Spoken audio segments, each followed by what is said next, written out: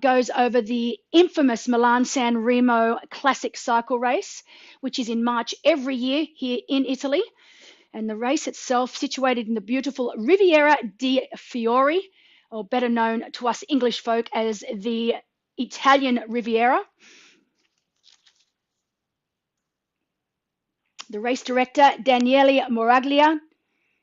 Daniele and his team have done a fabulous job this year with the race. They've moved the finish line and the transition area just slightly, so we have a slightly different area to last year. And from all accounts, it is a much better setup. The swim in a really lovely part of the ocean where it's nice and protected. 2-lap swim here today in an anti-clockwise direction. So the athletes will exit the water at the end of lap 1, and they've got around a 150 meter to 200 meter run before they'll then dive back into the water to begin lap 2. 1.9 kilometers, of course, the distance for our swim today. The bike, one big 90-kilometer loop. And as I said, it's just over 1,500 meters of elevation. There is one of the climbs in there that peaks at around 10%, but it is 17 kilometers in total. So lots of climbing today. It is a very tough and technical bike course. We know it is going to suit a lot of our European athletes. They're used to this sort of course. We have got athletes from all over the world racing here today. One of our professional athletes, Caleb Noble, all the way from Australia. He's been here in Sanremo all week. And the reason being, he knew that this was going to be a very tough and technical course, so he's made sure he's gone over it many, many times. You can see on screen now one of our age group athletes. That was actually Josh, the partner of one of our professional females, Megan McDonald. So big hello, big shout out to Josh. Great to see him racing here today alongside his partner, Megan McDonald. She is one of the favourites to go top 3. And as we get back to that bike course, definitely one of the toughest and most technical. I checked in with Caleb earlier this week, and he's, as I said, gone over it several times and said it's definitely by far one of the most technical courses he's ever done. And he's been based in St. Moritz up in the mountains in Switzerland. So that's saying something coming from the young Aussie, but I'm sure he'll be great here today. And onto the run. It's a 2-lap out and back where they go through the famous Caponero tunnel. It's become a bit of a museum for the classic Milan Sanremo cycle race. And they run around 2K through one side and then coming back out again through that tunnel. And they'll do that twice through to make that 21.1 kilometers. Unlike the bike ride, the run is dead flat, taking in some beautiful views of the ocean. You can see it, our age group and professional athletes warming up right now. Really, really spectacular conditions down on ground.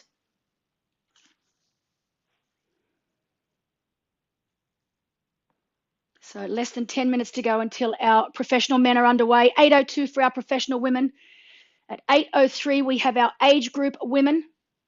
It will be a rolling start for our age group women. At 8:08, our age group men will then join them in a rolling start. At 8:13, our relays will take place. And then at 8:15, our aqua bike. We have an aqua bike on here today as well. And then at 9 a.m., our sprint distance triathlon will also take place. So quite a lot of events happening today.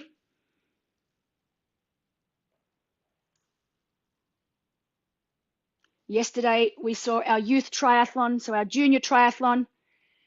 We also had a swim run race in memory of Alessio Bianchi. Very, very special race indeed. They covered a total of 18 kilometers in that swim run. That took place yesterday afternoon at 3 p.m. But of course, today, the middle distance race, Challenge Sanremo, the main event. All of our age group athletes and professional athletes vying for one of those elusive championship slots. Our top 6 males and females from each age group will automatically qualify. The championship taking place next year, the 19th of May, at X-Bionic Sphere in Šamorín, Slovakia.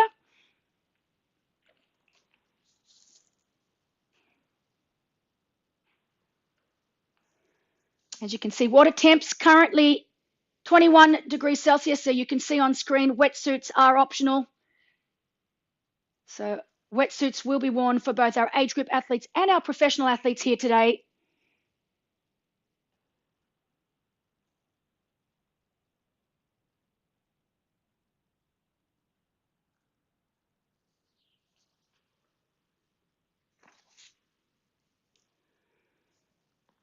But just to go through some of our professional men and women, we'll start with our men because they are first cab off the rank at 8 a.m.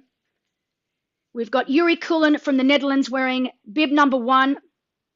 Arnaud Guillou from France wearing bib number 2. Bart Anuts from Belgium wearing bib number 3. Jonathan Wayaf, also from Belgium, in bib number 4. Simon Vian from France wearing bib number 5. And William Menison, also from France, wearing bib number 6. Maximilian Sperl from Germany in bib number 7. Jordi Moya from Spain in bib number 8. Caleb Noble, all the way from Australia, wearing bib number 9. And Remy Conti in bib number 10. Remy, of course, from France.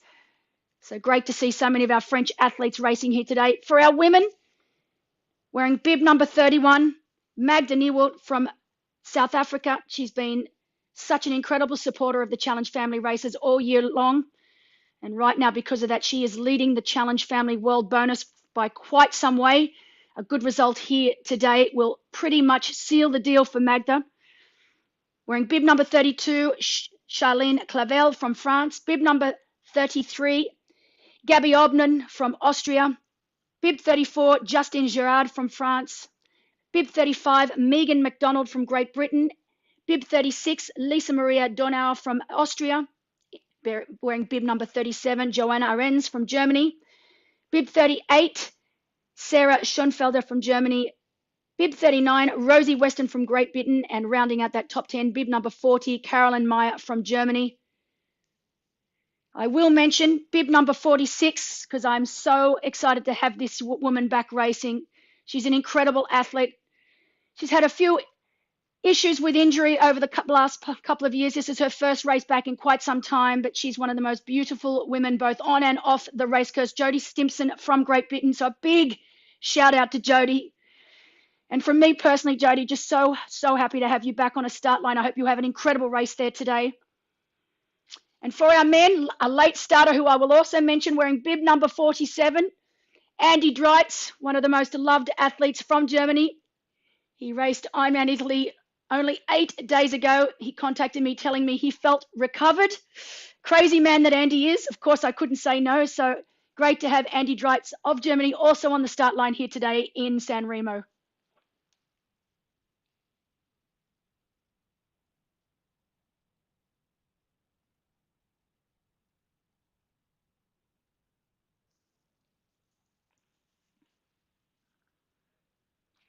Conditions down on the water looking really, really nice. You can see that very little swell right now compared to the days Friday, Saturday. Friday, it was anything but. It was very, very rough and choppy. Yesterday was just a little bit better, but today is absolutely perfect. So great swim conditions for all of our athletes down there. We've got around 800 athletes over the entire weekend of events. Just over 40 professional athletes lining up here this morning.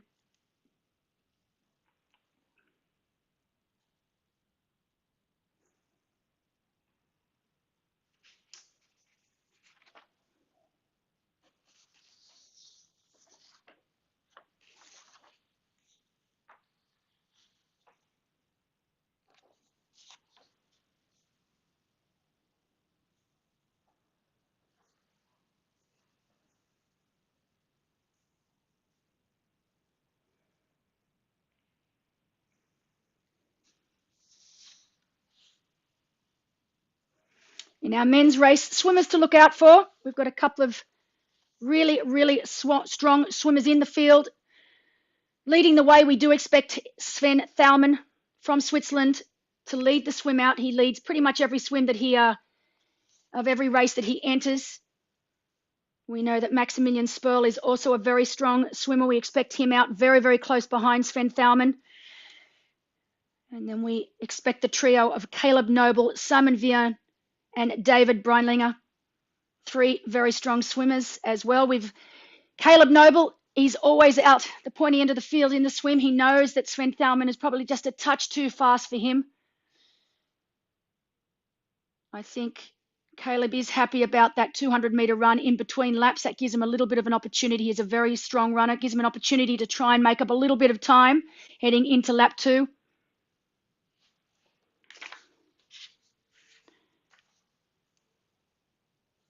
For our women, Jodie Stimpson should lead the way on paper, thanks to Torsten Radet, who gives me all of my stats, numbers, figures for all of my live comms that I do. Big shout out to Torsten for always saving me. Jodie on paper is by far the fastest swimmer, followed by Rosie Weston, also from Great Britain. And then we should have Justine Gerard and Megan McDonald coming out behind these two ladies.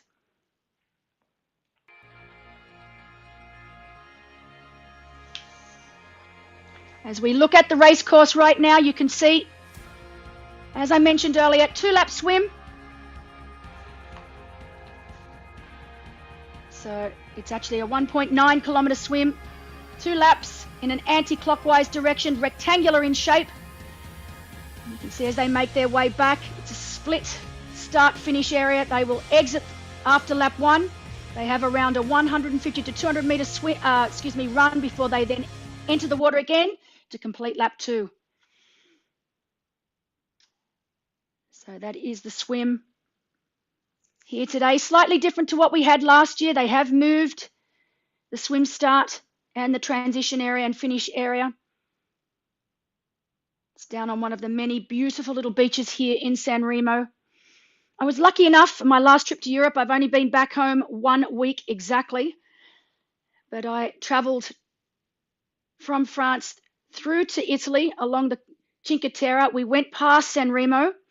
I was very, very tempted to stop in and have a look, but next year I am definitely making sure that this race is on my list, because after discovering the Italian Riviera, I am absolutely obsessed with the place. It is magnificent.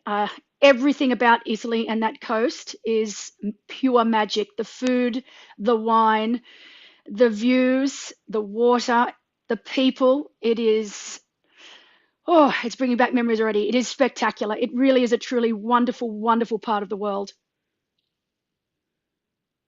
And Daniele Miraglia and his team have done such an incredible job for just the second running of this event as we get ready to see our professional men.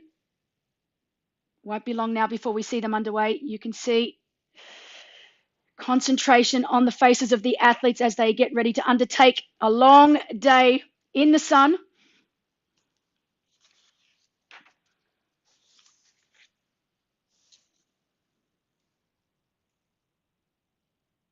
Our professional men in the gold-coloured caps.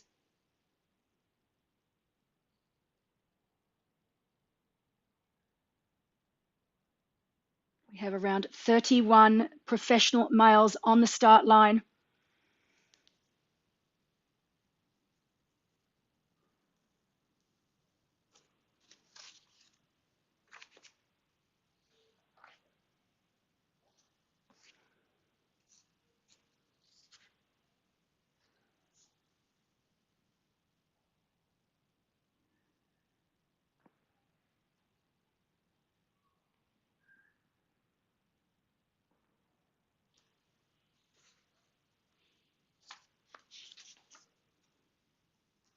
And they are away. The second edition of Challenge Sanremo. Our professional men are now underway.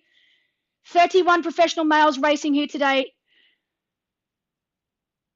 Off to a fast and a furious start. Beautiful conditions down there on ground. Currently sitting at around 16 degrees Celsius air temperature, 21 degrees Celsius in the water. Lovely calm conditions for all of our athletes.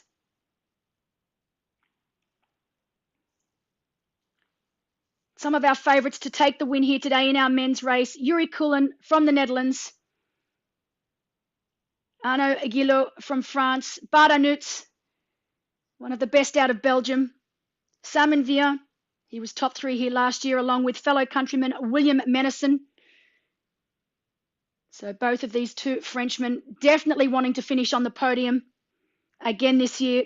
We've got Caleb Noble from Australia needing a good result here to stay on top of the Challenge Family World Bonus. He's currently leading by 50 points over Tom Bishop, but we know that there is a lot of racing yet to be done until we hit the end of the year. And a good result here today for Caleb will just help solidify that top spot for him.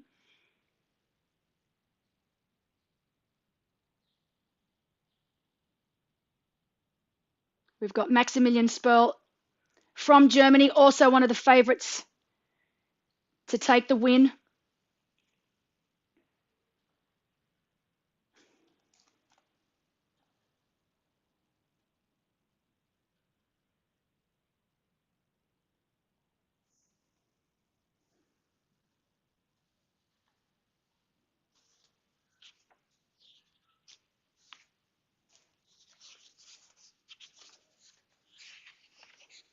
So while our professional men are underway, it is now our women. So our professional women also underway here in Sanremo. A smaller field here for the women. I think we have around 12 professional females. But it's going to be a really interesting race. Magda Newell, wearing bib number 31, is one of the favourites. She's had a stellar year this year. Charlene Clavel from France, also one of the favourites, along with Gabby Oberman, Justine Girard, and Megan McDonald. And then, of course, Jodie Stimpson making her comeback. We missed her all of last year due to injury, so great to have Jodes back racing again. She is super strong over this distance after moving up from short course. Commonwealth Games gold medalist on 2 occasions, but she's been racing over this distance now for quite a while, but unfortunately, due to injury, we lost her for a little while, but she is back, and I'm hoping that this is just the start of things to come for Jodie. Great overhead shot right now as they make their way round. One of 2 laps here in the swim. Last year, this race was won by Gregory Barnaby from Italy. He's not able to be here today. He's not racing. Second place was William Menison from France, and third was Simon Vian, also from France. Both of those men are indeed racing, and I'm sure both would like to go one step higher on that podium. In our women's race, it was Emma Billam who won last year over Justine Girard and Jeanne Cologne. We have Justine Girard also racing again this year, so great to have Justine back. As our age group women begin, rolling start for our age group athletes here today.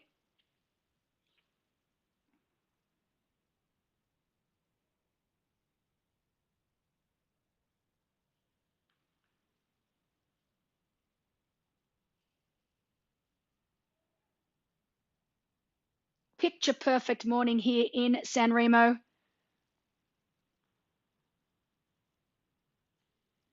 I love this new swim inside the sheltered walls.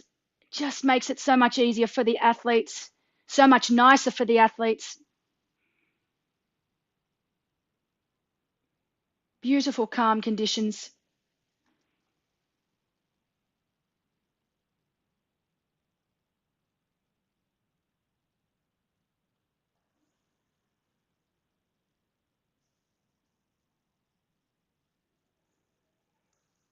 So while we have our professional men and women underway, our age group women also underway, we will wait for the start of our age group men. You can see some of our athletes opting for no wetsuits today. Wetsuits are optional. Current water temperature is around 21 degrees Celsius. So the cutoff is 24.5 degrees, making it optional for wetsuits for all of our athletes here today.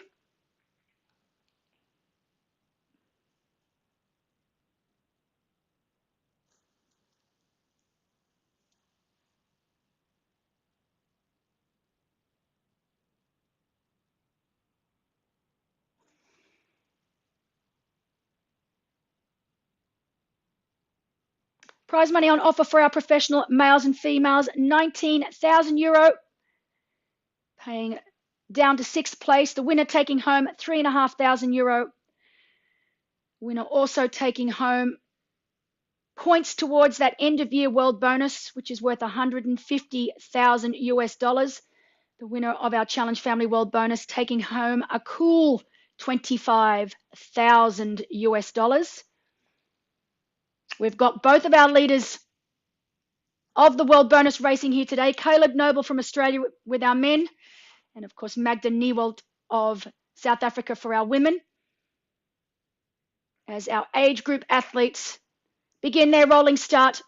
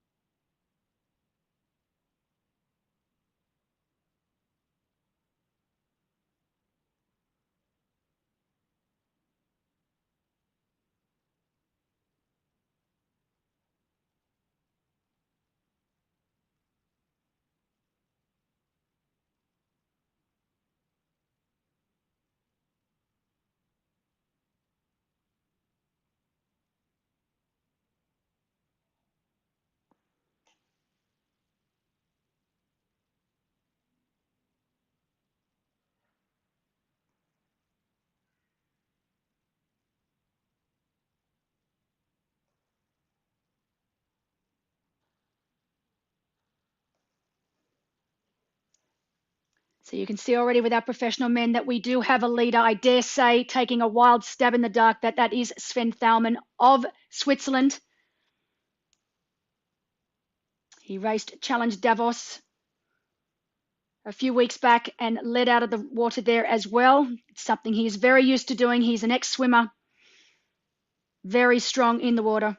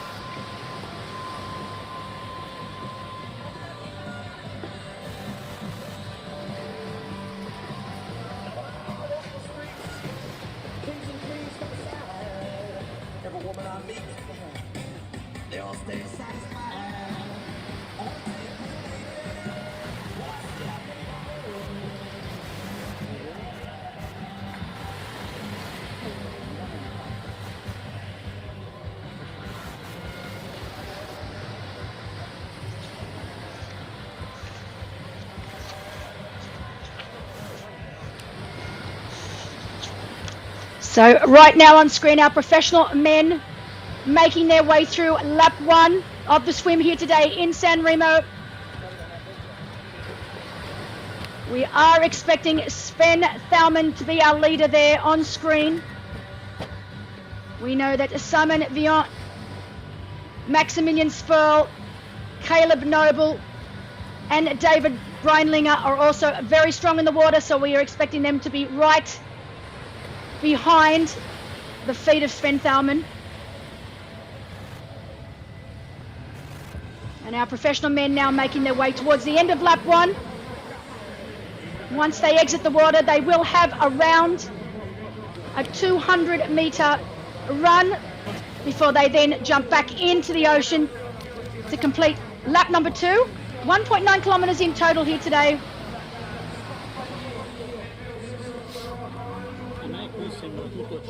I'm actually quite surprised that there isn't a little bit more of a break.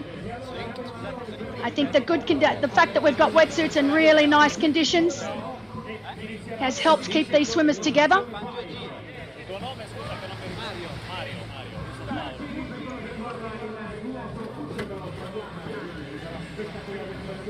See our professional men making their way around that zone 3 swim buoy. They'll then make their way to the shore. Fanno 2 giri di nuoto, è vero? Quindi questa Beautiful non è swim la vera conditions luce, here.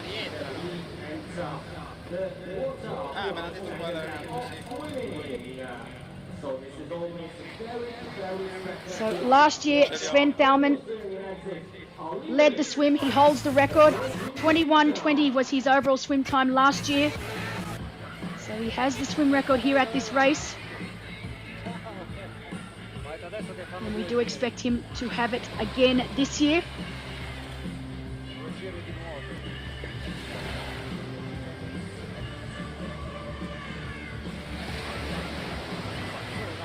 Per vedere l'ingombro dello zaino.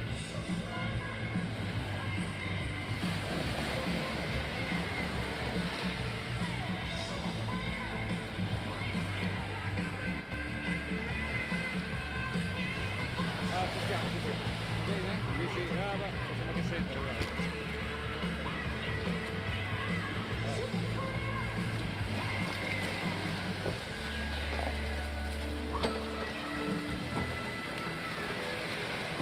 So as our professional men make their way out, they have completed one of 2 laps. That's Caleb Noble on screen right now in the TYR wetsuit. So great swim for Caleb. That's exactly where he wants to be, where he should be. Yuri Kulin there also going through. So great swim for Yuri. More of our professional men make their way out. Glorious conditions. Not a cloud in the sky. Oop, bit of a tumble there. Recovered well. And they've got a fair run now, as I said, around that 200 metres before they then make their way back down to the water's edge to complete lap number 2. So back in they go.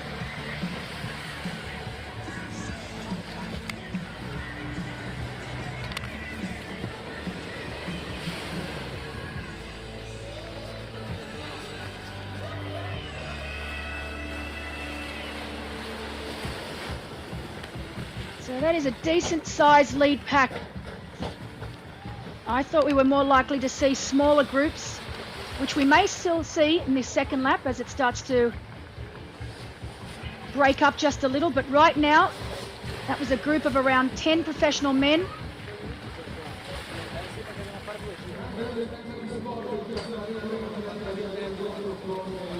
Bart Arnout's from Belgium, one of the older athletes in the field. I don't like to call him old because he's not old, but he's one of the older athletes. Not renowned for his swimming, certainly renowned for his biking and running, so we don't expect him to be in this lead group. But we are expecting to see Bart make his way through the field once they exchange their wetsuit for bike shoes and jump on their bikes. We do expect Bart to make his way through the field. Coming back from injury, from a pretty nasty accident. So great to have Bart back racing as well.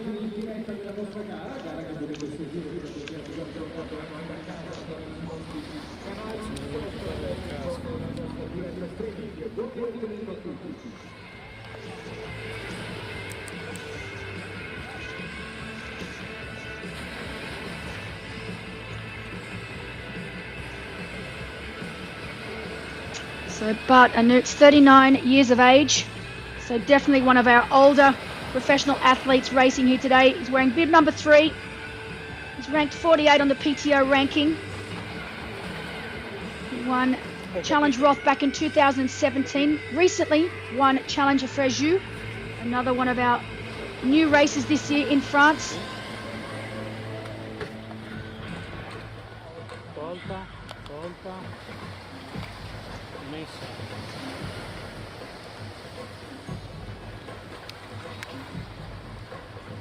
Il bottone è acceso, spia rossa.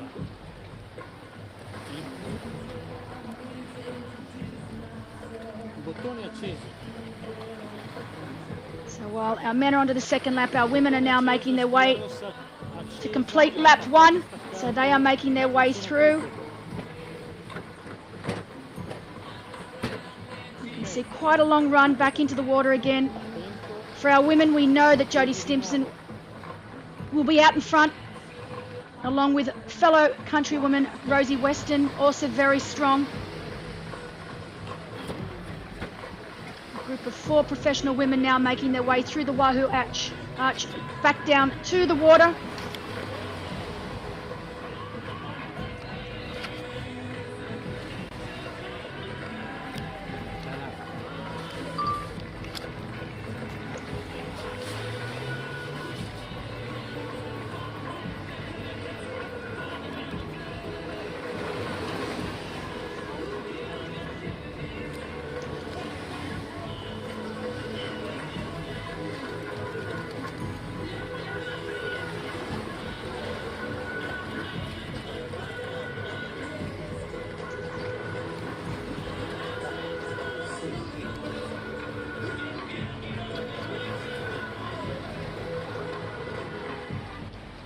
I saw Magda Niewald, that was Lisa Marie Donauer, also of Austria.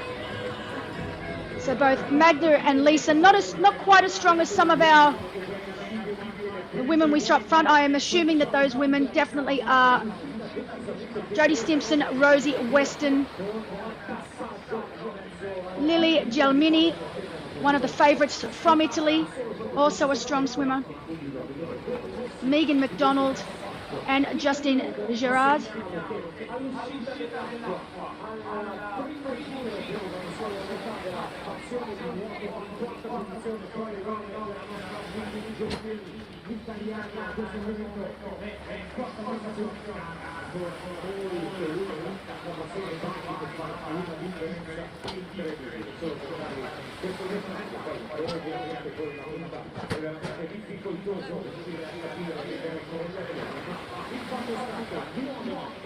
So confirmation down on ground that it is indeed Jodie Stimpson that is leading the way in our women's race here today, followed by Megan McDonald of Great Britain. Megan McDonald, coached by Mark Matthews, husband of Kat Matthews. So a big shout out to Mark. He does a great job with Megan. We love having Megan at our races here at Challenge Family. Megan's partner Josh also racing the age group race here today, so he'll be out in the water somewhere as well right now.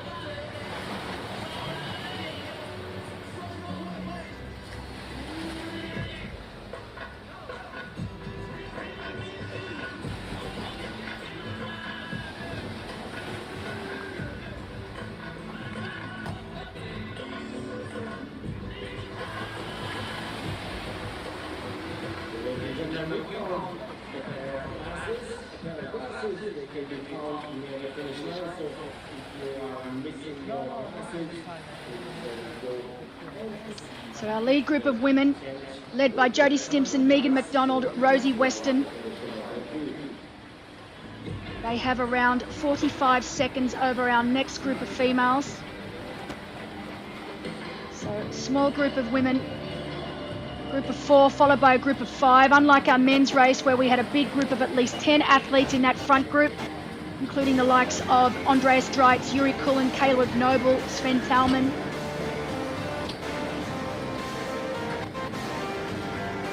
As our age group men now make their way out to start lap 2 of the swim. So you can see it's a decent run for our athletes today, making their way up the blue carpet along the edge of the water there before they make their way down to the other side to start lap 2.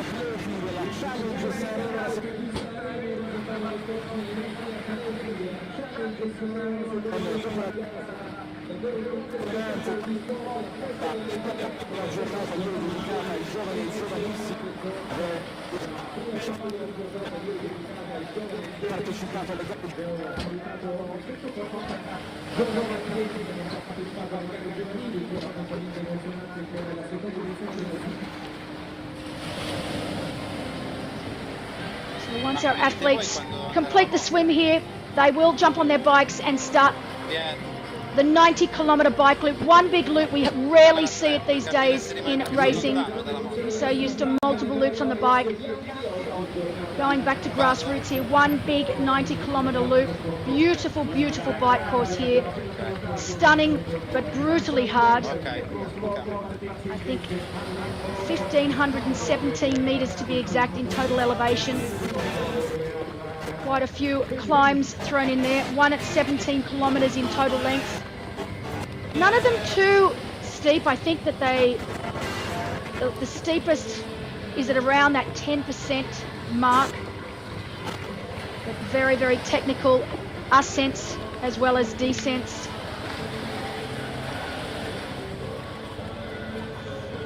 You know, that longest climb is at around the 40-kilometre mark here today as they leave the town of Tagia. And that 17-kilometre climb has a max gradient of around 9%. But they will hit the first smaller climb at around 20 kilometres, and that goes for around 8 kilometres in length. So really demanding bike course here today. I remember from last year's race, huge gaps formed quite early because of this, not just because of the ascents, because of the descending as well. Very technical descents. And a lot of this bike course takes the riders, the athletes, on some of the most iconic roads of the Milan Sanremo Road Classic. I think most of us around the world have heard of, if not watched, the Milan Sanremo bike race. It's one of the most famous races, taking them through the towns. Infamous with that race, such as Poggio, Ciprossa.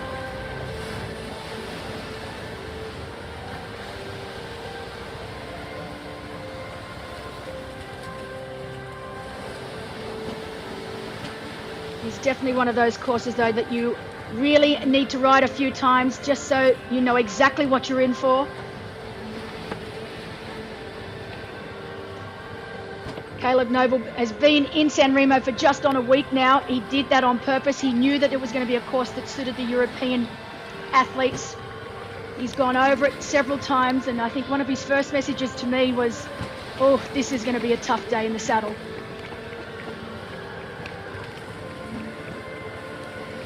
Some more of our age group, women and men, make their way out of the water. With lap 1. 23 minutes on our Wahoo clock for our professional men, 21 minutes for our women that they have now been racing.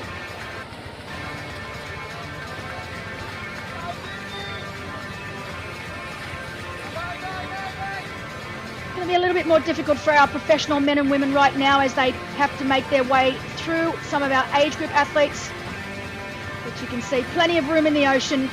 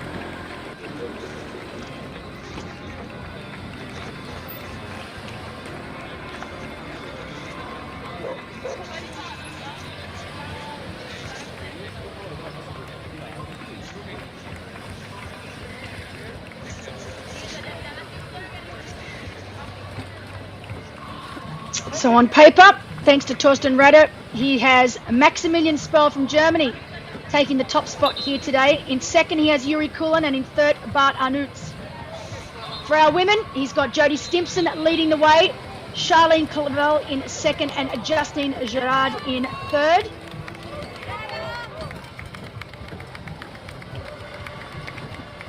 And of course, the day is yet young. We have lots of racing left to do, but it will be interesting to see just how close we are to these stats on paper. There's so many unknowns right now. Jodie Stimpson, of course, back for her first race in quite some time. Bart Arnouts also back from injury. and one of the oldest, if not the oldest in the field. We know Yuri Kulin from the Netherlands coming off a great season so far. So Yuri Kulin, 24 years of age, one of the youngsters of the sport as they make their way out onto the bikes.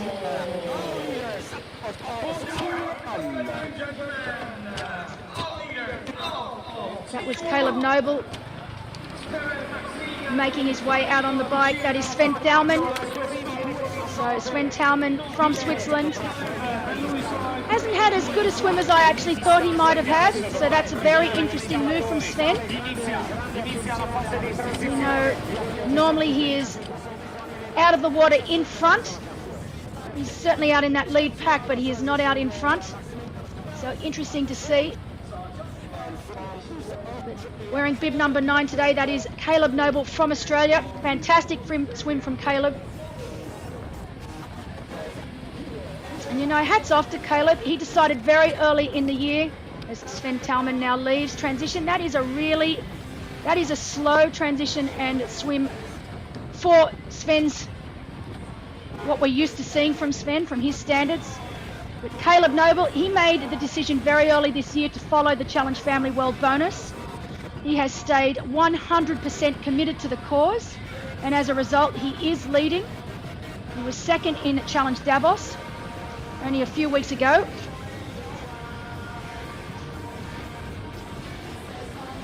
So really great to see Caleb out there having a solid day so far.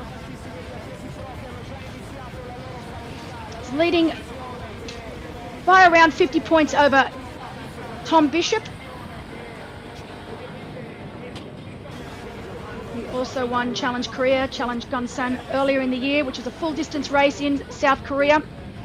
And he won Challenge Taiwan. And he was second, as I just said, mentioned, in Davos. He raced Challenge London, the inaugural Challenge London, but didn't have such a great day there, so finishing in 13th.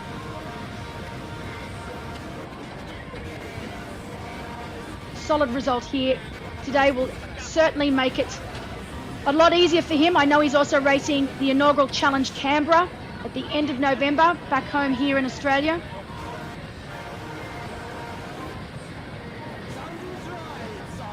That is Maximilian Spurl from Germany, one of our favourites to take the top spot here today. Ranked 83 on the PTO ranking.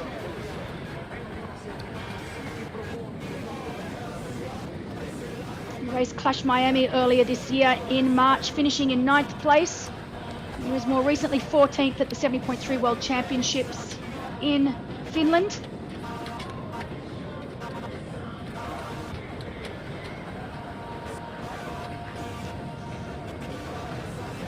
More of our professional men make their way towards their bikes.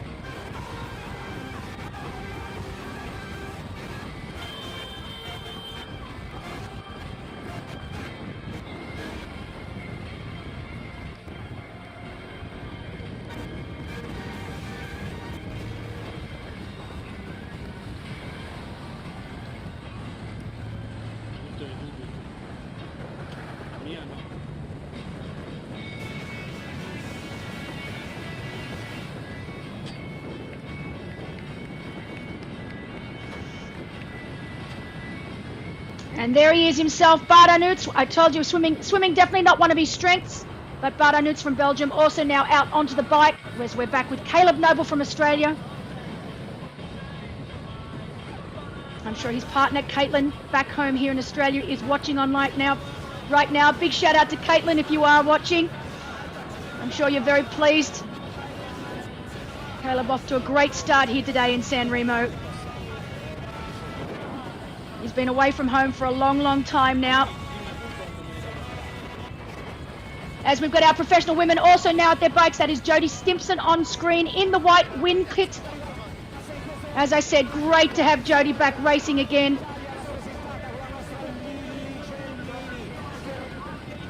We know that Megan McDonald, there she is in the Liv Cadex. So Megan McDonald also out, Rosie Weston right beside her. Very easy to spot Rosie with that long, long hair of hers. So we have 4 of our women getting ready to take on this super tough bike course.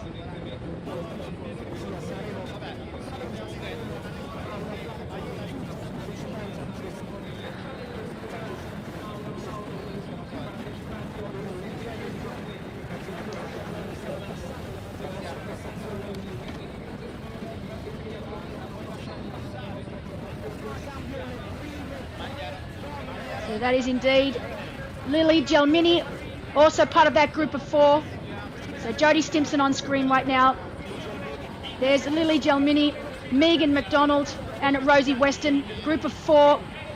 As they head out, they'll make their way through town. They head north. And as I said earlier, they will start the first of many climbs here today on the course at about that 20-kilometre mark.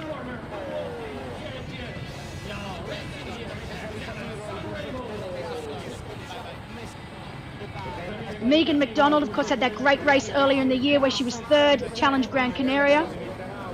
She was 6th at Challenge Salou, then 5th at Challenge Gdansk. Unfortunately, it was a DNF at London, so I know definitely wanting to make her way to the finish today and to that podium if possible.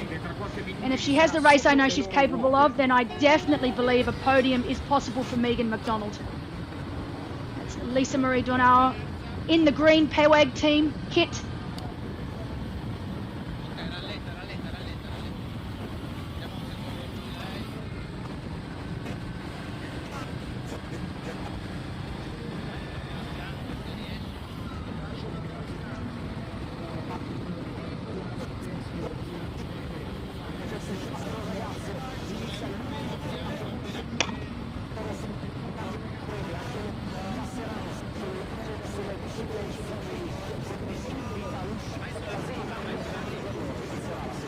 Megan McDonald on screen. Interesting to note the choice of bike that our professional males and females have decided to use. A lot of them still on their time trial bikes, but we do have quite a few also opting for their road bikes with clip-ons. There is a lot of climbing in today's race, as well as a lot of very technical descending. So some of our athletes preferring to use their road bikes. You can see there right now, road bike with no clip-ons whatsoever, so just pure road bike.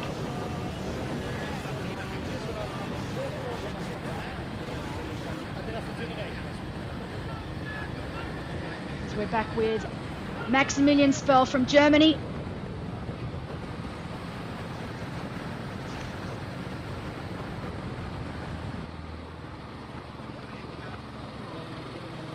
On paper, he is one of the fastest riders in the field, so we are expecting him to take control of this race on the bike early on. A little bit of a mistake there from Carolyn Meyer of Germany as she went the wrong way through transition.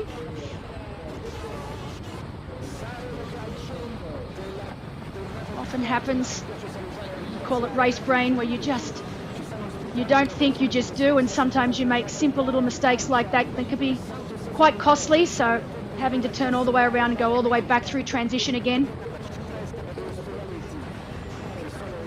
Great shot there of Jodie Stimpson. This first section of the bike course takes them north. It is flat. It goes along the side of the ocean all the way through town. And they head out the other end. So they're on a specific cycle path right now, so they will stay on this. It's called the Coastal Park track. a pedestrian cycle path. But they will then make their way, they'll turn left and make their way up the first of a few climbs here today.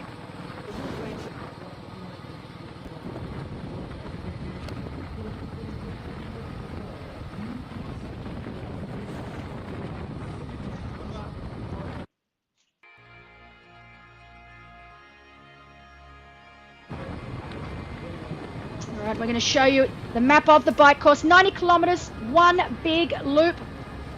They start by leaving transition. You can making their way along that bike path all the way along the coast. So nice warm up. They'll then make their way back, and this is when they start to hit the hills. So you can see the first climb, very technical, just over 1,500 metres of elevation. The longest climb being at 17 kilometres and petering out at about 9%. Beautiful, beautiful bike course. Just look at that. It's not too often you see a bike course in a triathlon that looks like this. I love it. So elevation gain, 1,517 metres total. And then they make their way back down, right down to sea level again. Quite technical descending, but beautiful conditions today. You can imagine if it was a wet day, this course could be quite hazardous, but we don't have that problem. The sun is shining, glorious conditions in Sanremo. You can see Jody Stimson opting for a road bike with clip-ons. I think if I was out there racing today, this is the exact setup I would be using. But beautiful first 20k of the bike course, down right on the ocean, glorious views of the ocean. Oh, a little bit premature there on the out of transition, but he saved it beautifully. As we're back with our lead professional male.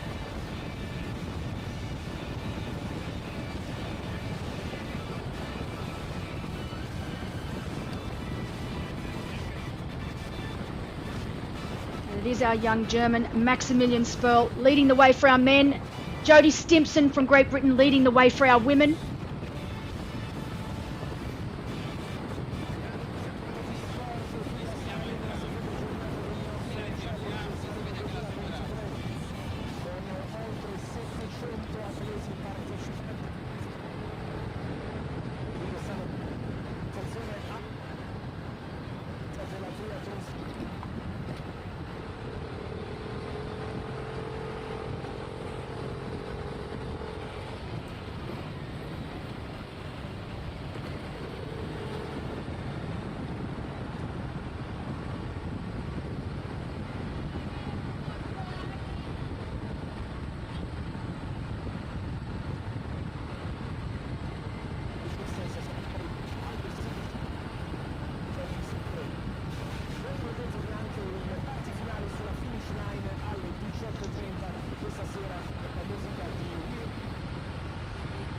So while Maximilian Sperl leads our professional men's race here today, we know that Caleb Noble of Australia is currently in second position, and Yuri Kulin from the Netherlands in third. So three of our favourites to take the race out here today, already exactly where they need to be.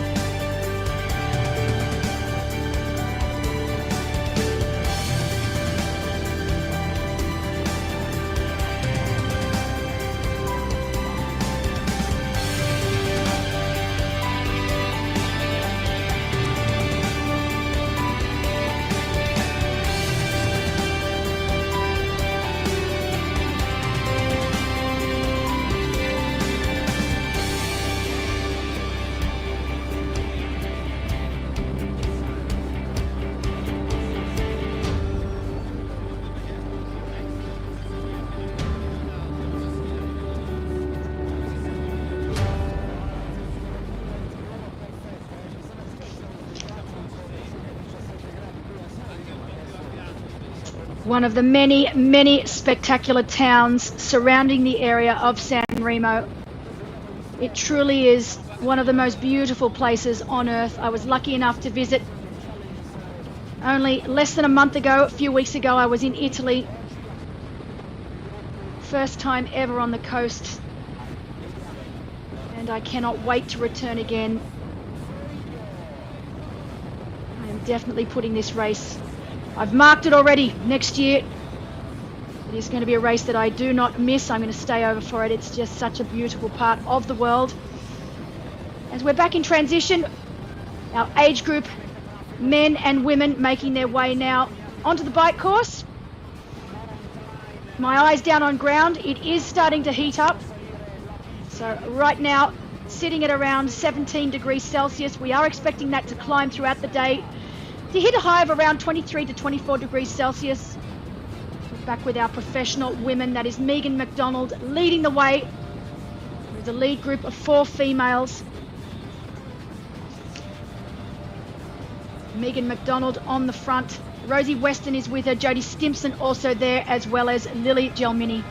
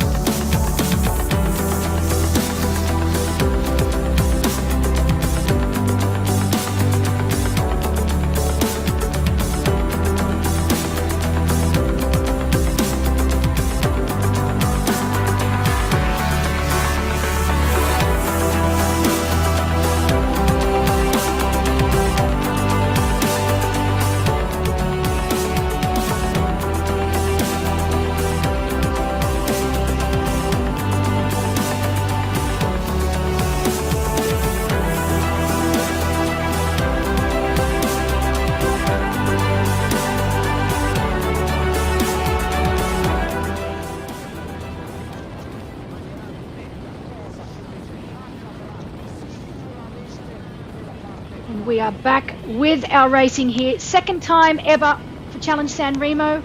First edition was last year. It was a great success. It's come back bigger and better this year. Daniele Moraglia and his wonderful team do such a spectacular job. From all accounts, my eyes and ears on ground have said that it is even bigger and better this year round. Daniele has a fantastic team. I believe including his mother, who cooks all weekend for the team. Beautiful pastas that I saw the other day that his mum cooks and delivers so that the team don't go hungry all weekend long.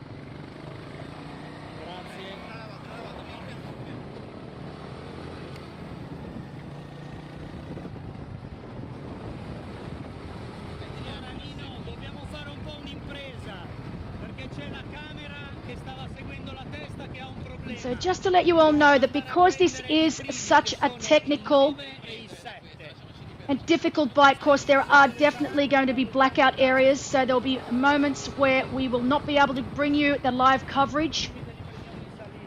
So we had this issue last year as well. On the bike, there are just certain areas on the bike course that we are unable to bring you the live footage.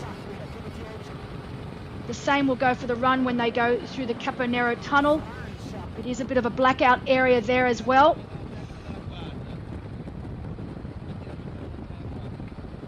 So bear with us on those sections of the course. We have got some great interviews that we have done with our professional athletes that we will show during these times. Great shot there of Rosie Weston. So our lead 4 women, Lily Gelmini from Italy.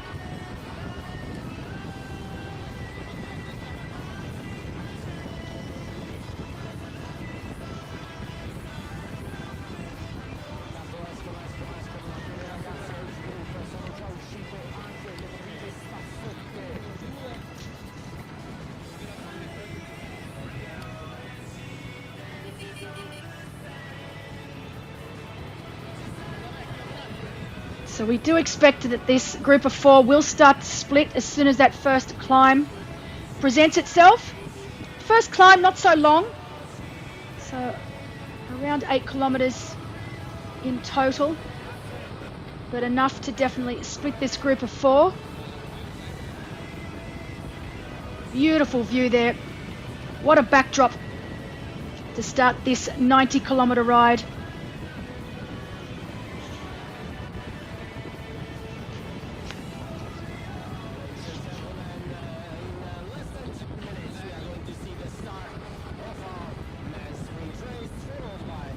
One of our athletes deciding to take a bit of a breather out of the swim, get his heart rate back down before he embarks on what he knows is going to be a very long day in the saddle.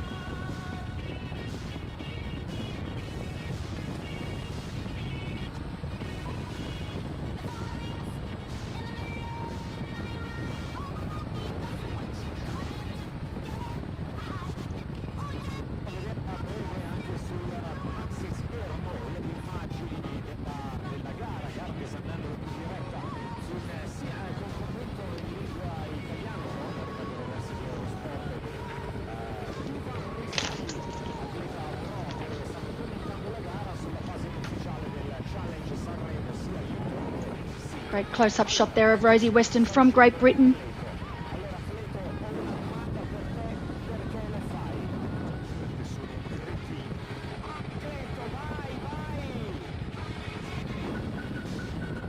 So that group of 4 women, Jodie Stimpson, Megan McDonald, Rosie Weston and Lily Gelmini.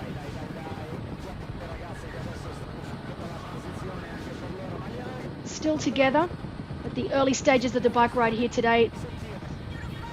For our men, we know that Maximilian Sperl leading the way. We've got Yuri Kulin and Caleb Noble riding together now.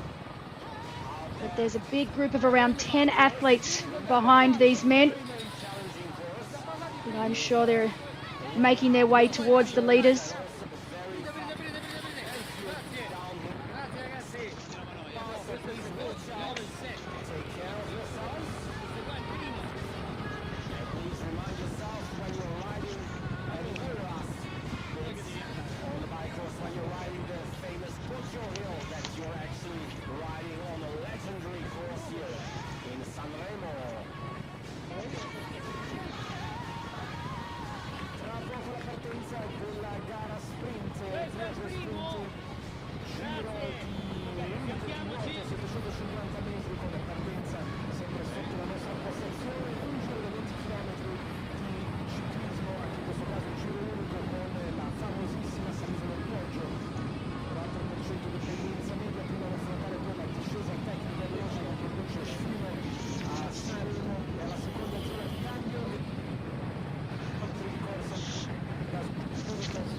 So Maximilian Sperl really riding very, very well.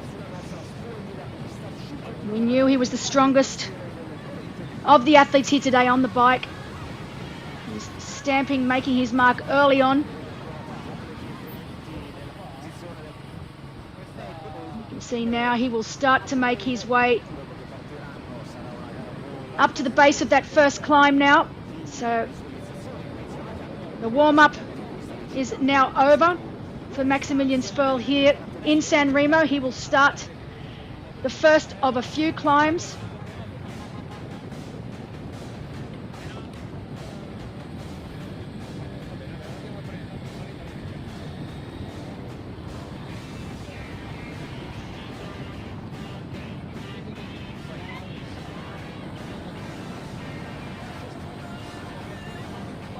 Once they hit the town of Santo Stefano al Mar, that'll be the first of the climbs. They'll climb up towards Tesorio, Pompiana and Castellaro. Some of the sections of this first climb will top out at around 10% before they then descend down towards Taggia. You can see now already Maximilian out of the saddle.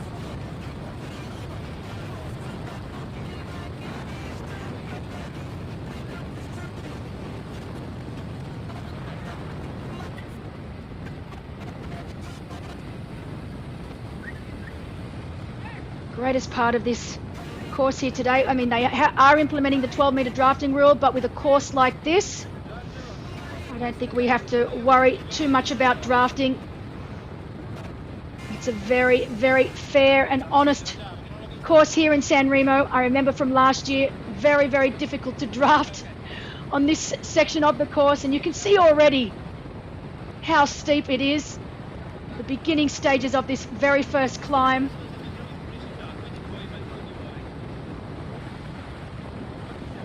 Sometimes I think with the sport of triathlon, we sort of lost our way there for a bit, and it was all about posting the fastest times possible. So great to have this course.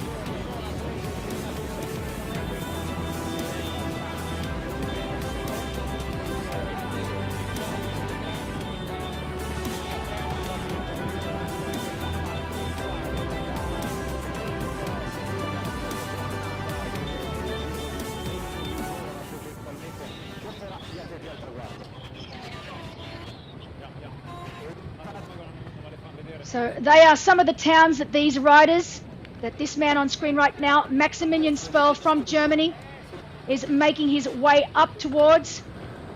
So they are climbing up towards the town of Tesorio, Pompiana and Castellaro. Beautiful towns.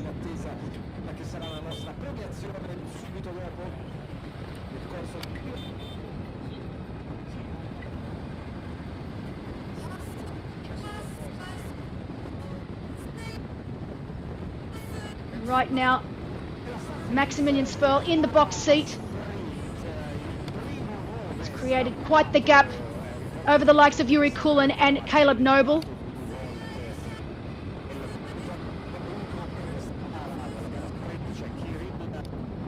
You can see on screen now quite technical descents as well. So this bike course most definitely favours not only the strong bike rider but the technically sound rider as well.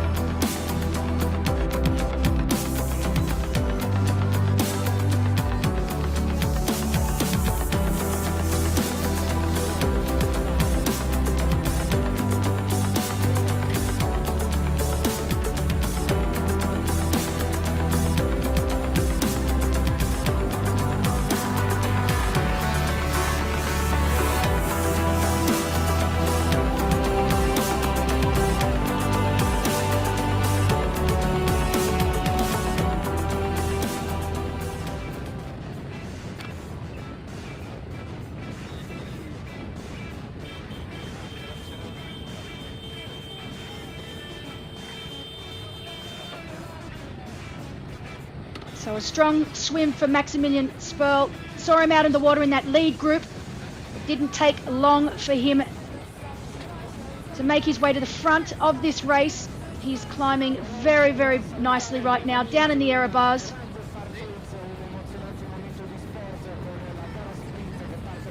He knew on paper he was the strongest rider in the race.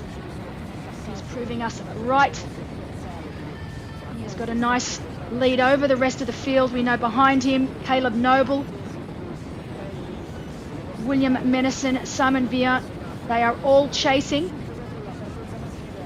But for now, it's Maximilian Sperl in the box seat, leading the way here in the second edition of Challenge Sanremo.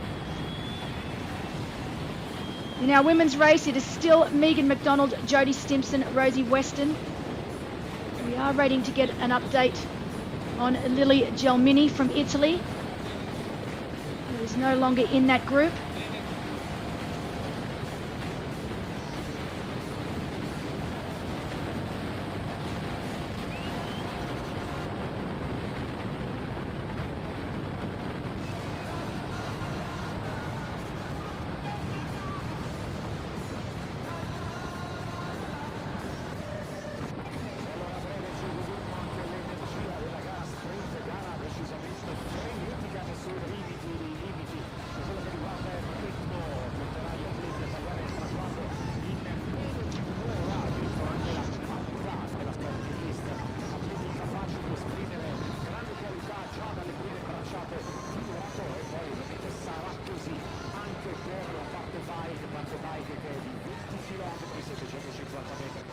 Maximilian Sperl ranked 83, so 83rd on the PTO ranking.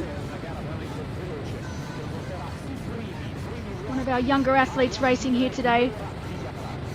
He's up out of the saddle again. This course will find our athletes up and out of the saddle, up and out of the error bars, back down in the error bars. There will be non-stop changing positions throughout this entire 90-kilometre bike ride. For sure, one of the most difficult triathlon bike circuits in the world.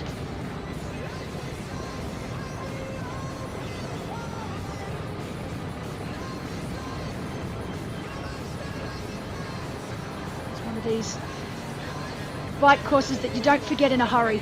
It's definitely going to leave a mark.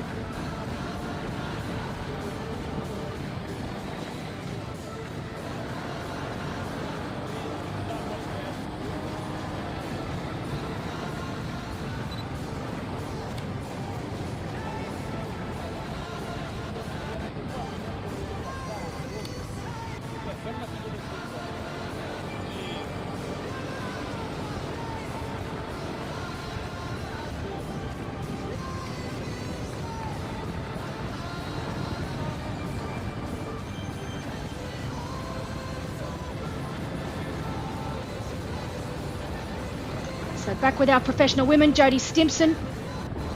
Unlike Maximilian Sperl, who was on his time trial frame, Jodie Stimpson choosing a road bike here today with clip-ons, leading the race.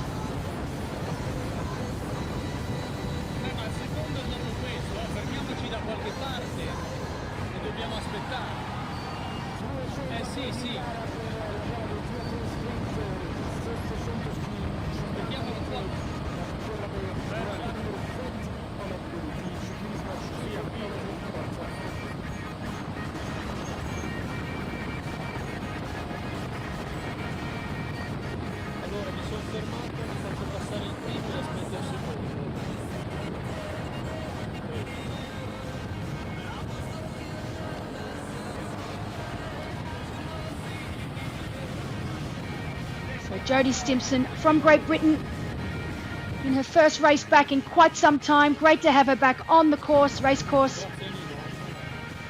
Such a talented athlete.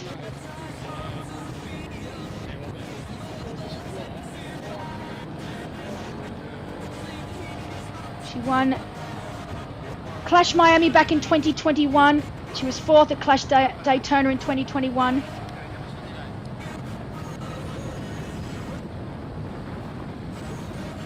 She's won the Commonwealth Games on 2 occasions. Very, very talented athlete. 34 years of age now.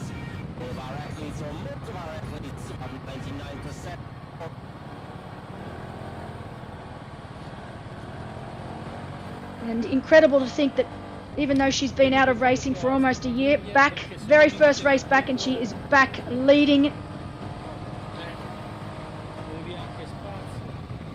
here today in Sanremo.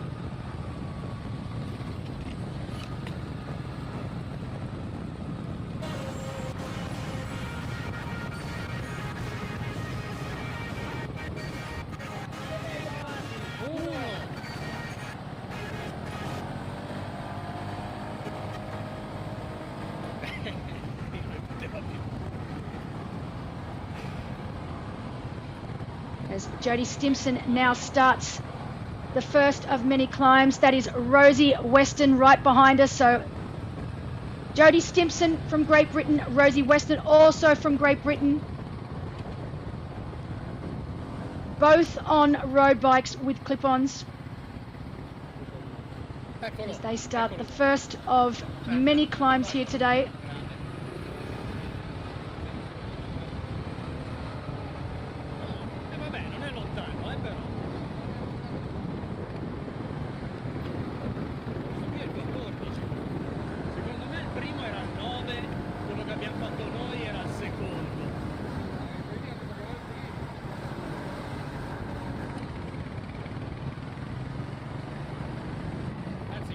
Conferma, il primo è il 7 o il 9?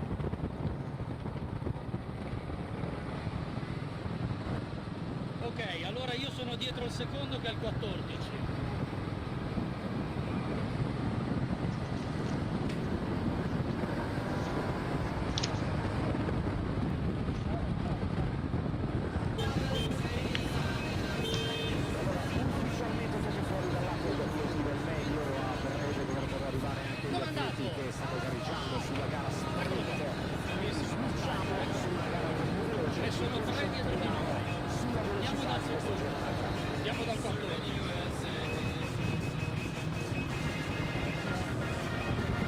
So Jodie Stimpson looking very comfortable right now as she makes her way up that first climb.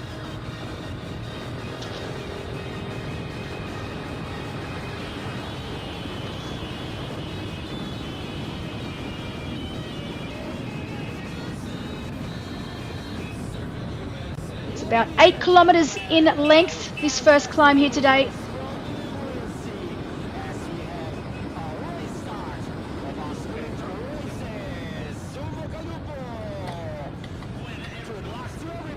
We're back with our professional men. We know Maximilian Sperl leading the way, but we do know that we have a group of around 3, not too far back.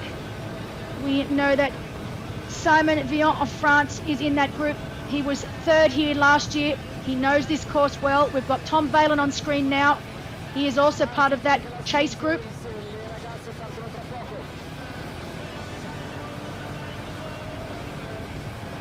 Been told Sven Thaumann is also in that group. So after a subpar swim for Sven, it looks like he's pushing the bike nice and hard at the beginning stages here. He is in that chase group of 3.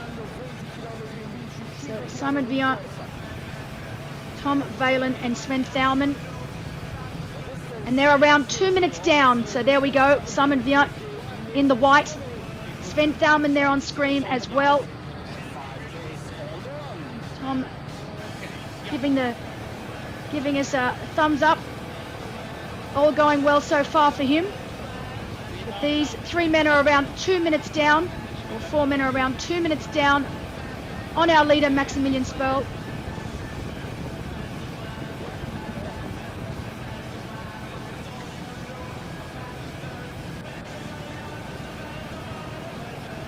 Tom Valman is one of the athletes we haven't really spoken too much about.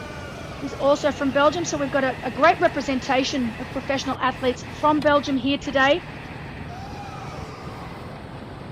Bart Arnouts, Jonathan Wayaf, Victor Alexander, and of course Tom Valen. Great to see so many of our professional males from Belgium here in Italy. They are all chasing Maximilian Sperl right now.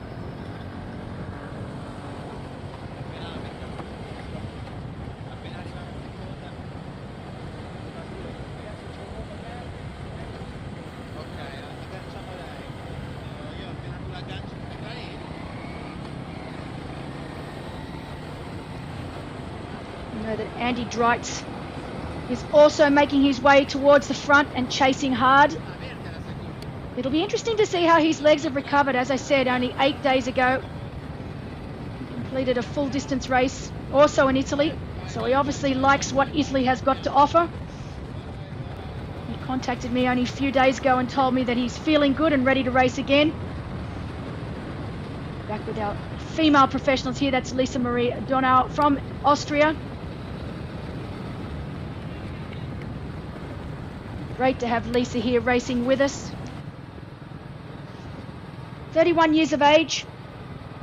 She ranked 106 on the PTO ranking. She was third a few weeks ago at Challenge Davos and fourth at 70.3 Zell MC. So 2 solid results for Lisa Marie.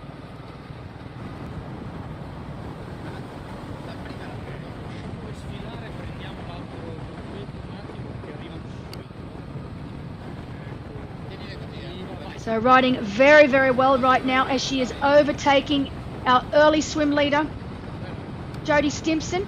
So we have a new leader in our professional women's race here today in Sanremo, Lisa Maria Donau.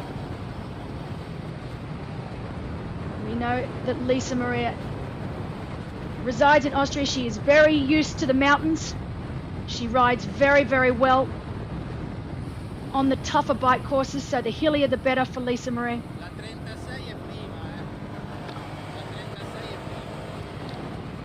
Part of the PWAG team. One of her teammates, Lotte Wilms from the Netherlands, who lives here in Australia, in Queensland, currently training for the World Champs. I'm sure she will be cheering her on all the way from Australia, but great to see Team PWAG doing very, very well here today and leading the women's race.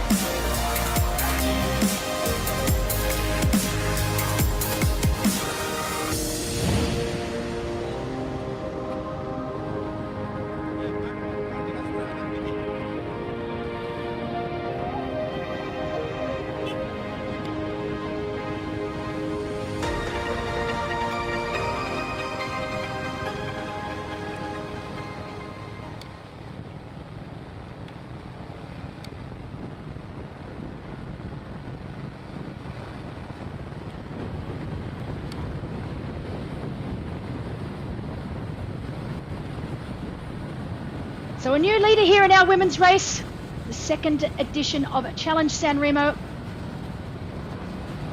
Lisa Maria Donau of Austria now leading the way over Jodie Stimpson and Rosie Weston. Unfortunately, we have been given news out on course that 2 of our female professional athletes who were up in that lead group of 4 So Megan McDonald and Lily Gelmini have crashed down on the lower section, so down on the flatter section of the course. We've been told that both are okay, but they are both out of the race. So that is Megan McDonald of Great Britain, unfortunately out of the race, as well as Lily Gelmini.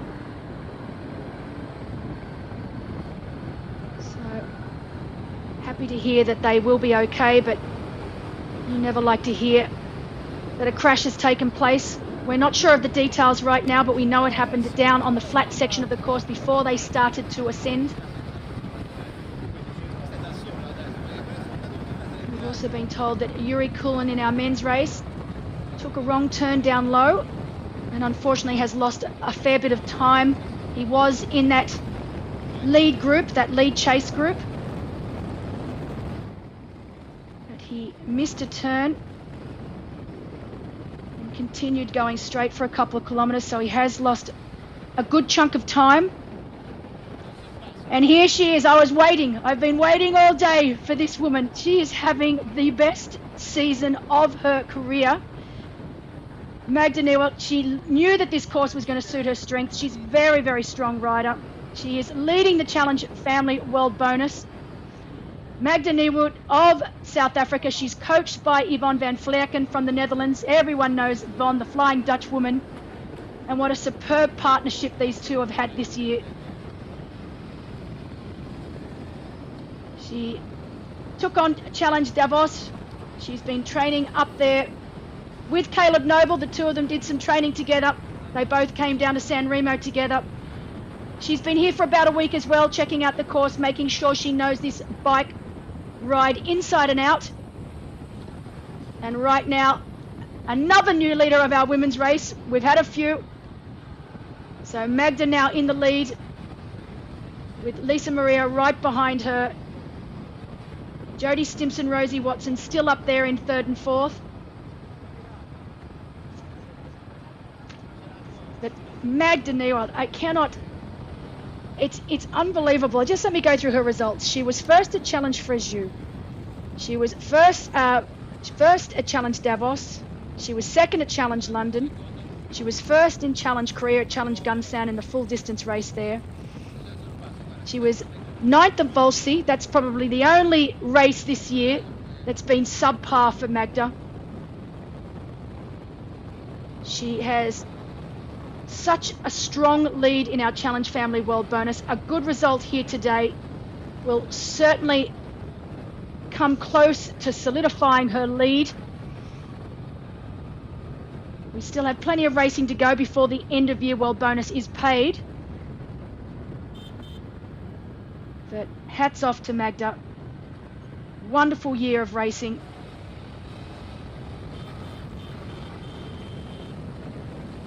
But we have a great lead women's group here. Lisa Maria Donauer, Magda, Rosie Watson, Jodie Stimpson.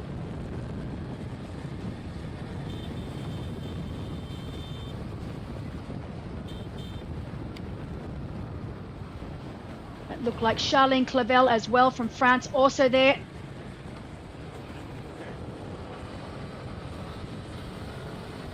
Charlene Clavel also very strong on the bike. This sort of bike course will suit her as well.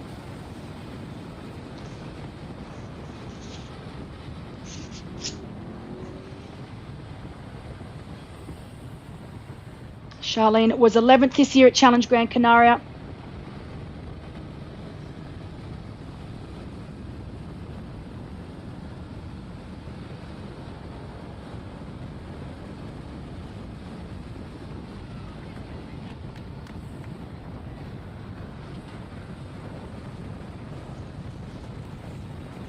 Back with our men's leader. We know he had upward of 2 minutes over that chase group of 4. Right now, Max not waiting for anyone.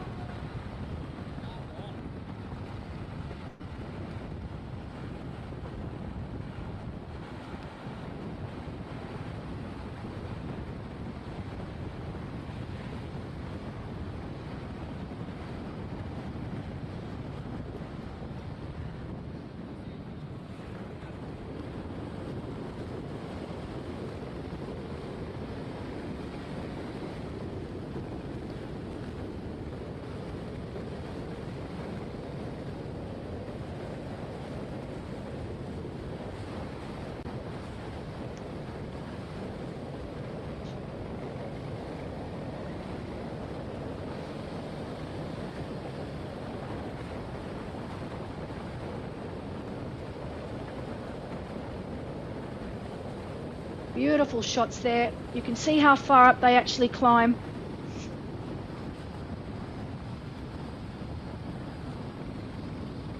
And this is our chase group of 4 on the hunt for our leader, Maximilian Sperl from Germany.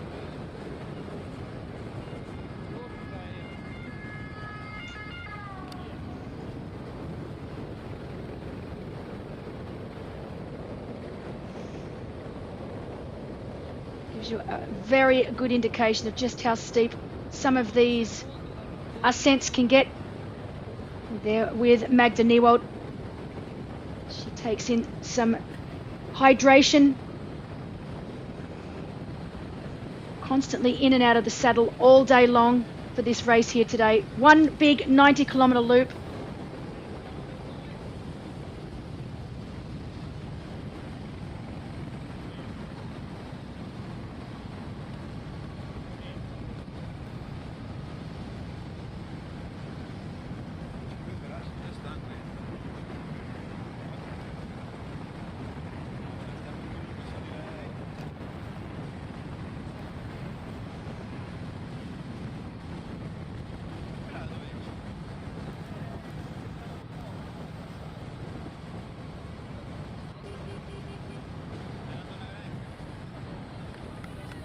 So this is our chase group here. Upward of 2 minutes down on our leader, Maximilian Sperl.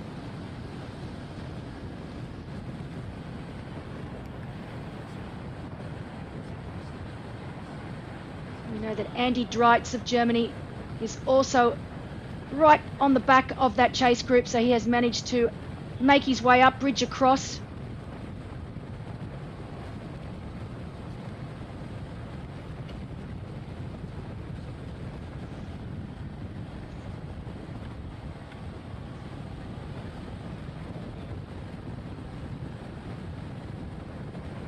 So the athletes now are making their way towards Tagia. They will cross the town of Tagia. So once they hit Tagia, they'll cross through, round the other side, and that's when they'll begin the big one, the 17-kilometre climb up to the Gimbegna Pass. It's about 1,030 metres in altitude.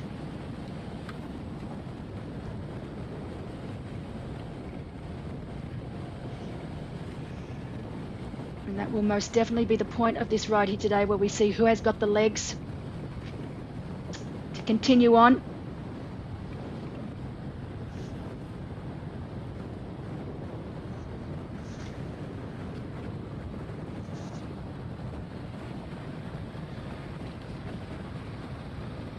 Tom Valen, bib number 14, doing the lion's share of the chase right now, trying to catch this man on screen.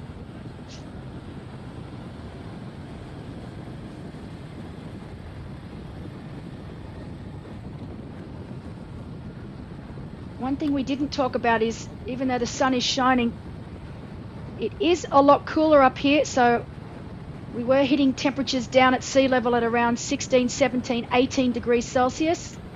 It has now dropped again down to around the 15, 14 degree mark. That is Charlene Clavel on screen right now from France, choosing to stick with her time trial frame for this race. Unlike the women she's riding with, we've got of a group of 4, 2 on road bikes with clip-ons and 2 on time trial frames, so even split there.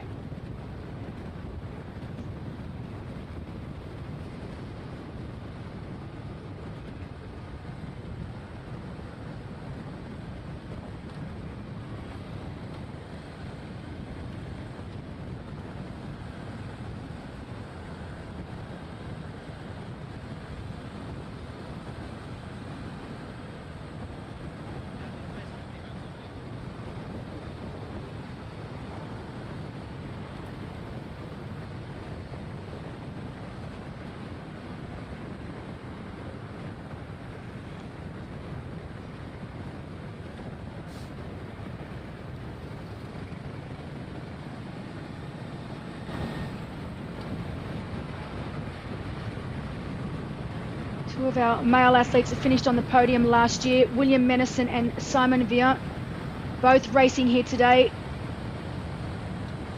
A little further back, Simon Vian was in that chase group. Trying to get an update to see just how far back William Menison is. He wasn't in that initial chase group, from my understanding, but I'm sure not too far behind.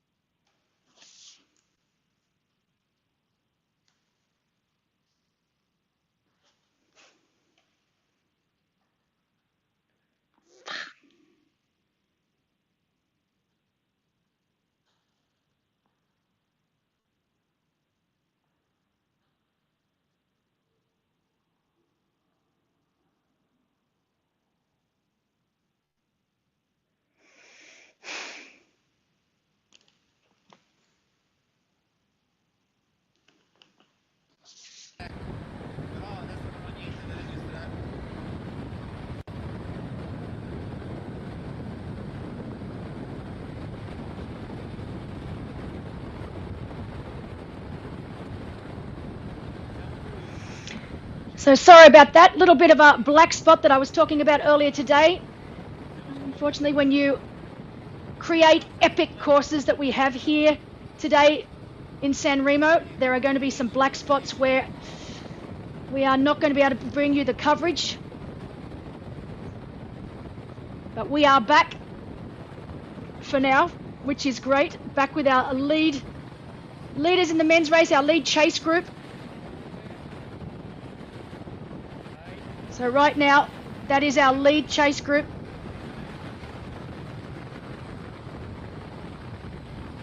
Tom Valen from Belgium leading the way. Along with him, we have Simon Vian of France and also Arnaud Aguilou. So 3 chasers. And a little further behind, about 30 seconds down on that chase group, we have got Christopher Vistigray from Denmark. We've got Caleb Noble from Australia also in that group. Jonathan Wyeth.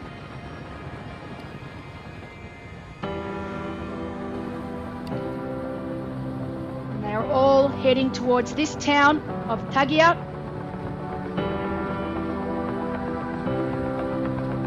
stunning town here, right in the middle of the bike course. So they hit the town of Tagia at around the 40-kilometre mark. They will make their way through town, and that's when things start to get serious. They have the longest climb of the day, 17 kilometres in total. Once they get through the town of Tagia, maxing out at about 9% gradient.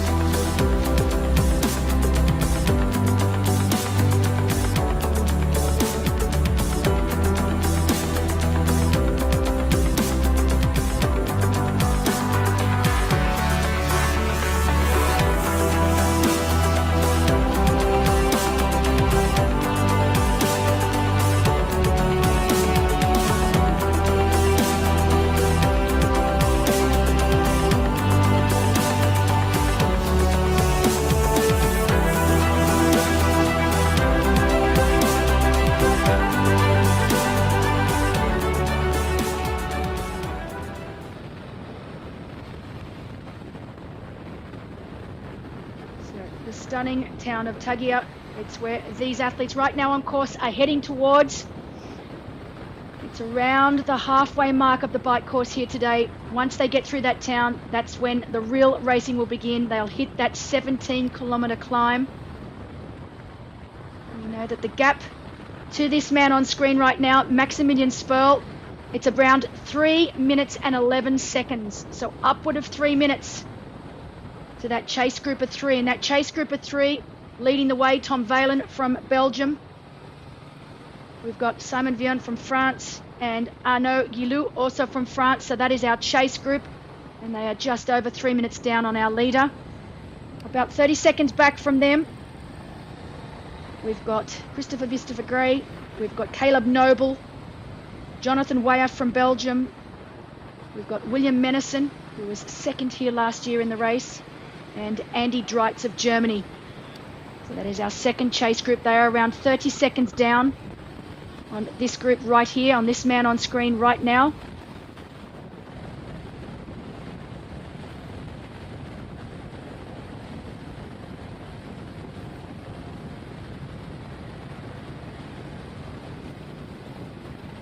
Great to know that Yuri Kulin, who had taken that wrong turn early on in the bike course down low at sea level, managed to pull himself together. I know he was a little upset at first, but it looks like he's pulled himself together.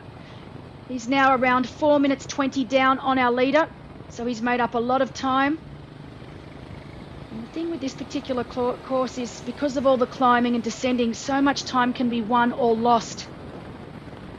And it's definitely one of those races where you just got to keep your head in the game, because so much can happen. And huge time gaps can be made. Charlene Clevel from France still leading here in our women's race.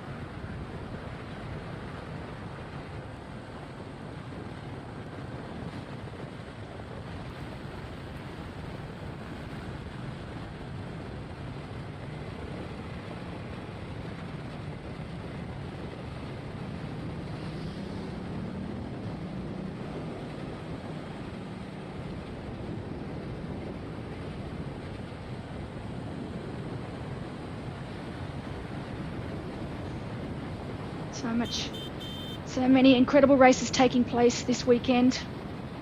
Challenge Sanremo here today in Italy. We know we have World Triathlon World Championships in Pontevedra. Men's race was yesterday, the women's race today. It's always exciting when you have a weekend full of incredible triathlon races all around the world. So a big shout out to World Triathlon for their event over in Spain.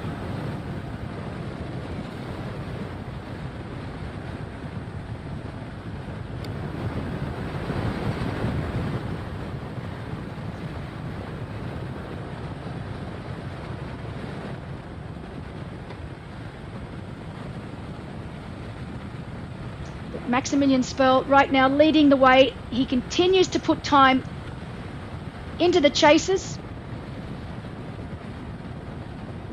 Currently sitting at just over 3 minutes from last check. Stunning conditions out there. From all accounts, it's been a little all over the shop this week. Friday and yesterday, very, very windy days, but they've woken up today to glorious weather, very little wind. For our professional athletes, temperatures looking to only peak at around that 23 to 24 degrees Celsius mark.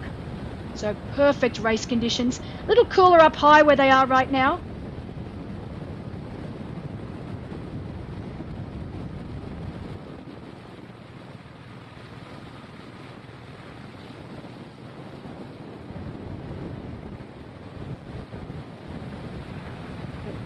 We have 3 women leading the way. This lady on screen, Lisa Maria Dornauer of Austria, Charlene Clavel of France, and Magda Niewood of South Africa.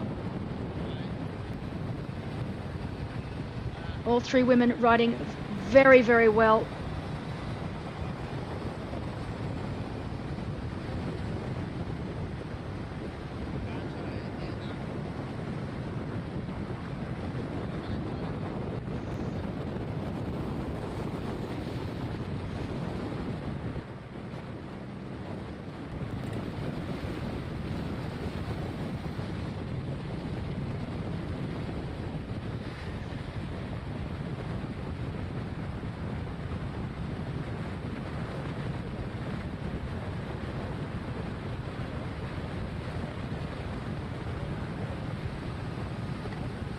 So while both our male and female professional athletes continue to climb and make their way up into the mountains, it does get a little bit tricky with our signal through here. So we are now down to 1 camera because our professional men are now starting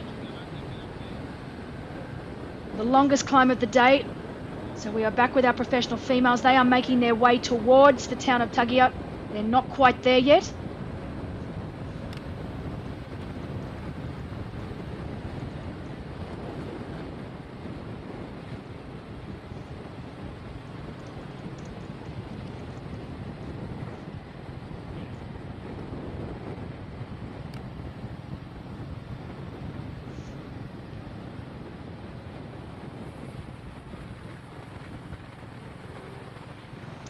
So Simon Vian, that is Sven Thalmann of Switzerland on screen right now. In front of him, Simon Vian, he was 3rd here last year. It was a spectacular men's finish here last year in Sanremo. I have to admit I called it early, something I will never ever do again. I thought Simon had the win, but he was overtaken by Gregory Barnaby. It was a very exciting finish here in Sanremo last year, and we're hoping to get something very similar here today. We've got a great field of professional men racing right now.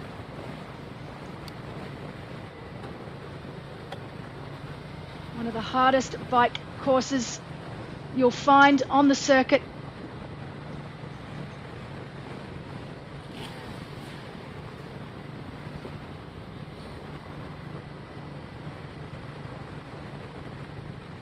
We know that our professional men have started the longest climb of the day, 17 kilometers in length.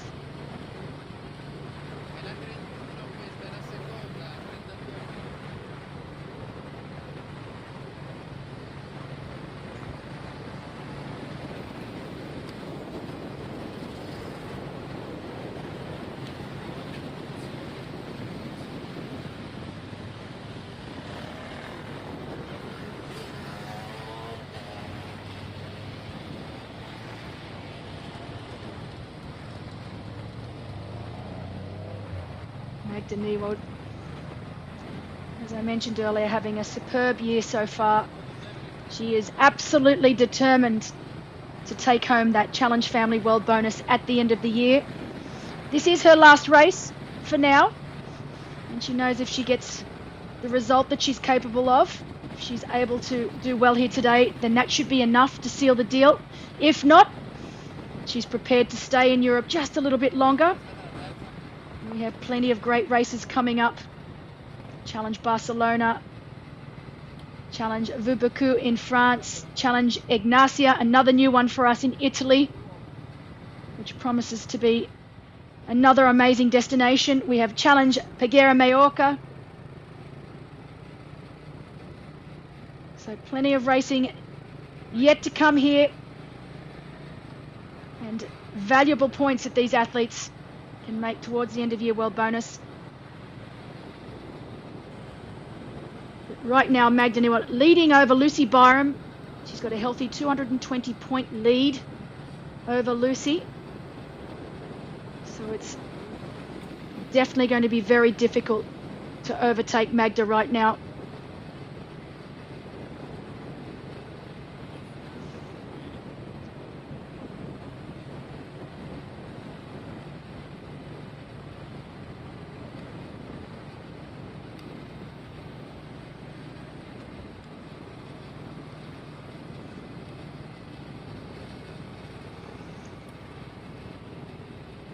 Simon Viant, France, was third here last year.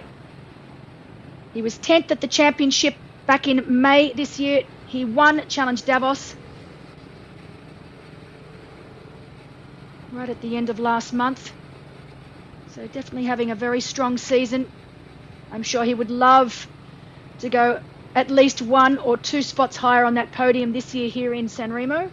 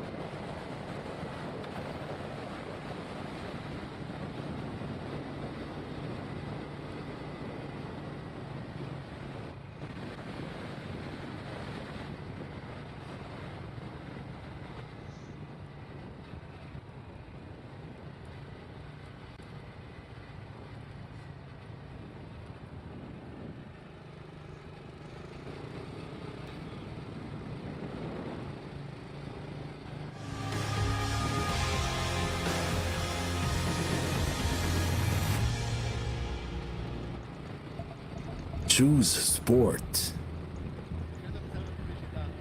Choose sport. Every morning at 5. Every weekend and weekday. Whenever you feel it. Choose energy.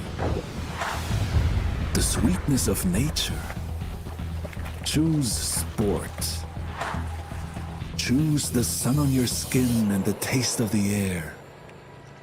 Choose passion. Choose exercise. Outside and inside. On all sides of life. Choose ache.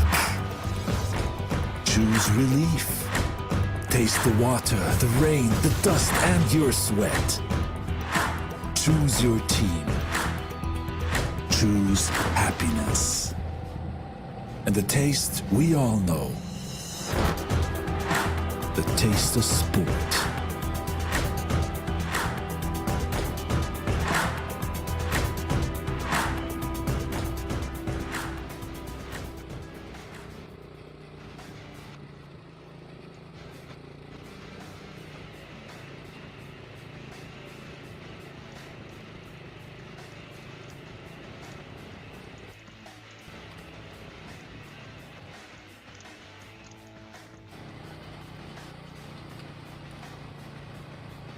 So down at the finish line, this is going to be a welcome view for all of our athletes come the end of the day.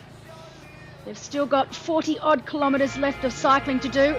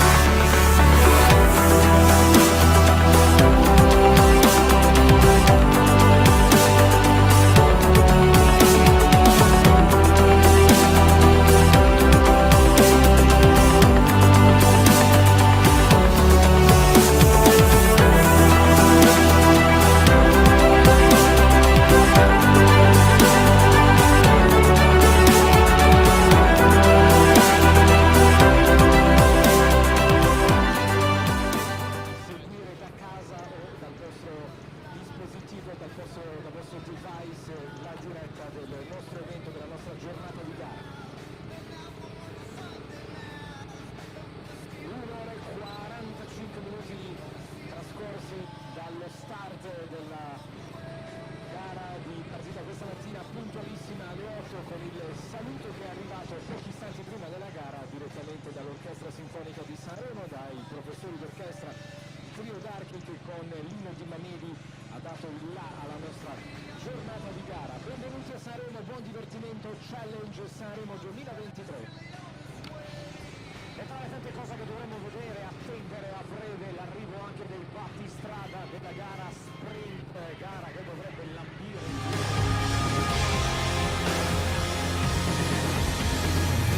partenti fuori dalla zona cambio di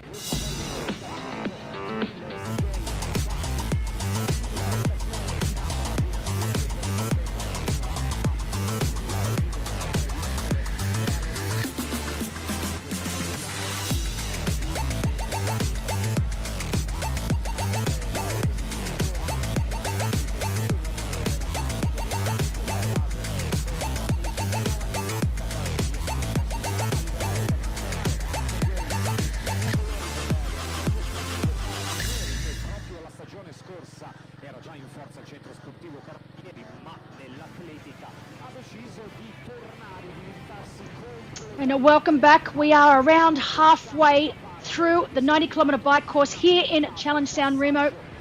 Second time that this race has taken place here.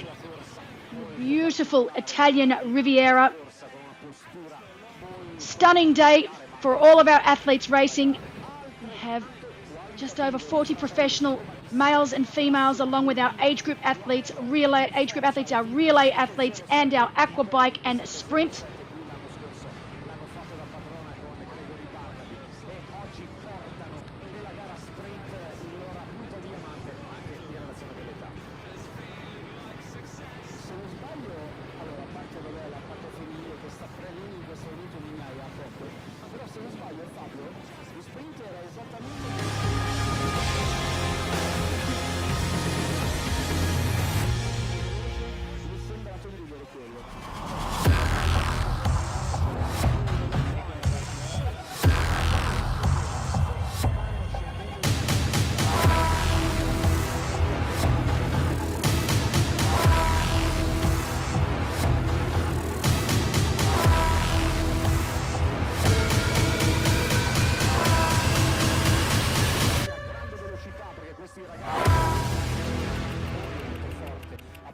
Delle transizioni fulminee, anche ragazzi che sono con me in transizione, ma non avevano mai visto magari una gara di triathlon, si sono accorti della grande qualità nell'effettuare quella che viene denominata la quarta disciplina del triathlon. È una Back down in transition. All of our middle distance athletes are out onto the bike. Our relays, our aqua bike, and our sprint distance triathletes. Our sprint distance triathlon started this morning at 9 a.m.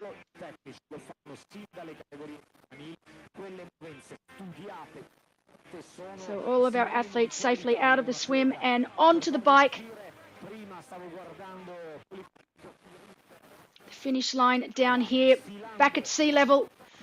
Will be a very welcome sight for all of our athletes later today. They've still got 40 odd kilometers left to go on the bike here, as well as a 21.1 kilometer run. Unlike the bike, the run course here, nice and flat. 2 laps out and back. They will make their way through the Capo Nero tunnel. Incredible tunnel, about 2 kilometers in length that they will run through and then back again. It's become a museum for the famous Milan Sanremo cycle race that they have here in Italy every March. Wonderful race. Sugli stinchi e poi i ragazzi stanno veramente dando al mezzo meccanico, quindi transizione che vedrà unicamente il casco tornare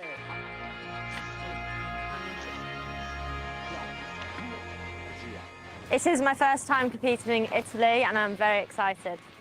I expect this course to be very challenging. It's going to be a long day out with the conditions of the bike course. I'm just excited to race on a very historic venue. My preferred section is the bike, and I hopefully can use that to my advantage this weekend. So for this race, I'm going to be riding on my road bike. I've took my TT bars off my time trial bike and put them onto my road bike. I feel that this course for the descending is going to be, I'm going to be more confident for being on my road bike. The most difficult part of the bike course, I think it all is, but definitely the uphill is more difficult than the downhill. This year has gone to plan for my season, so I came third in Gran Canaria at the start of the year, and then I've had some good races post Gran Canaria, and I can't wait to do this race and hopefully make my season even better. Can't wait to race and experience all of the Italian culture, so lots of coffee, sun, mountains, it's been great. Pizza, always pizza before pasta. Pizza, yeah, that's right.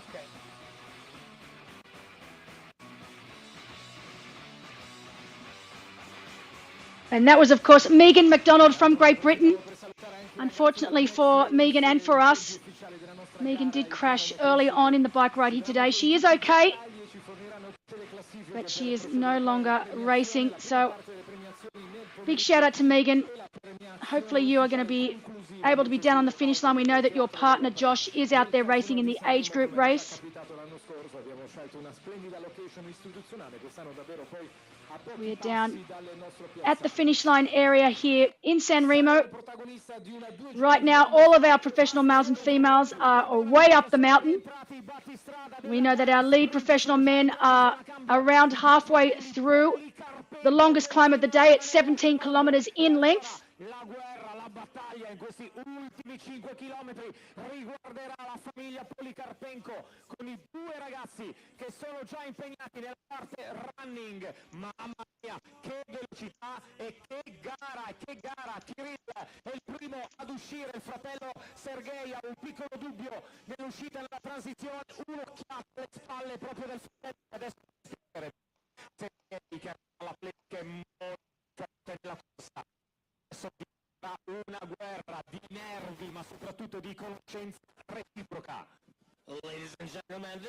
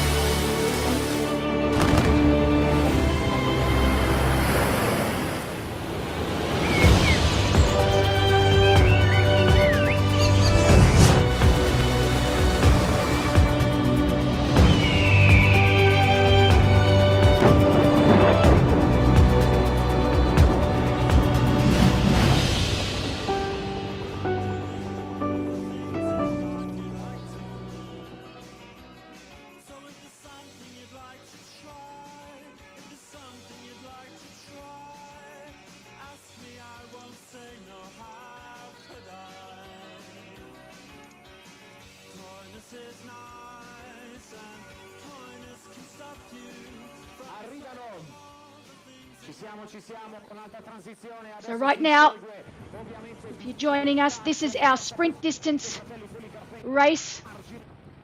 So while our middle distance race, most of our athletes are starting to make their way up into the mountains around Sanremo. We are down with our sprint race. My name is Magda Nivert and I'm from South Africa.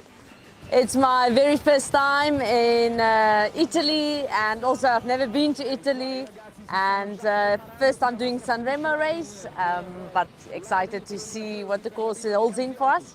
But the people is like friendly, and they wanna, it feels like they want to eat and they want to like always have conversation, and I like that. And we can find good coffee, so that I like, and it's the perfect size. I try to not drink that much, but the best is before a bike ride. You have a little bit of espresso, and then obviously after, and in the evening, so maybe 4, 5.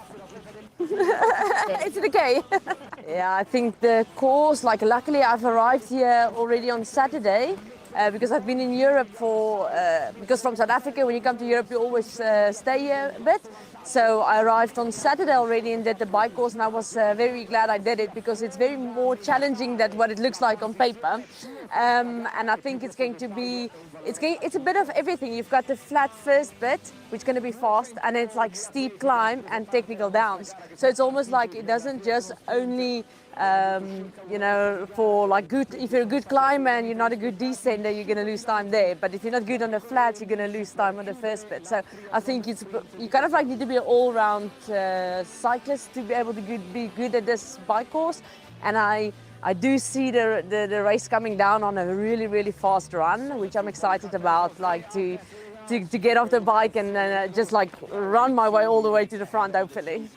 The most difficult part for me is the downhill, because in South Africa we get like massive roads, straight, easy, and we do get downhills, but it's just like rolling downhills, where this downhills is very tricky technically, and then as you get speed, and then all of a sudden there's this sharp hairpin turn, which I'm not entirely used to.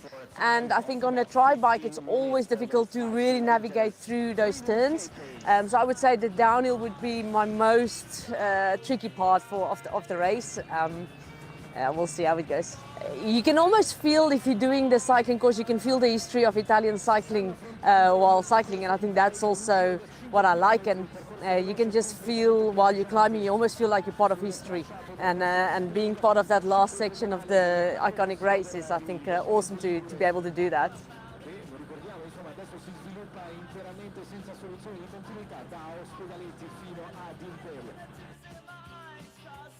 It's a great interview there from Magda Newell, currently leading the Challenge Family World Bonus by a whopping 220 points.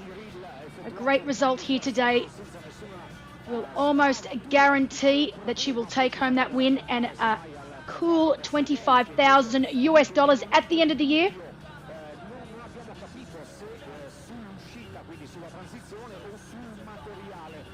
As we go shortly to another interview with one of our professional athletes.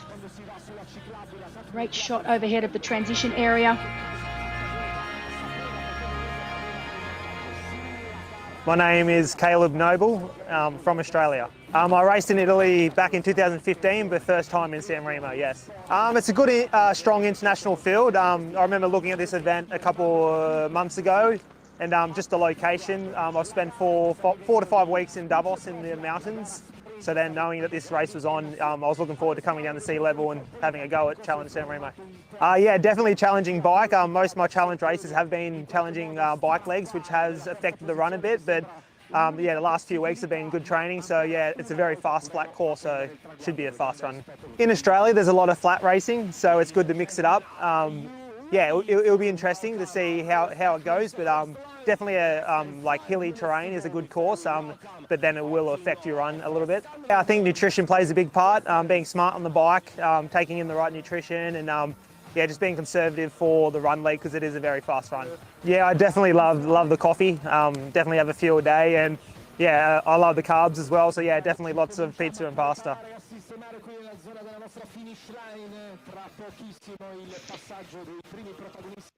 And that was Caleb Noble from Australia. He's been having a great time over there in Europe. He's been away for quite some time now, but it's all going to be worthwhile if he is able to take home that Challenge Family World Bonus at the end of the year. He's leading the way along with Magda, so both of our leaders in the World Bonus here racing today in Sanremo. Great to have Caleb racing so many of our events and doing well in so many of them. Right now on the bike, we know he is in that chase group. That chase group has now blown come together, so we don't just have a 3 in that chase group. We have at least 8 in that chase group now, 8 or 9. So those 2 chase groups have come together as one, and they are all trying to ride down our leader, Maximilian Sperl. He still leads. Ciao, mi chiamo Ludovic Sechaud, sono svizzero e sono qui per la gara di medio distanza del Challenge Sanremo. Ho fatto un po' di Coppa di Europa a Caorle 2 volte, ma questa parte dell'Italia è la prima volta che vieni. Mi aspetti di fare una bella gara, una bella gestione della gara, provare a stare nella mia gara e non pensare agli altri o così. Penso che sono abbastanza forte per il nuoto, ma anche la bici, perché è molto bella la strada qui. È difficile di correre dopo la bici duro così. Vediamo, perché per me è la prima volta che ho fatto una medio distanza.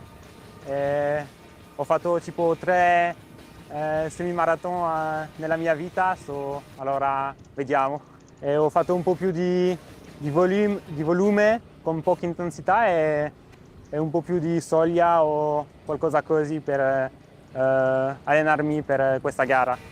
Vediamo, magari andiamo a vedere un po' dopo la gara.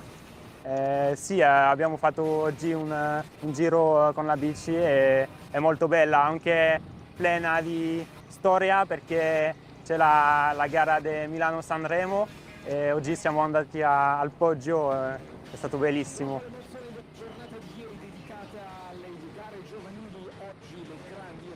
So another of our professional athletes racing here today. The infamous red carpet. Great overhead shot of our transition area down at sea level, while our professional males and females are making their way up to the highest point at 1,517 metres on course today.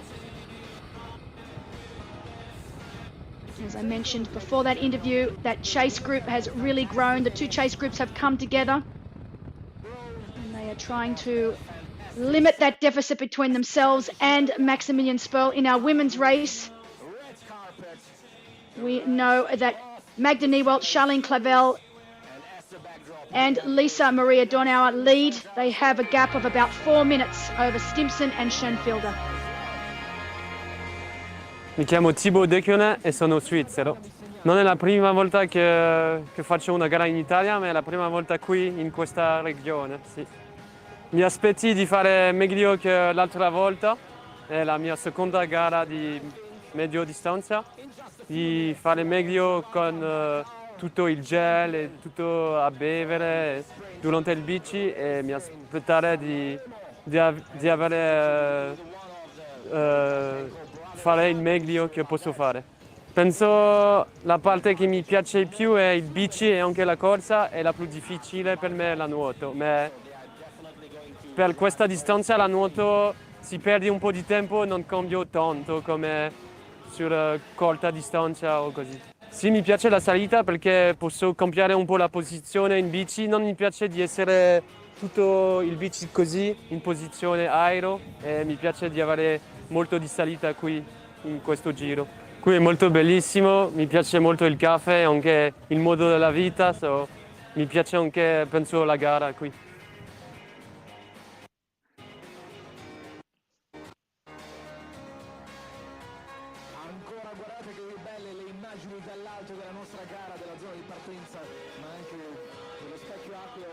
So beautiful scenes down on sea level. Our transition area, just our sprint distance triathletes making their way back into transition. So we do have a sprint distance triathlon taking place right now, as well as our aqua bike. Sprint distance triathlon started at 9 a.m. this morning. And right now on course, all of our professional athletes are at a spot where there is no coverage. Hence why we are bringing you some of the interviews we have done with our professional athletes throughout the week.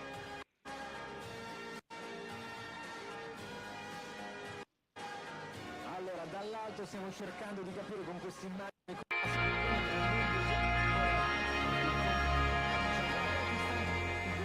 My name is Lisa Maria Tornauer. My nationality is Austria. I'm from Austria. This is my first time, not in Italy, but my first time in Sanremo. I expect from the race, I think it will be a tough race, especially the bike course. I was on the course this afternoon, and it's super tough.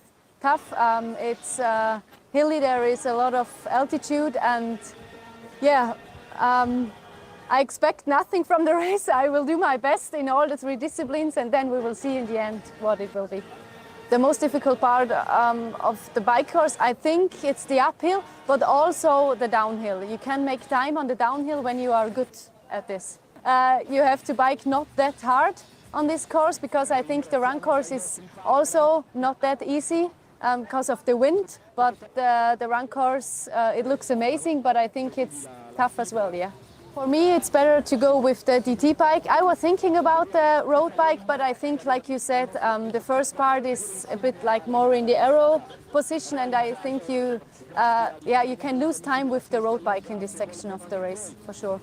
Yeah, my season was good till now. I had a podium at Challenge Davos, and the bike course in Davos is also very tough, and I had a 4th place in Ironman 70.3 Zell am See.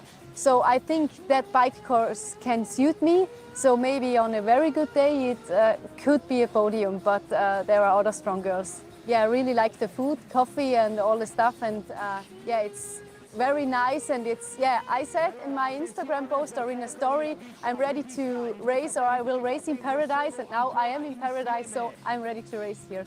Oh, thank you.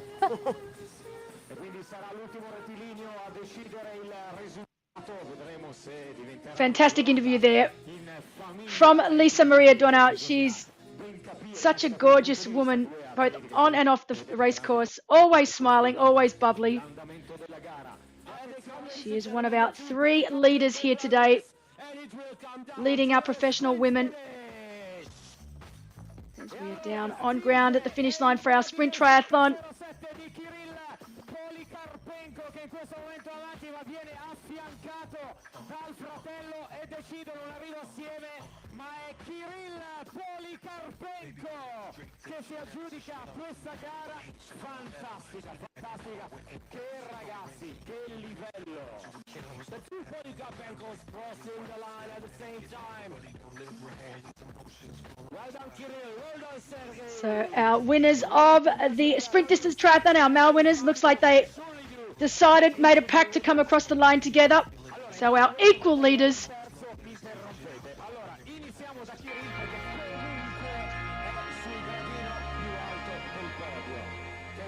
Mi chiamo Emanuele Faraco e sono un triatleta italiano professionista. Non è la prima volta che gareggio a Sanremo, anzi sono tornato molto volentieri quest'anno perché il percorso è molto bello e voglio approfittare di questa location proprio per sfruttare il percorso al meglio. Sì, certo, ho studiato il percorso e appunto mi si addice alle mie caratteristiche, e quello che vorrei evitare è scoppiare gli ultimi chilometri di corsa come l'anno scorso e quindi alimentarmi bene, perché l'anno scorso non avevo considerato appunto che il percorso dura un po' di più, cioè i 90 km sono un po' più lenti di un percorso piatto appunto, e quindi dovrò alimentarmi meglio. È un percorso molto tortuoso perché c'è sia pianura che salita, ma anche la discesa, e secondo me tanta differenza si farà anche in discesa, perché la discesa è tecnica e non è banale. E io ho optato per una bici da strada con le protesi perché comunque vado a risparmiare appunto sulla pesantezza o la leggerezza del mezzo, e poi sulla bici da strada mi trovo meglio a spingere in salita, dove cercherò appunto di forzare un po' il passo, perché in pianura diciamo di solito perdo un po', quindi approfitterò della salita e della discesa, e quindi ho optato per una bici da strada con prolunghe. E di solito la frazione run è la mia preferita, o meglio dove riesco ad esprimermi meglio. E appunto non vorrei fare l'errore dell'anno scorso e approfittare di questo per correre forte e finire la gara al meglio.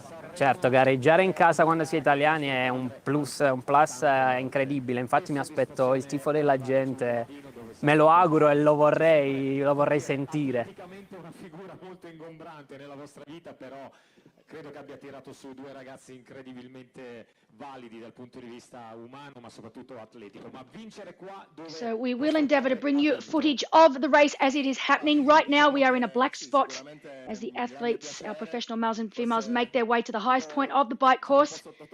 Once they start to descend down the other side and come back towards sea level, we will be able to get footage of them again. So I must apologise for the lack of live coverage right now of our professional men and women.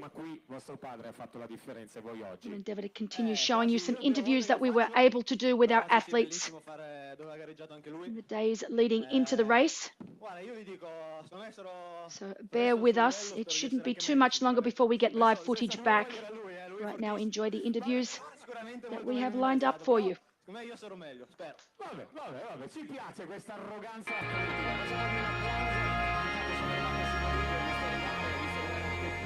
Hello, my name is Sarah Schönfelder and I am from Germany, exactly from Bavaria. Yeah, I'm really happy to be here back again. I'm just in love with Italy and the scenery and especially the sea.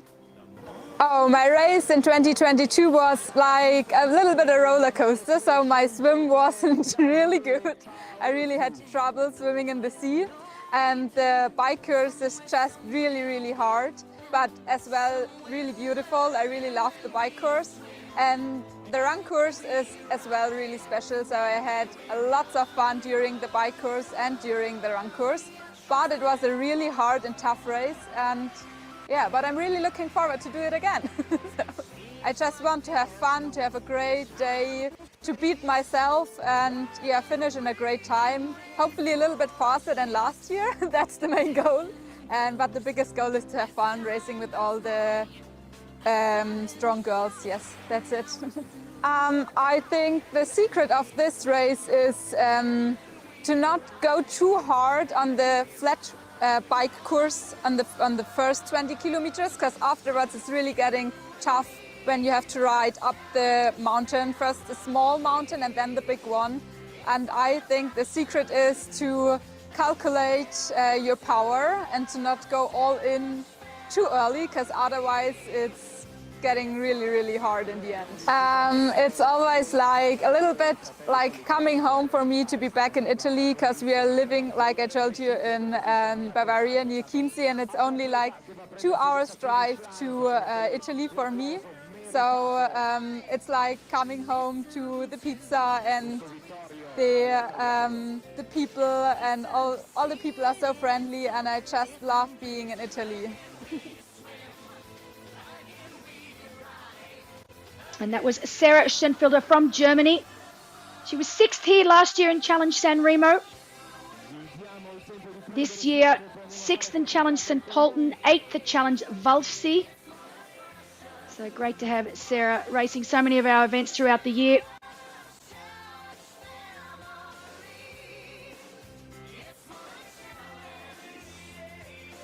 It's more about sprint distance athletes make their way across the finish line. Abbastanza bene, ero un po' in sofferenza a piedi, in bici abbiamo tirato parecchio sulle salite. Tracciato però insomma davvero molto bello, eh? Sì, molto bello, se hai gamba in bici si va molto bene. Hai sentito anche il saluto del pubblico, l'incoraggiamento del pubblico? Sì, certo, poi la gara di casa, quindi molte persone sul percorso che conoscevo, è stato molto bello. Grazie, complimenti!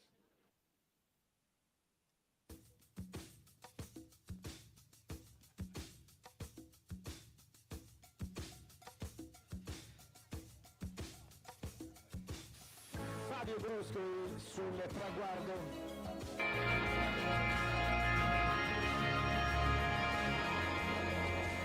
I'm Bart Arnouts from Belgium. It's my first time in Sanremo, yeah. I'm actually surprised, really nice. Of course, I'm a cycling fan, so I know Sanremo from the famous cycling race, but I've never been here yet. I saw today, I did the bike course, or a part of the bike course, and I saw the last downhill of the Poggio. It's really nice. And yeah, it's always nice to see it in real life, instead of just on the TV. Yeah, it's really cool. I think it's going to be a very challenging race. I broke my elbow 8 weeks ago, so for me it's just a test to see how I recovered and I'm going to take it easy on the downhills, and I think also on the run. The run is going to be hard after such a bike course, so I'm expecting a really nice, challenging race. I think the most difficult about the bike course, I would say, is the combination of everything. It's the hill is sometimes steep, sometimes a bit less steep, a bit technical. So I think it's just going to be a very all-around strong biker that is going to do really well and probably win the race. So I think the uphill is very, very hard, but the downhill is also a challenge again. I think on Sunday it's going to be really big gaps in the run as well, because most of the athletes are going to feel the legs the beginning of the run, and I'm looking forward to this. Usually it suits me really well to have a fast run after a hard bike, but let's wait for Sunday. I really enjoy the Italian food and the coffee, of course. I'm a coffee lover, and I think Italy is, is famous for food and coffee and the good life, I would say. So I'm really happy to see the sun today, and I'm going to enjoy the good life before and after the race.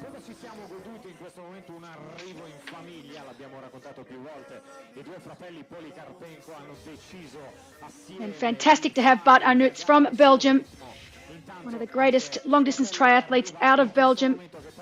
He's won so many races, so many titles in his career. Most recently, of course, he was first in Challenge Fréjus. Wonderful athlete. He won Challenge Roth back in 2017. He's been the runner-up at the Ironman World Champs. But as he said, broke his elbow only 8 weeks ago. This is his comeback race. So let's see how he goes here today.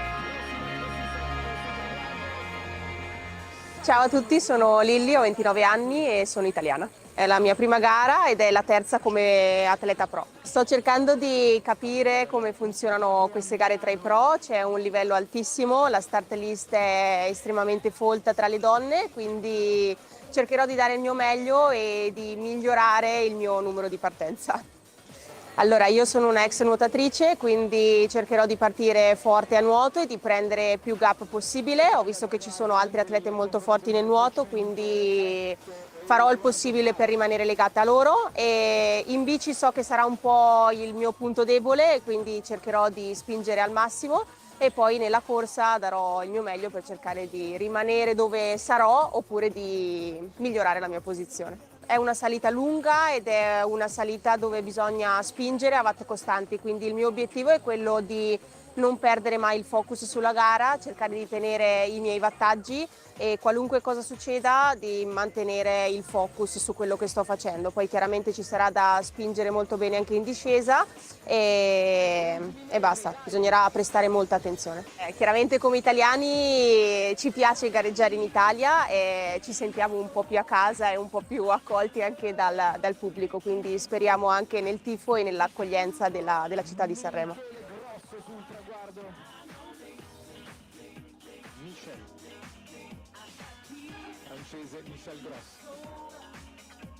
So unfortunately for the young Italian, Lilly Gelmini crashed early on in the bike ride before she started to climb, so is out of the race.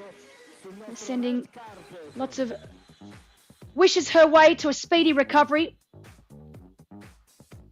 And just to give you an update, out on course, our 3 lead females are still together halfway up the climb. So it is Magda Niewelt, Charlene Clavel and Lisa Maria Donauer. So all 3 women still riding together, leading the way. In our men's race, it's still Maximilian Sperl leading the way, but he has a chase group of 12. So that chase group has now blown out to 12 of our men.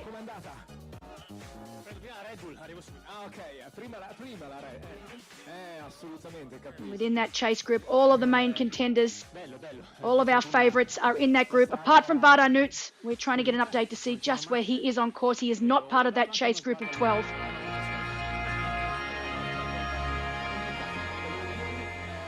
My name's Jodie Stimpson and I'm from Great Britain. It's my first time, it's such a beautiful location. Oh, I expect it to be one of the hardest races that I've done in a while. I think the bike's going to make this race really tough, but I'm excited to see what happens. I haven't been able to go around it, just heard of how hard and tough this course is, but also, yeah, not only hard because of the hills going up, but how skillful you have to be to come down them. So I think there's many challenges to this bike course. You have to slow down very slightly, but obviously go a lot longer. But to be honest, it's still as fast now that you go long course. I think that the level in long course has definitely risen. So I think the Olympic distance and 70.3 are very close in speed that you have to be able to deliver. There's not much difference, to be honest. I think that some of the efforts on the bike have to be longer. There's slight differences in the training, but not much, just because the level in 70.3 has gotten a lot faster. They used to say that you go up a distance and you get slower, and that's just not the case anymore. Absolutely stunning. What a beautiful location to have a race. I think we're extremely lucky to be able to race in such a spectacular place.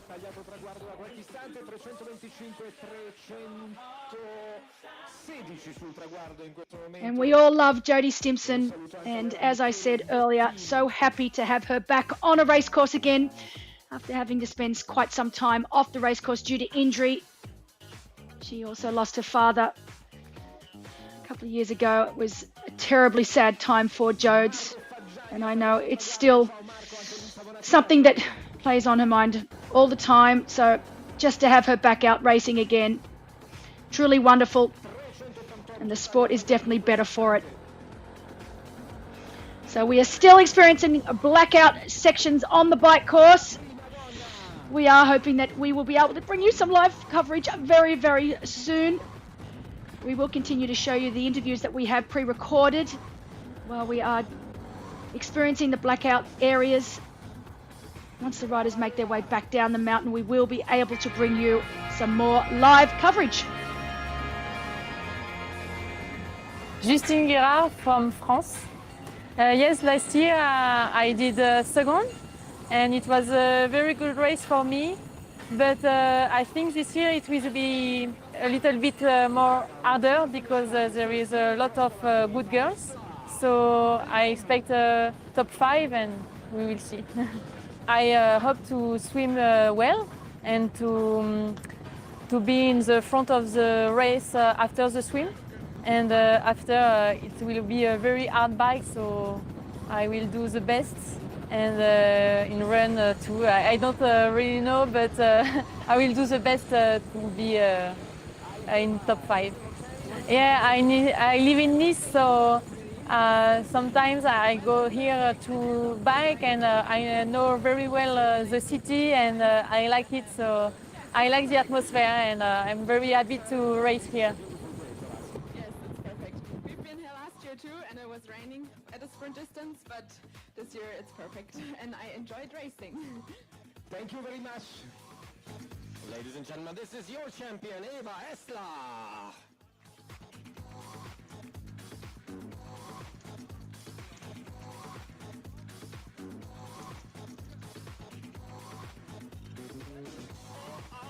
So the trophy's on offer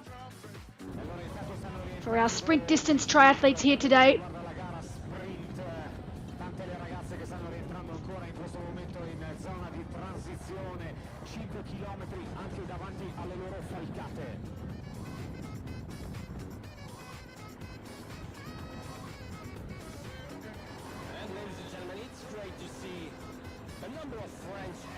Who came across the border to race here in beautiful Sanremo. Many athletes from Triathlon Club Cagne. So beautiful conditions down on ground. Temps up around 21 degrees Celsius right now.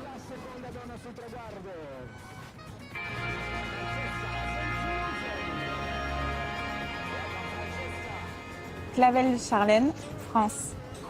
Yes, it's my first time here. Oh, just I want to enjoy Sunday because it's a beautiful city, and the route race it's very exciting, and I see. I don't have a strategy on this race, but I want to do a full race, swim, bike and run.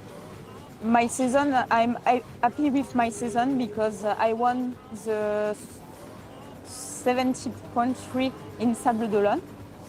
And here I want just take pleasure and to give the best. And I saw.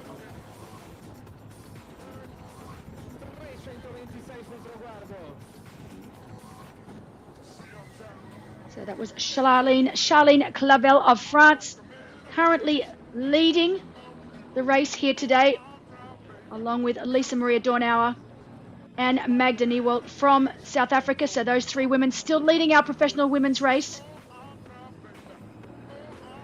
We're starting to get some reports in from our spotters out on course that the men's race is really starting to heat up. We know that our leader, Maximilian Sperl, has around 3 minutes 15 on our chase group.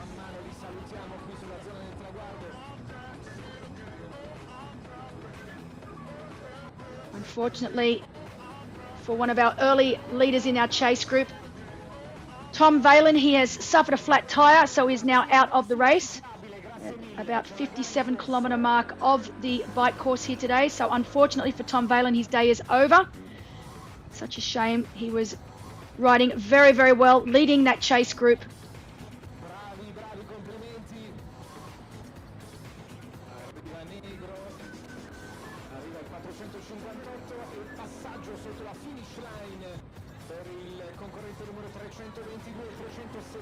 In questo momento 372 Calogero Chirimisi,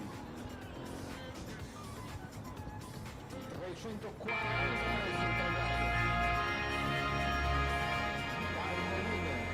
Siamo qui con Gilberto Neirotti, nuovo triatleta oserei dire, perché ho iniziato da pochissimo ma sono subito entrato a gamba tesa in questo mondo.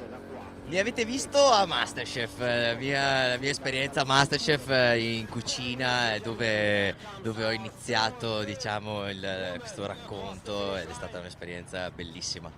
La folgorazione per il triathlon è iniziata a gennaio di quest'anno, ma parte da mia madre che è triatleta da anni, dal 94 il primo Ironman, quindi lungo.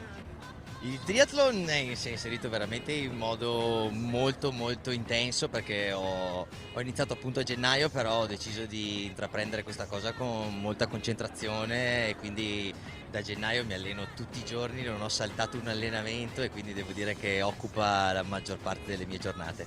Le mie giornate si alternano tra cucina e triathlon, quindi fornisco un servizio di private chef, quindi ho la possibilità comunque di allenarmi con libertà ed organizzare le mie giornate, però devo dire che da gennaio le mie giornate sono veramente sempre molto concentrate sullo sport. L'idea è quella di magari tra un anno anche provare a fare una gara da professionista, quindi gli obiettivi sono molti e sono alti, poi staremo a vedere insomma se si riescono a raggiungere gli obiettivi prefissati. La mia frazione preferita è sicuramente la corsa e anche la bici, comunque il nuoto sicuramente è quello dove pecco maggiormente, non avendo mai nuotato e nuotando da così poco ovviamente sappiamo che è molto tecnico e quindi bisogna avere un po' di tempo per migliorarmi.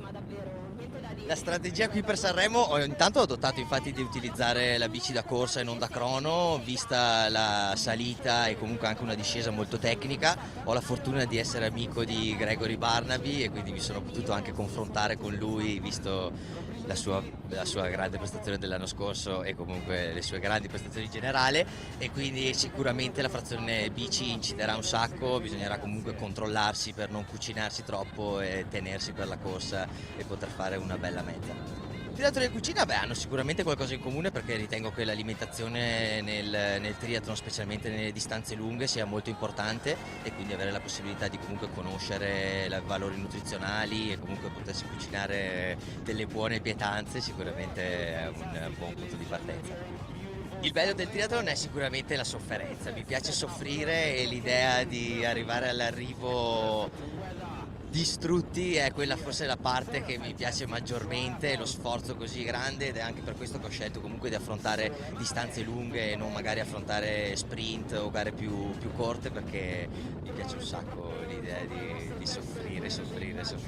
Abbiamo convinto un sacco di persone, non lo so, questo dipende assolutamente, però il bello del triathlon è comunque anche di poter attraversare un sacco di posti, vedere un sacco di luoghi, la bici, la corsa, sono sport comunque bellissimi e siamo in questo posto bellissimo, quindi questa è la conferma che le gare sono veramente una bella esperienza.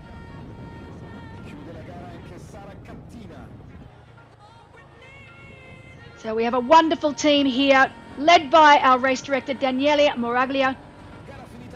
Does such a superb job. So great. He's the president of the Riviera Triathlon 1992 and head of the organising committee here for Challenge Sanremo. Challenge Sanremo won Best New Race Award in our Challenge Family Race Director Awards. So wonderful race, wonderful scenes, beautiful scenery, as most of our professional athletes have mentioned. It's just so wonderful to race in a location as beautiful as this one.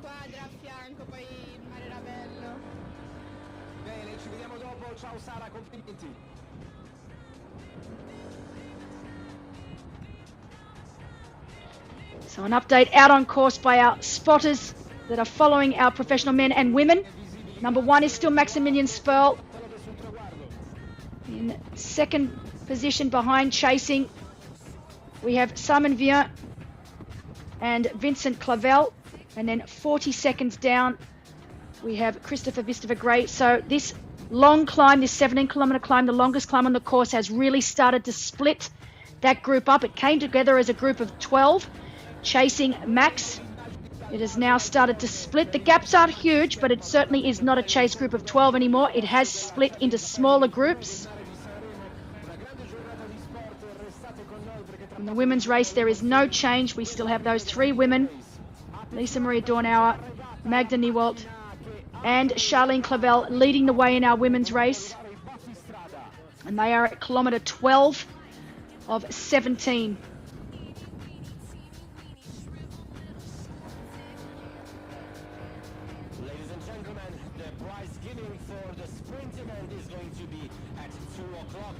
So 2 o'clock, prize giving ceremony for our sprint events.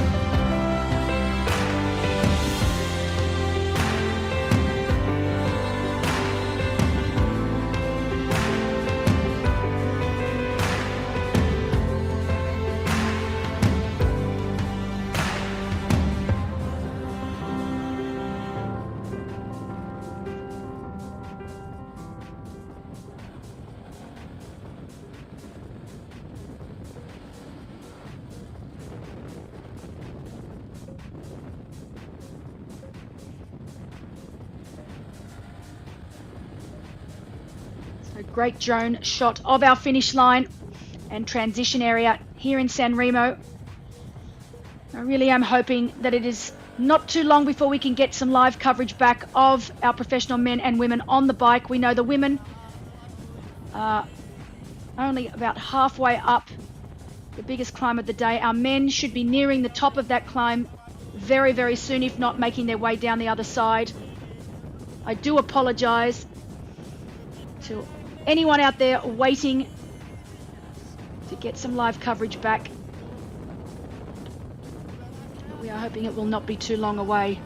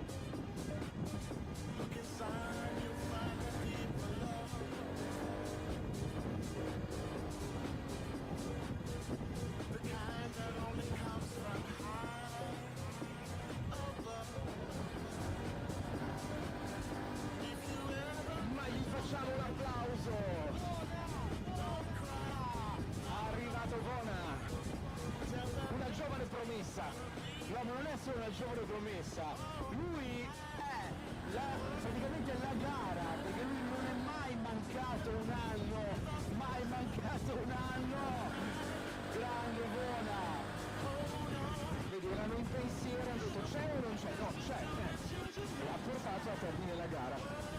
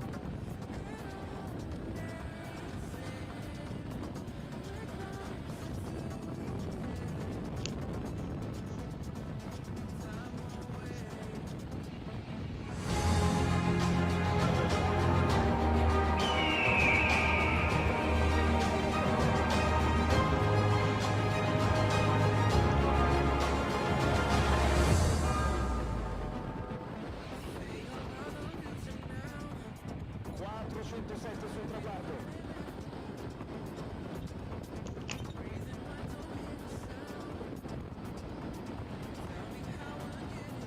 Brava Nicoletta.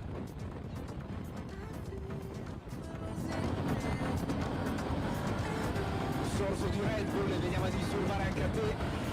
Nico, com'è andata Nicoletta? Ma bene, mi sono divertita, gara organizzata bene, poi è bellissimo lo scenario del mare con questo poggio. Oggi giornata stupenda perché ieri ero un po' preoccupata. Vero, te lo dico da sanremese, noi siamo abituati anche a settembre a avere giornate così, anche a ottobre. Sì, veramente sta facendo una buonissima stagione, parlo per noi atleti. Sì, molto contenta, bella gara. Bene, da dove vieni esattamente? Allora, io sono tesserata con la mister. So while we see more of our age group athletes in the sprint distance race making their way across the finish line, we do know that it is only a matter of time before our professional men make their way down to sea level.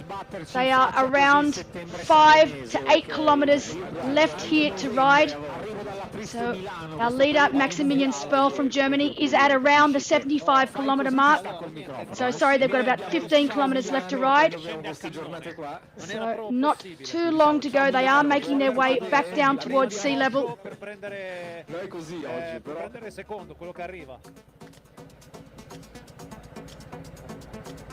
So Maximilian Sperl at the 75-kilometer mark. Behind him, that chase group has split into about 4 different groups. One of our early favourites, Caleb Noble,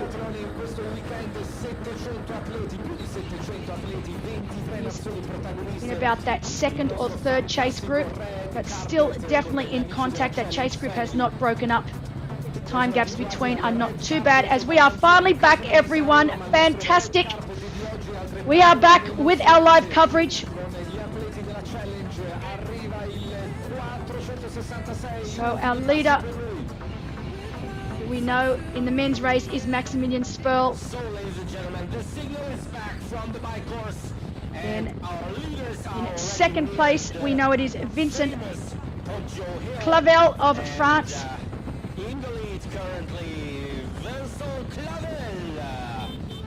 So on screen right now is Vincent Clavel chasing.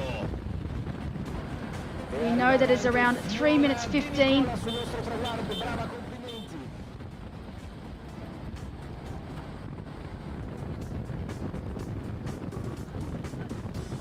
Allora in questo momento la gara pro si trova praticamente, ha lasciato l'abitato di Ceriana in quella rampa che porta fino a iniziare la vera e propria discesa verso il poggio. Qui hanno fatto la prima parte tecnica delle prime curve anche molto chiuse, molto particolari verso Ceriana, hanno lasciato l'abitato e ora è tutta discesa fino a Sanremo. Tra poco ci sarà proprio la parte vera e propria della discesa finale del poggio, quindi sono veramente molto vicini. State pronti?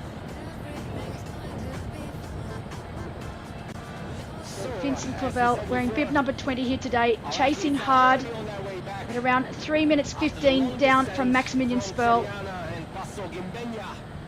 They are now near the famous Poggio di Sanremo. You know, 2 minutes down on this chase group is Caleb Noble,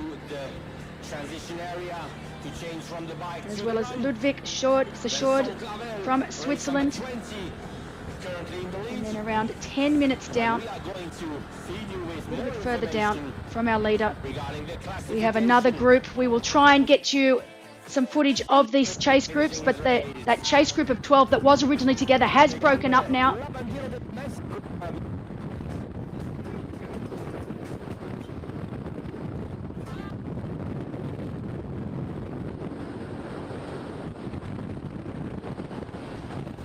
Good news for Yuri Kulin. After going the wrong way early on the bike, he has managed to claw his way back. He is just past Andreas Dreitz, so he is back up, chasing hard.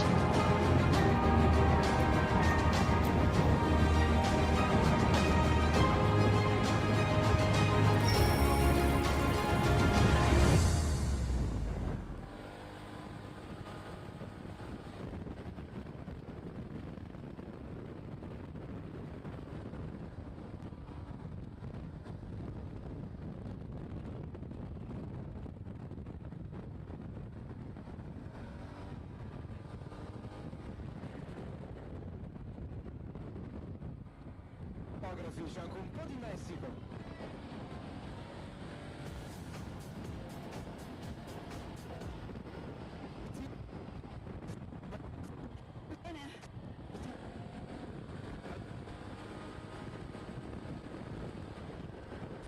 Il punto più bello della gara? Ciao, complimenti, grazie.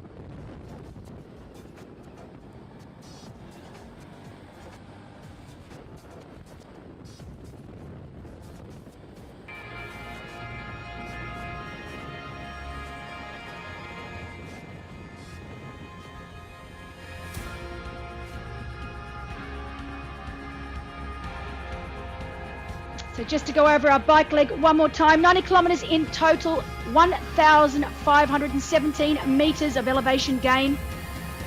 The longest climb on course, peaking out at 17 kilometres in length. Most of the climbs topping out at around the 9 to 10% mark. One big giant loop. Some technical descending to be done. All of our athletes are making their way back down to sea level right now. We go through some of the famous towns in the Milan Sanremo cycle race. Stunning scenery on this bike course, although I'm not sure the athletes have any time to take it in right now. Our leader, Maximilian Sperl, is on his way back to transition. It will not be long to go.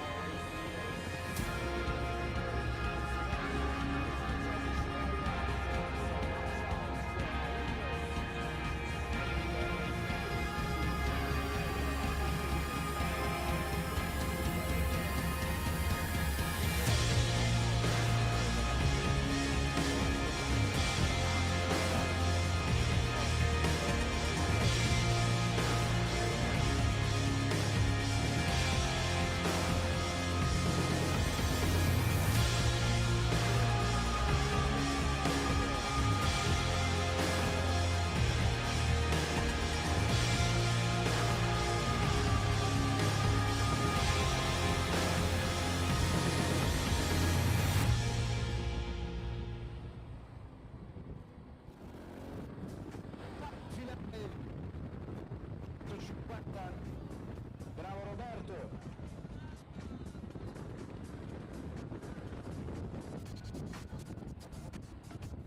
C'è l'acqua, c'è la medaglia per tutti i partecipanti, c'è la Red Bull.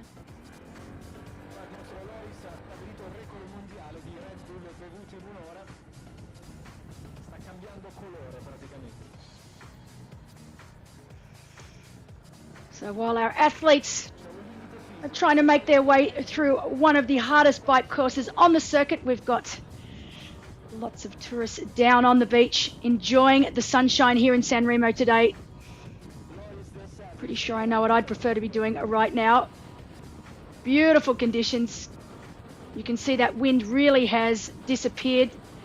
Very, very windy the week leading into this race. It was windy yesterday, very, very windy on Friday, but you can see that wind has completely gone. The ocean is like a mill pond right now as our sprint distance athletes enjoying the finish line vibes down there.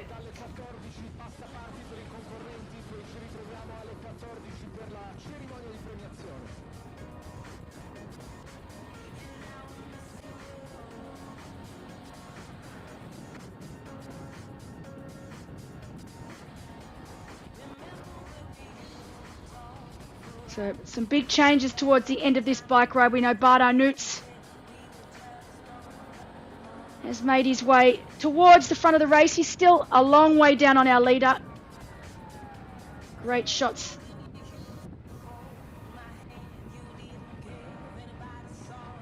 Of our male professionals making their way back into town.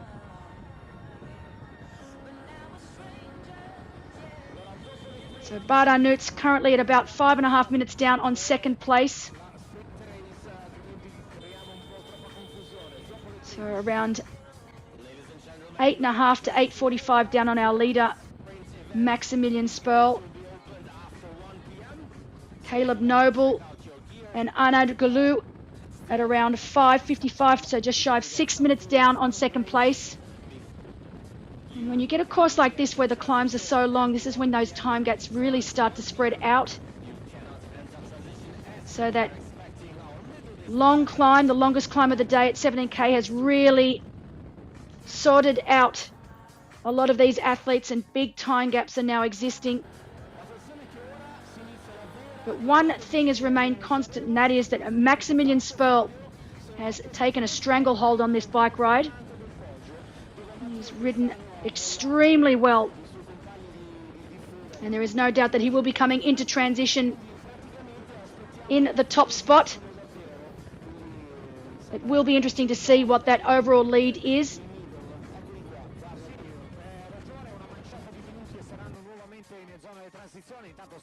You can see that he's making his way back down, and it won't be long before we do see him here in transition. In our women's race and update, nothing has changed. Those three women still continue to ride together. They cannot drop each other. So Magda Newell, Charlene Clavel, and Lisa Maria Dornau still together. Del passaggio delle immagini sullo schermo, a breve vedremo spuntare in fondo alla rettilineo che la gli atleti rientrano in zona cambio e poi il multi ci sarà quest'anno. Questa è una delle tante novità di questa stagione, sarà la possibilità di godersi il passaggio degli atleti proprio qui dietro la zona cambio.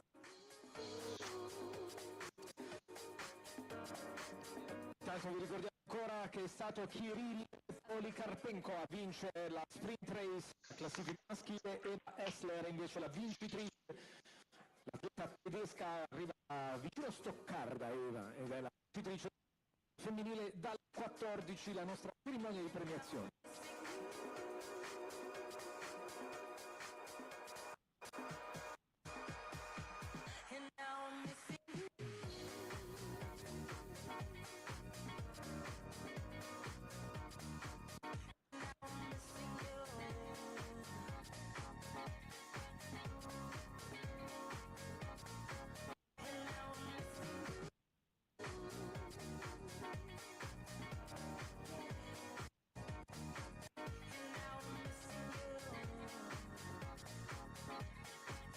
So great scenes down on our finish line for our sprint distance athletes. We've had 2 days of racing take place here in Sanremo. Yesterday we had our junior race, our youth races. In the afternoon we had our swim run.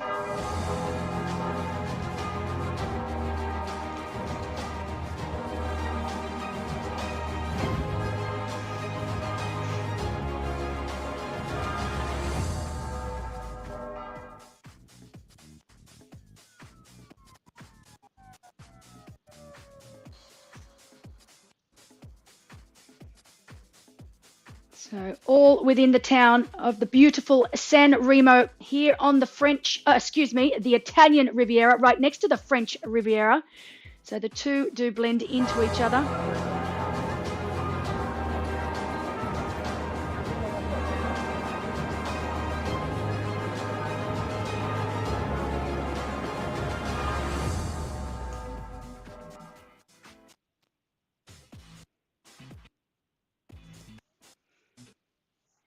And as I mentioned yesterday, in the afternoon, 3 p.m., they had the swim run memorial, the Alessio Bianchi Memorial, a very well-loved member of the triathlon club there that unfortunately passed away way too soon last year. So they decided to make the swim run memorial in his honor.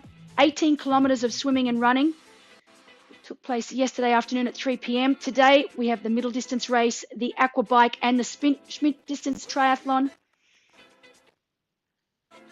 So fantastic 2 days of racing here in Sanremo. A picture perfect day for the racing on tap today, as we are waiting ever so patiently for our professional men to make their way down to the shoreline and into transition.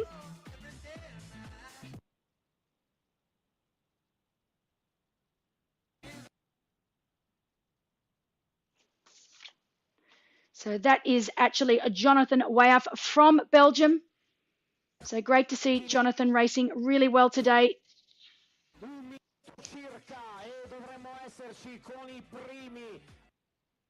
La sirena e allora ci siamo. Visuale dall'alto di schermo, 2 minuti di gara uomini, 2 ore e 55 per le donne. Attenzione al prossimo passaggio qui davanti alla nostra postazione. So on screen right now, Jonathan Wyeth wearing bib number 4. He recently won Gerard Mayer long distance race, so great race from him there. He was 7th in Challenge Valsi earlier this year. Fabio, te li vedrò arrivare tra meno di 3 minuti. No, vi avvisavo che eravamo in ritardo con le immagini. Eccolo qua che sta entrando in zona cambio il primo atleta con il pettorale numero 7. And here we go. The moment we have all been waiting for. Maximilian Spell from Germany has finally made his way down into transition. He racks his bike, helmet off. Fantastic ride from the German. It's going to be interesting to see just what that lead is. But we know it was upward of 3 minutes 15 to 3 minutes 30. There, the bidden comes out and he is off. Great transition from the young German. Took control of the bike very, very early on and never looked back. So he is going to be out of sight, out of mind, while we wait for the rest of our professional men to make their way into transition. 2-lap run course here, and unlike the bike, it is deadpan flat, so it's about as flat a run course as you can find.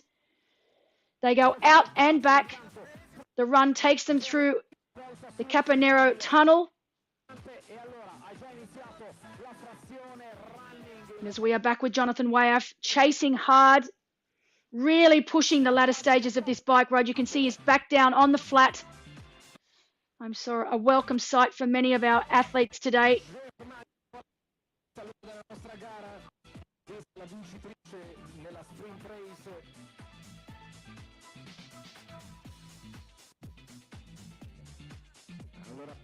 Let's see what sort of a time gap that we have now between our leader, Maximilian Spurl, and our chasers. We know that that chase group of 12 started to blow to bits around 3/4 of the way up the 17-kilometre climb, the longest climb of the day.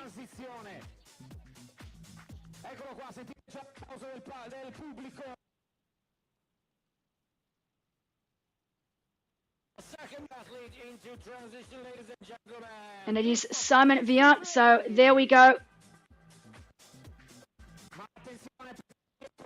So is it Simon? Let's have a look and see. I didn't get that bib number.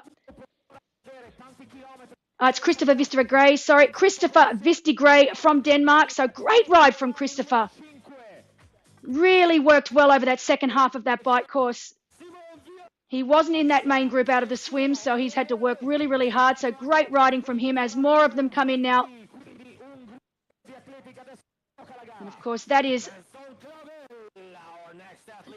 Yep, so great. Vincent Clavel also in from France. So our top 3 also in. 5, Simon Viant has also made his way through. So Simon Viant, he was there from the start. He had a great swim. He's always been in that top 5 since the bike started. So great, solid ride from him. Of course, Simon was 3rd here last year I'm sure he would love nothing better than to go up at least one spot on that podium. We're still waiting for Jonathan to make his way in.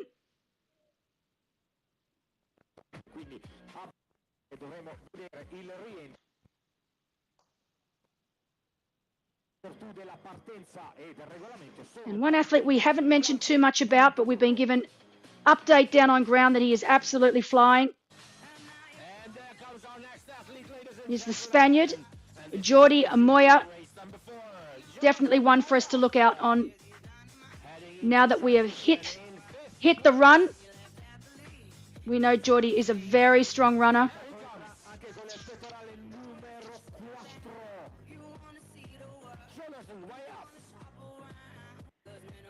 So Jonathan now making his way into transition after a stellar second half of the bike.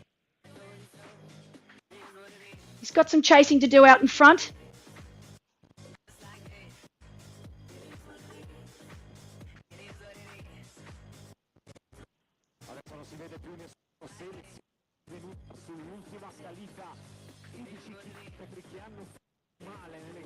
Shoes go on. Helmet off.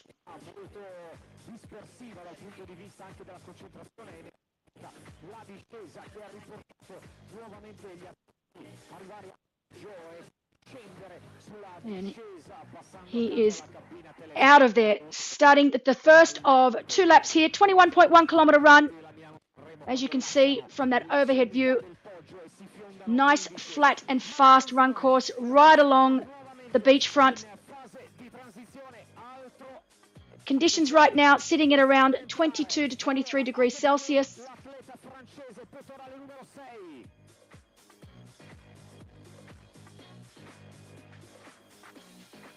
There is a 2-kilometer section of this run course where they will be inside the tunnel.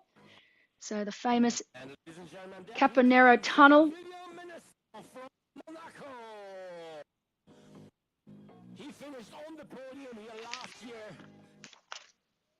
So William Menison, second place last year. The Frenchman, a little bit further down than I'm sure he would have liked coming into transition. He's got a lot of work to do if he wants any opportunity or any chance of making that podium again this year.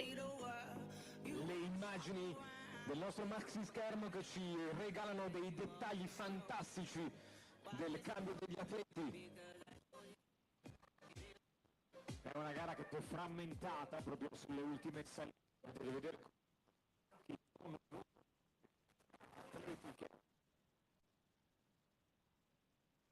So just to update you, coming into transition, of course, we had Maximilian Sperl coming in first place on screen right now, leading pretty much that entire bike ride.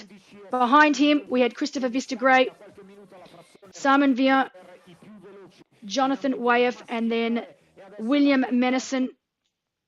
So they are all out onto the run right now.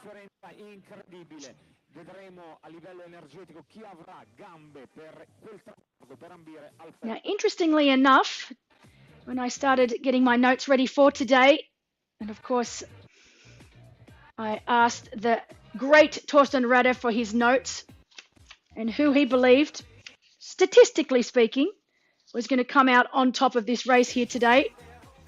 And it's this man on screen right now, Maximilian Sperl. So I had to do a little bit of research, I'll be honest, because I didn't know too much about the young German. And I'm researching him and I'm thinking, well, I'm not really sure that, is this really the guy, the man that's going to come out on top? But I should know better than to question Torsten Rader, because he does have him coming in on the top spot today. He's definitely not the fastest runner on paper. That would go to the likes of Yuri Kulin, Bart Arnouts, and Maxime Rivon from France. But he is certainly not the slowest runner either. So things looking very, very good for the German right now.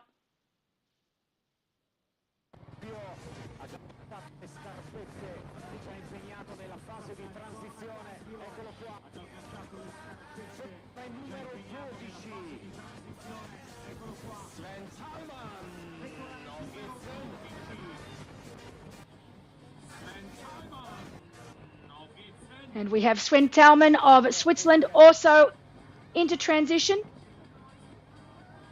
He lost a little bit of time towards the latter stages of the bike, but nice quick transition. Shoes will go on. Oh, he's opted to sit down. Socks go on.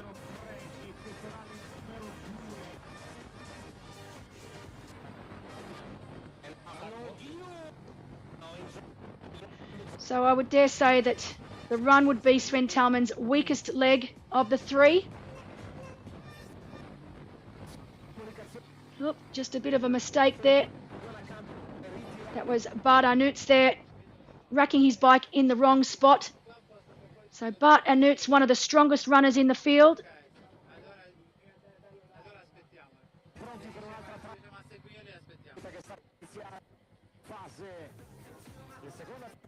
Oh, as he makes his way, that is Arnaud Guillou as well.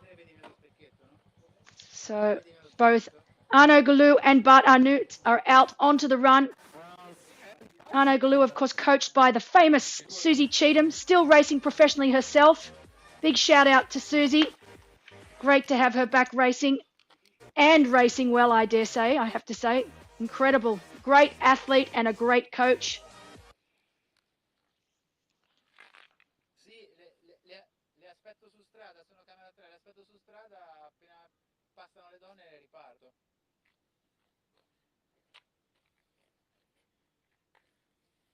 Aspettiamo le donne. So Simon Viant doing what he does best. Very strong runner. He ran his way to the win in Challenge Davos. And now running very, very well out on course so far. Early stages of the run. We're only a couple of kilometres in.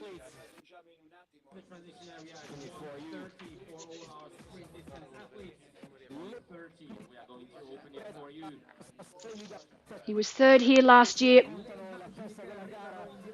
So I am sure he would love nothing more than to move up one ranking on that podium at the very least.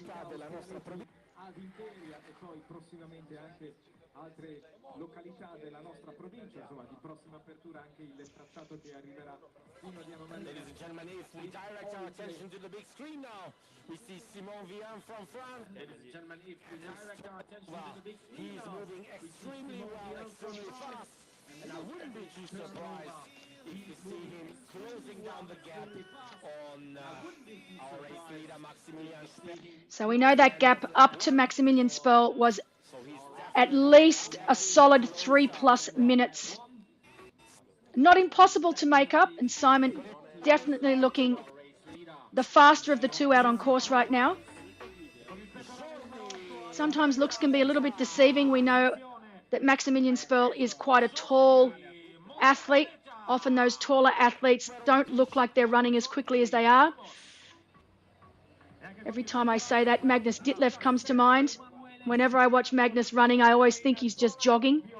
And then you see his kilometre pace and you think, yep, he's not jogging. He's actually running very, very quickly. So it's a little deceiving with these taller athletes. Oh, one of our athletes down on ground now. Just stopping for a second. Nope, they're back going again. Just trying to see if that is our leader or not. But whatever happened then, quick fix and back running at pace again. But you can see this run course. It is dead flat, running all the way along the beachfront. Beautiful views, nice sea breeze.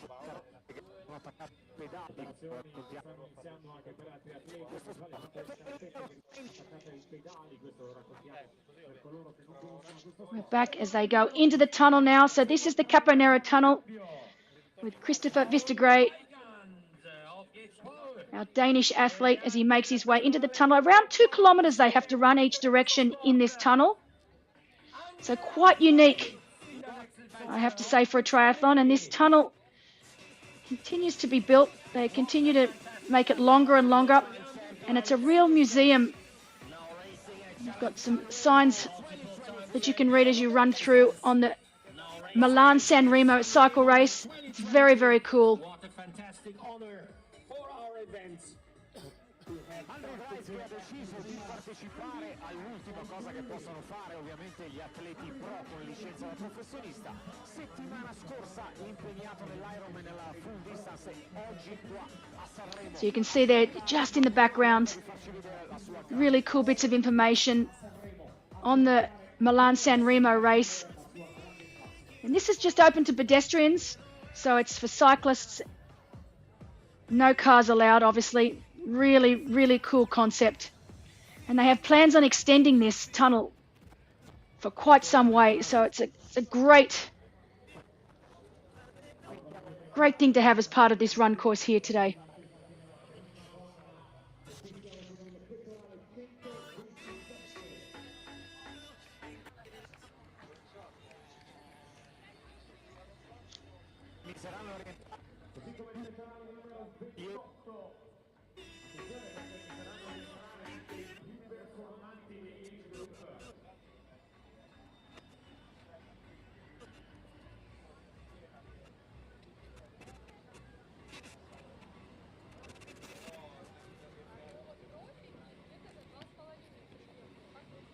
So more and more of our professional men making their way into transition. It won't be too long before we see our professional women making their way into transition. We know the three women have been stuck together this entire ride. There were small gaps starting to form as we've got the first of our age group men here right now as well, making their way out onto the run.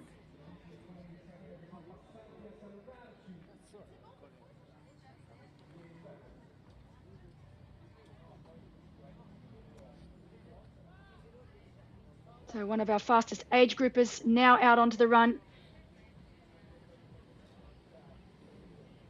as we wait for our professional women. There was just some small gaps starting to form between the three on the descent back down to sea level.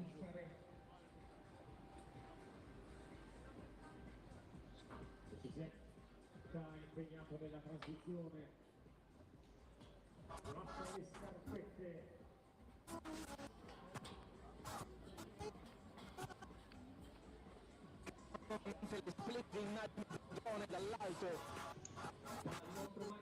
la nostra zona transizione.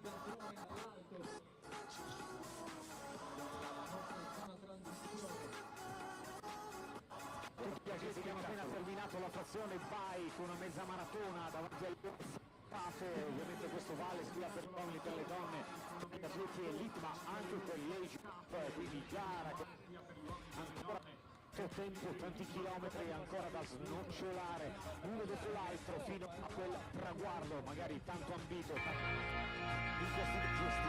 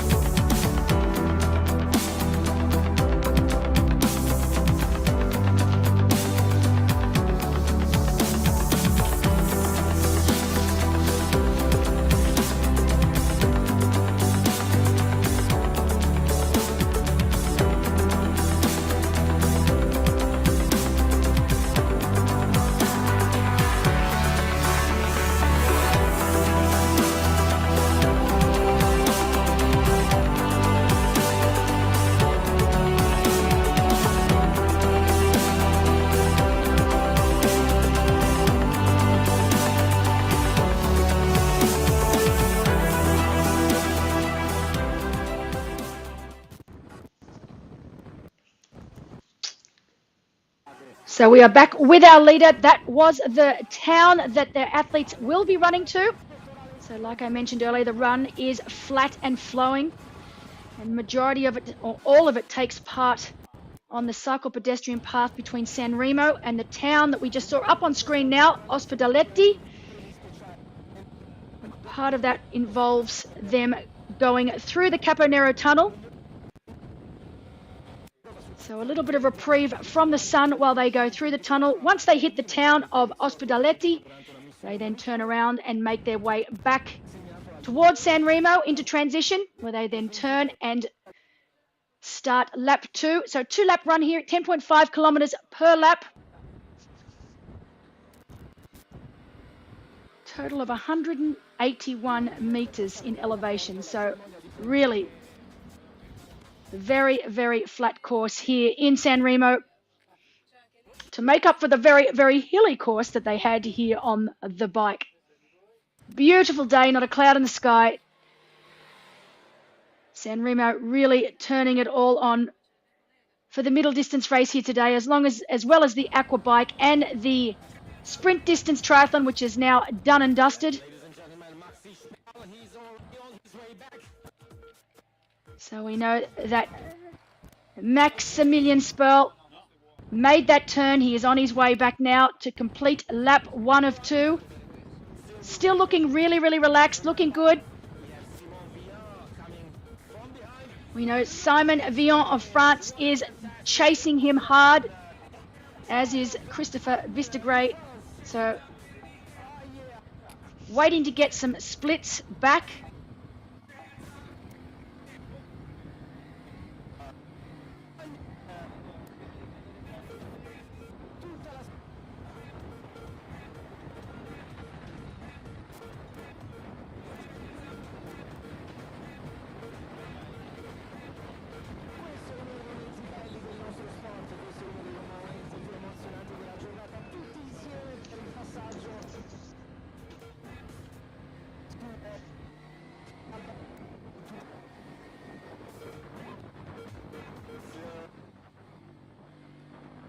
So now this is the first time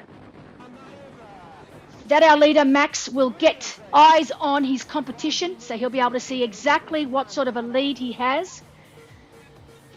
So he'll be running towards his competition right now. Yep, and as I say that, there you go. So he, for the first time, gets to see exactly where the others are. I think he'll be pretty happy with the lead that he has.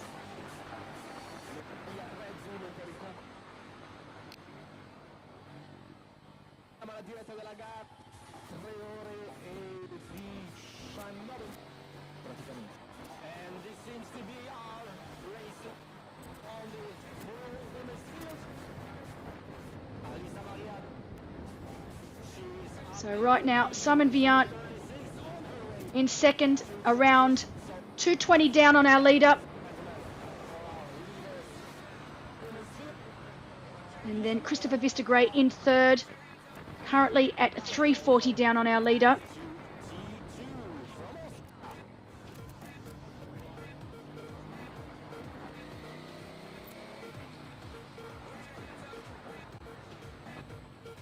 So Maximilian Sperl on screen right now with a 2:20 lead. 2:20 lead over Simon Vian. So Simon already in a better position than what he was this time last year. So finishing in third place last year, he's now currently in second. As our professional women now making their way to transition, Charlene Clavel has ridden this bike course beautifully here today. Wonderful riding from the young French woman. You can see that she's just starting to open up a little bit of a gap on this descent back down to sea level. Wonderful bike handling skills from Charlene. And she has been able to open up about a 10 to 15 second gap over Lisa Marie Dornauer and Magda as they make their way back down to the ocean's edge. Great shot there of those switchbacks. And look at that, you can see there are our chasers, Magda and Lisa Marie. And you can see Charlene is really starting to put some distance between herself. She is already around that next hairpin. Wonderful riding from her right now. And you know, we often talk about on a hilly course like this, we talk about the time gaps that you can create on the ascending, but we rarely talk about the sort of gaps that you can actually make on the descending. And you can see the difference in skill level here between the young Frenchwoman and Lisa Marie and Magda. Magda said it herself in her interview that coming from South Africa, they don't have a lot of this sort of climbing or descending. It's long, straight, flat roads.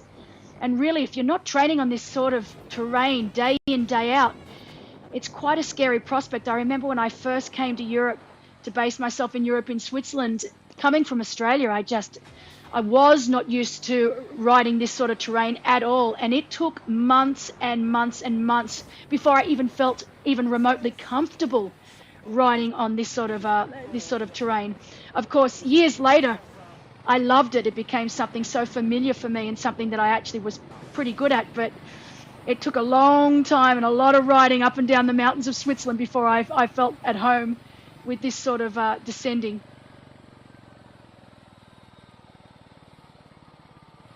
And for Charlene, she actually looks like she is right at home on the last section of this bike course here as she makes her way down to sea level and into transition. And this is going to be a really nice, if she can hold this lead into transition, a nice comfortable little buffer for her to go out onto that run.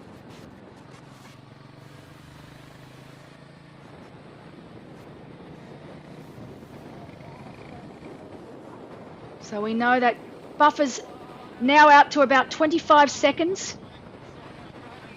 So Charlene Clavel from France leading.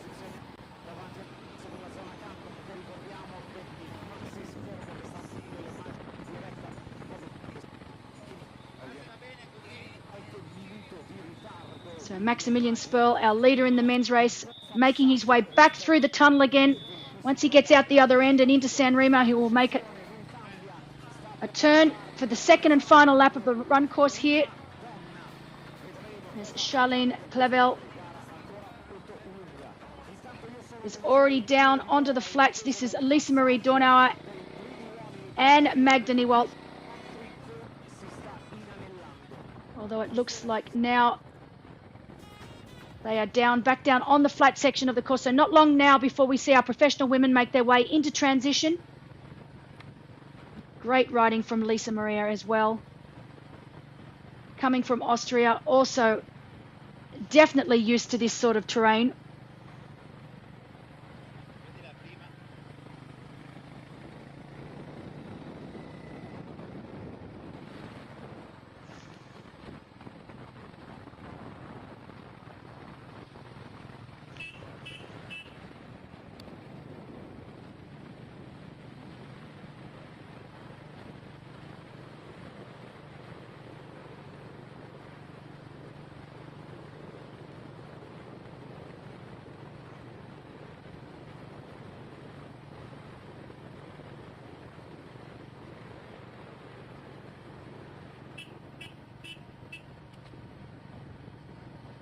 So great close-up there of Charlene Clavel from France. We know that Lisa Maria Dornauer has been able to bridge back across to Charlene. So both Charlene and Lisa Maria riding together into transition. But it's a 30-second gap back to Magda. We did expect Magda to drop off the pace on that descent. We know it's not her strength. So Magda now sitting in third place, around 30 seconds back on our leader here, Charlene Clavel.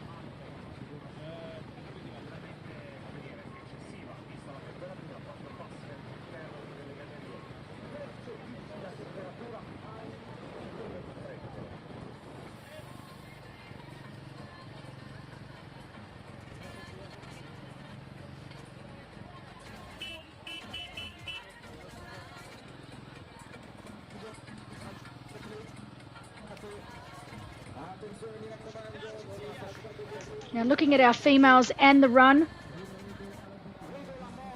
fastest on paper is actually Jodie Stimpson. We know that Jodie lost quite a bit of time on that bike course.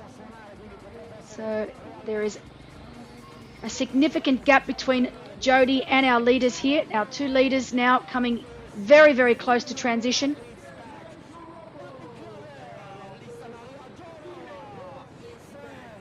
Of these two, right now, on paper, it is Charlene Clavel who is the faster of the two. But it's all going to depend on who's got the legs after that bike ride, because we know that bike ride most definitely is going to leave a bit of a mark. So our two professional women, Charlene Clavel from France and Lisa Maria Donau from Austria. Shoes are off as they make their way towards T2. Oh, they'll swap bike shoes for run shoes. Great riding from both of these ladies today.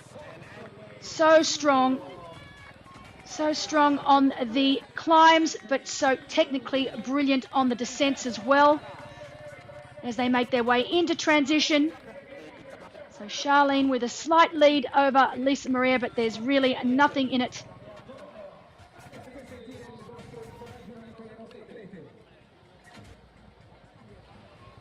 So we know at last check they had about 30 seconds over Magda.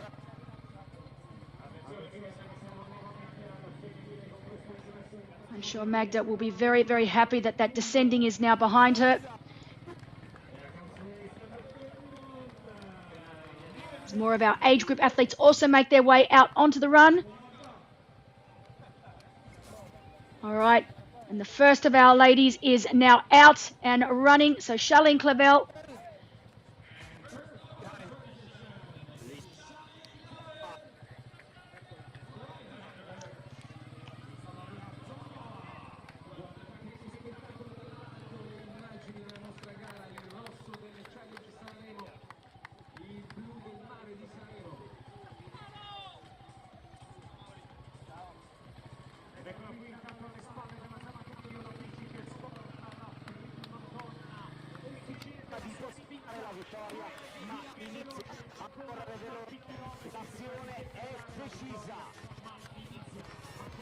So while the women start the first of two laps, we are waiting for our top professional men to make their way back to complete lap one of two laps.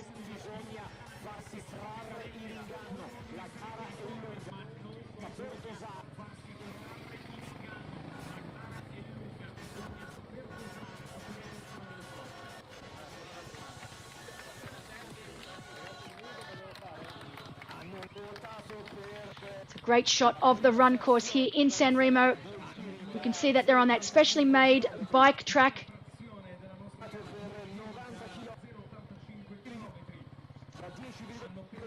So interestingly enough too, if I go back to my notes from Torsten Radet, he actually has Charlene Clavel right up there. Not in first place, that went to Jodie Stimpson, but in second place. So Charlene Clavel also racing very, very well and to her potential. But great running from Charlene so far. She looks nice and comfortable. She's just got that slight gap over Lisa Maria Donau of Austria. We know Magda Niewald was not too far behind.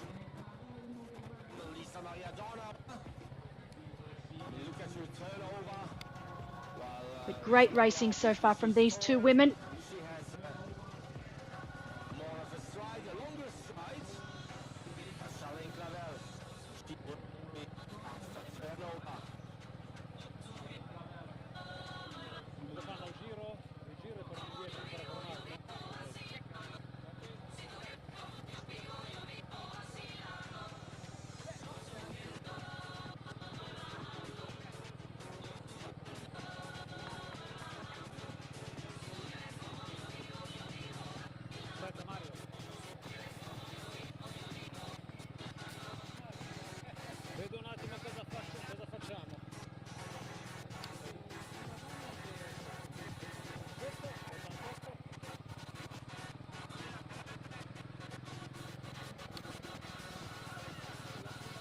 So Charlene looking very comfortable out there, running well within herself.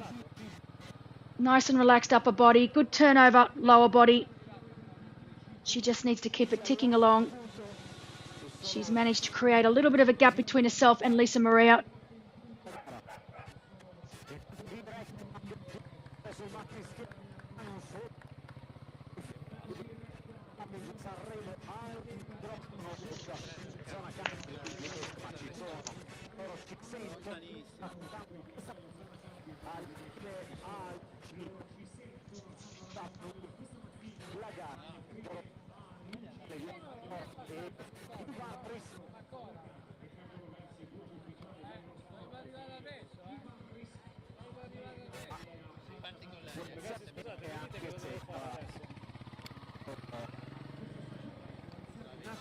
So there's our second placed female on screen, Lisa Maria. Also running well, not looking quite as comfortable as Charlene Clavel up front, but still ticking it over nicely.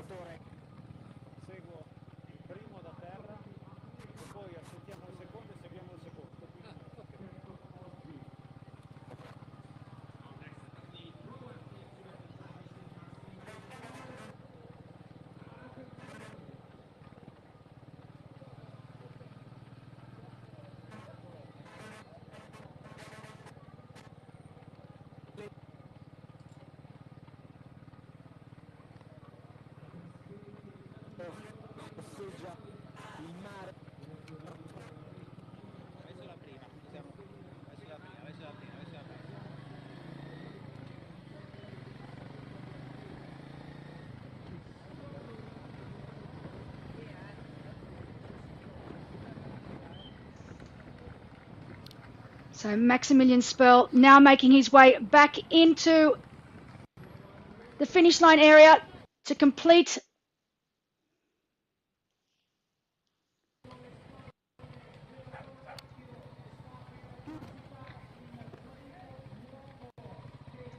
the turnaround here.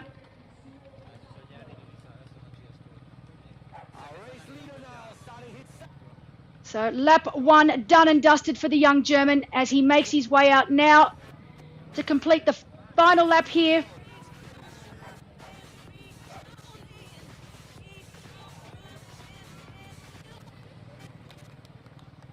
So great running from the German, still looking nice and relaxed and in control.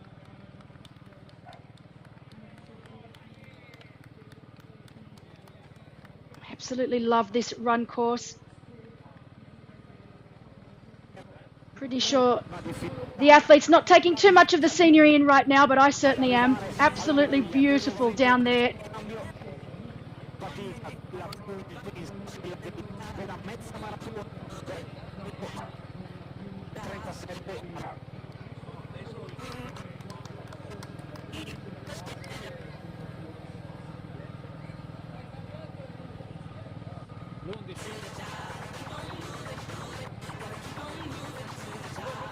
So we're trying to get an update now. We know Simon Vian of France is in second position. Shouldn't be too long before we see exactly, oh, it looks like that was it, checking his watch. So that is Simon Vian on screen right now. It looked like he checked his watch right when he crossed. So we'll try and get our spot. We do have spotters down on ground, trying to get an update to see if that is coming down. I'm not sure it is, and if it is, I'm not sure it's coming down quick enough because the young German's still looking very, very comfortable out front.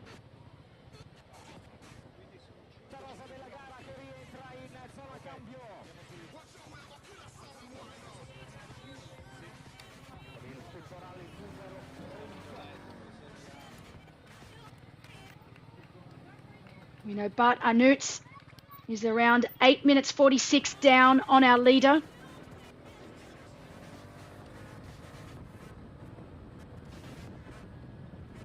So you can see now Simon Viant in second, coming in to make that turn in Sanremo. So our leader definitely still with a good chunk of time. It's got to be around that 500 meter mark, I would say. So definitely upwards of 2 minutes, around 2 minutes, a bit more than 500 meters. But a comfortable lead so far for our German. Both runners looking very, very good right now.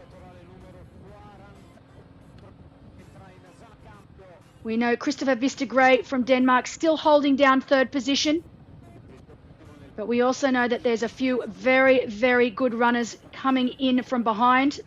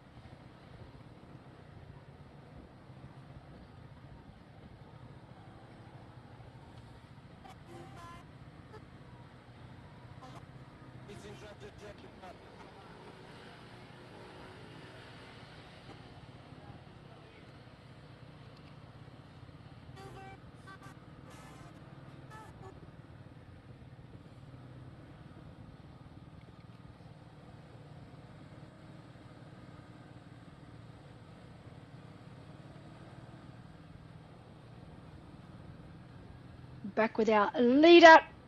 He has led pretty much from the first kilometers of the bike here. Looking very, very strong. He's still looking strong. He's got a completely different run style to our second place, Simon Viant, who's obviously a lot shorter than him. Turnover's a little slower for the tall German, but still running very, very well.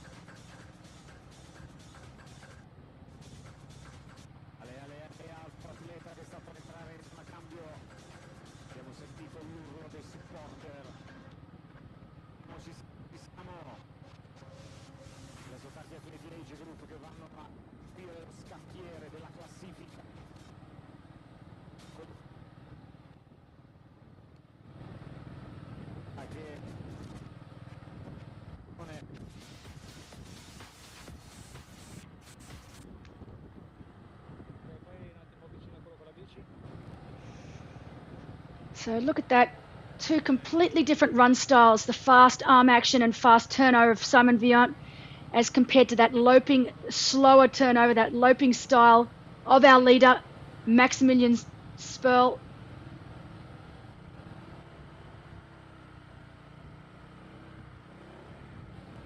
Both getting the job done though.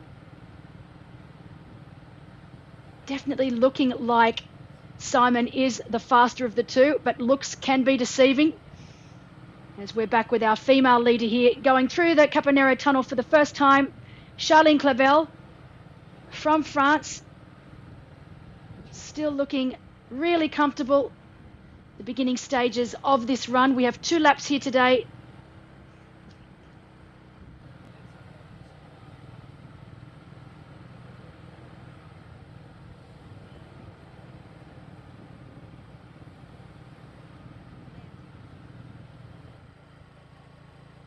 But what a spectacular part of the world Sanremo is. Definitely an area that I would love to spend some time exploring. That whole Italian coastline is absolutely beautiful.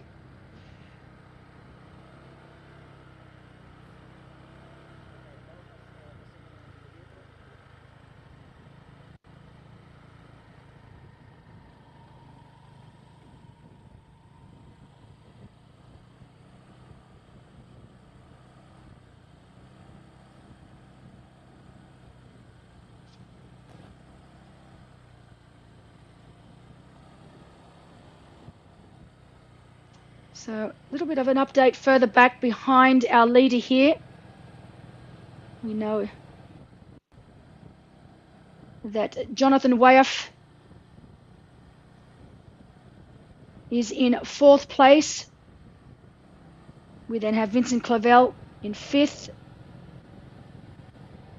Sven Thaumann having a really good run today, currently in 6th, and then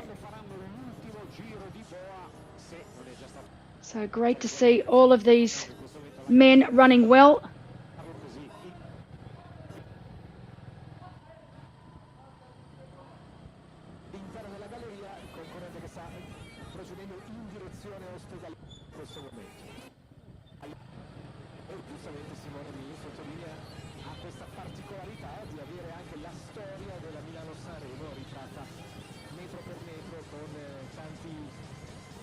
So looking at Simon Vian right now, he really is, if anything, picking it up. He really is trying to push as hard as he can.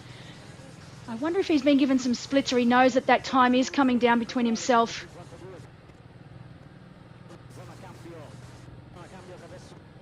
The great running from Simon right now.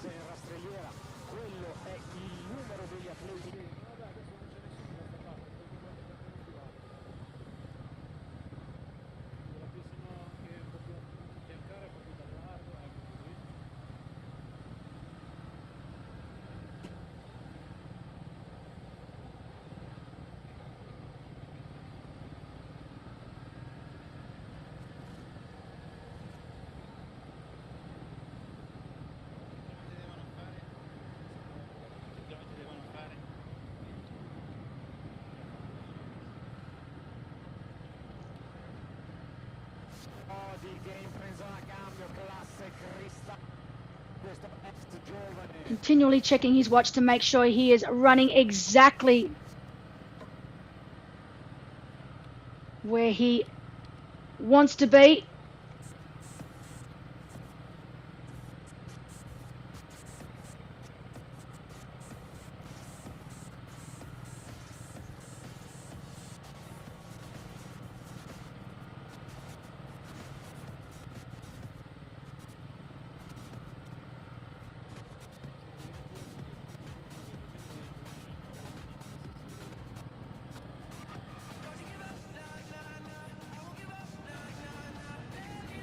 So our professional men making their way into this tunnel for the 3rd time now. They'll make their way through to the other side. And once they make that turn, it's a full steam ahead for home.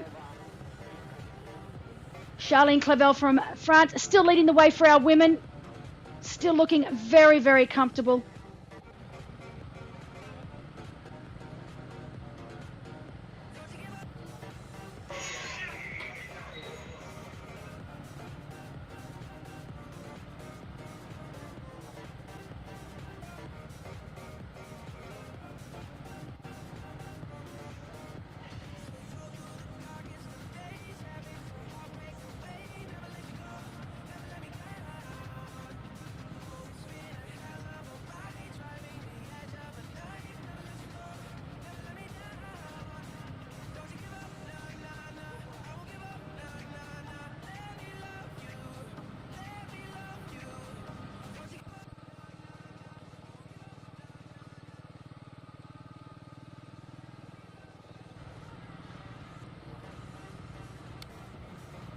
So we know that gap is around 3 minutes from our leader, Maximilian Sperl, to 2nd place, Simon Vian.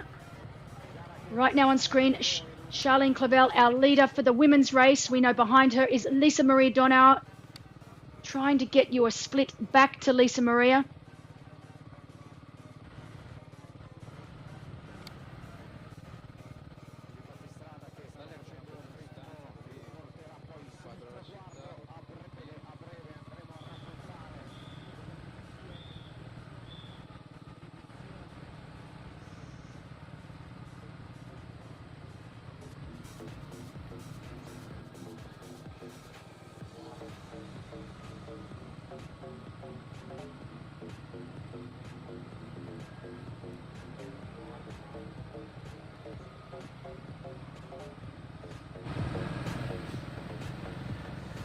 So we know right now that our top 3 women, the gaps are definitely not as spread out as we are seeing in our men's race. It is a much closer affair between our leader on screen now, Charlene Clavel, and second place Lisa Marie Dornauer and Magda Newell.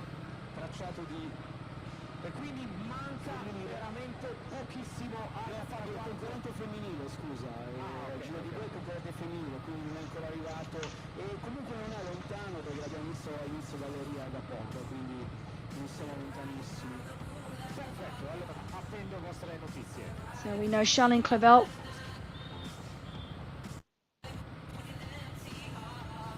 has already taken a win over the middle distance racing this year in France earlier this year. So doing everything she possibly can to get win number 2 for the season.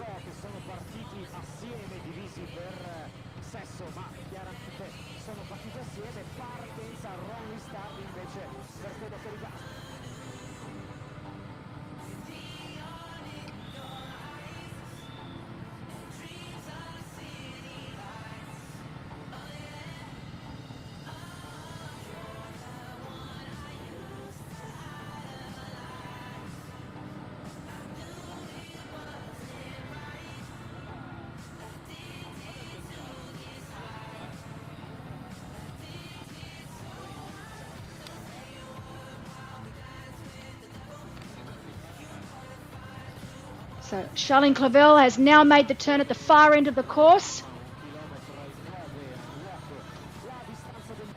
It'll give her an opportunity now to see exactly where Lisa Marie Dornauer is.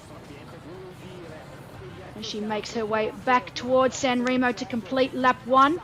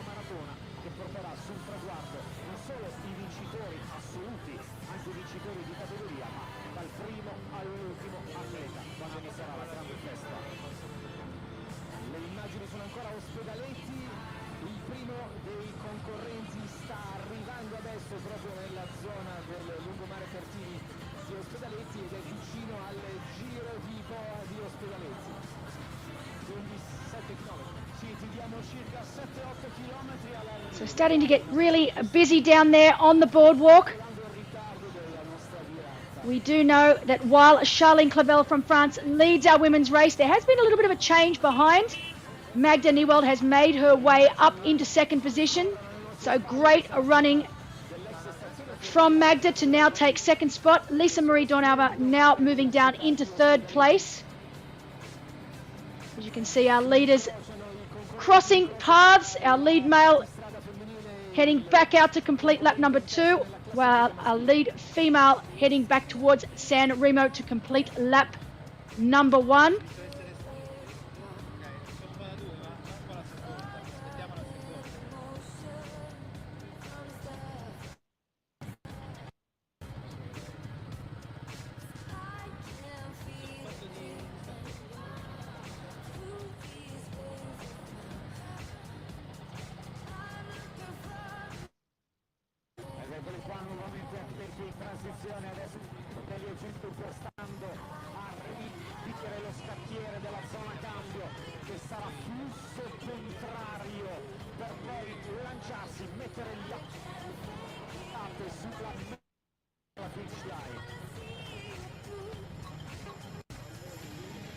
Gara che vede un misto di emozioni e di fatiche, con atleti ancora impegnati nella parte bike, molti gli atleti impegnati ancora nella parte bike, altrettanti tantissimi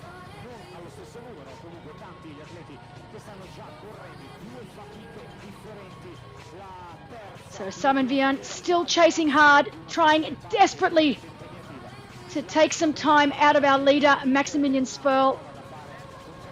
We know in third place now, it is Jonathan Wayaf of Belgium. So Jonathan having a great run here to move himself up into podium contention. And here we go. This is the woman we wanted to see. Magda Nieuwald has run her way into second. She's had such a stellar season so far. Coached by Yvonne van Vlerken. Both coach and athlete doing tremendous things this year. She leads the world bonus. A good result here today will pretty much seal the deal for Magda.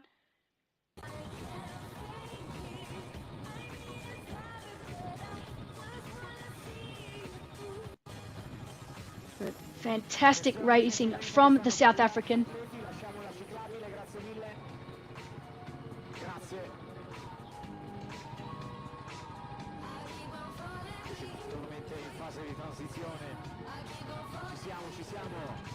So we will endeavour to give you an exact time gap between our leader, Charlene Clavel, and this lady on screen right now.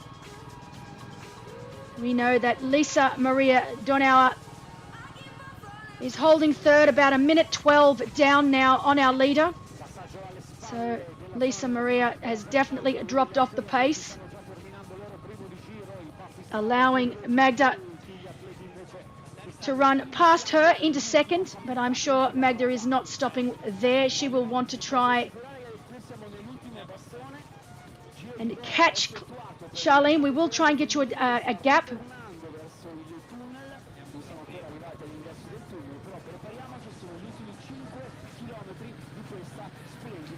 Simon definitely looking so incredibly comfortable, running very, very well out on course.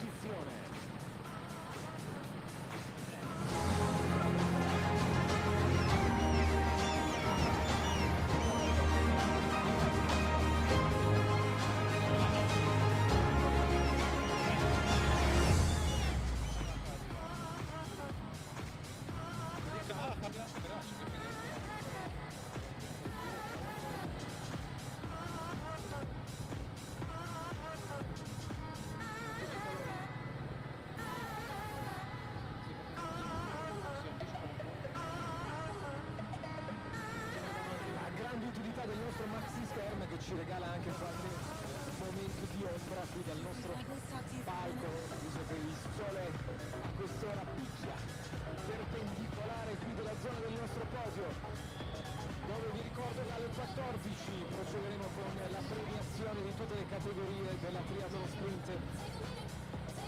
Dalle 12:30 invece passaparti per tutti gli atleti.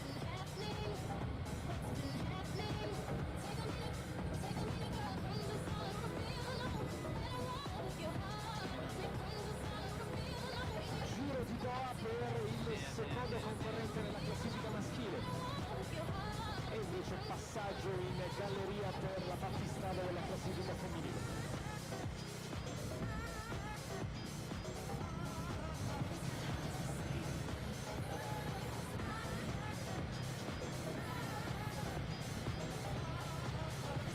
E corre sempre con un grandissimo appoggio, bellissima fase aerea. Guarda, ti posso assicurare che è uno spettacolo ancora adesso, anche negli ultimi 5 chilometri, Gamba viaggia in maniera splendida, davvero, non ha mollato un attimo, una scelta spettacolare.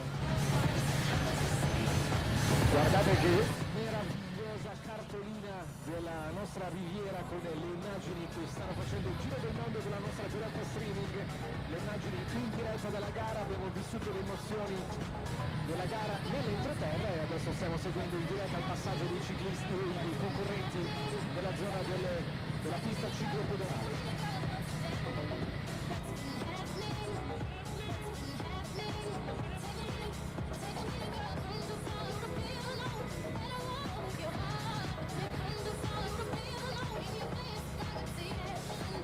Such a beautiful part of the coast down here on the Italian Riviera. Simon Vian from France, already in a better position than he was this time last year. Finishing in third place last year, he's now into second and chasing this man on screen, the young German Maximilian Sperl.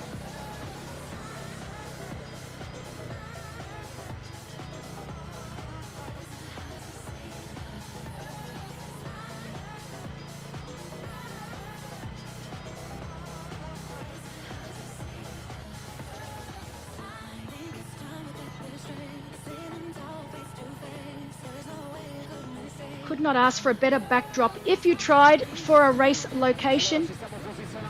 We're just shy of the 4-hour mark for our professional men's race. There'll be no race records set here today, although let's take a closer look at that.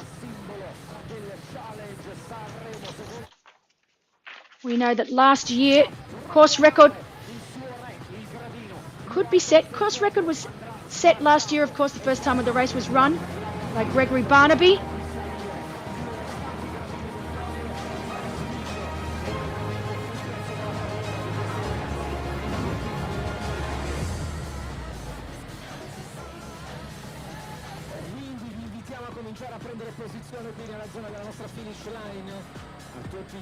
So Gregory Barnaby setting the fastest time here last year, 4 hours and 12 minutes on the dot.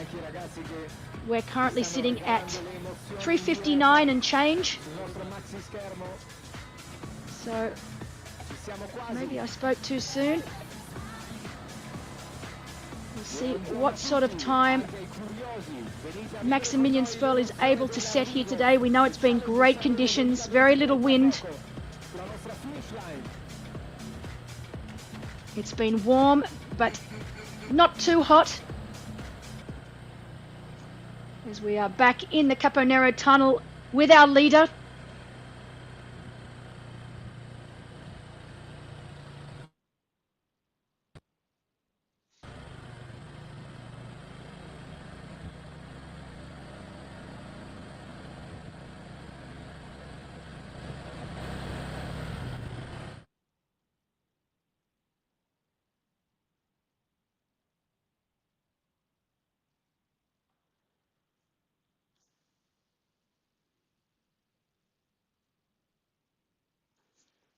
I love that Simon is constantly looking at that watch, making sure that he is right on pace where he needs to be.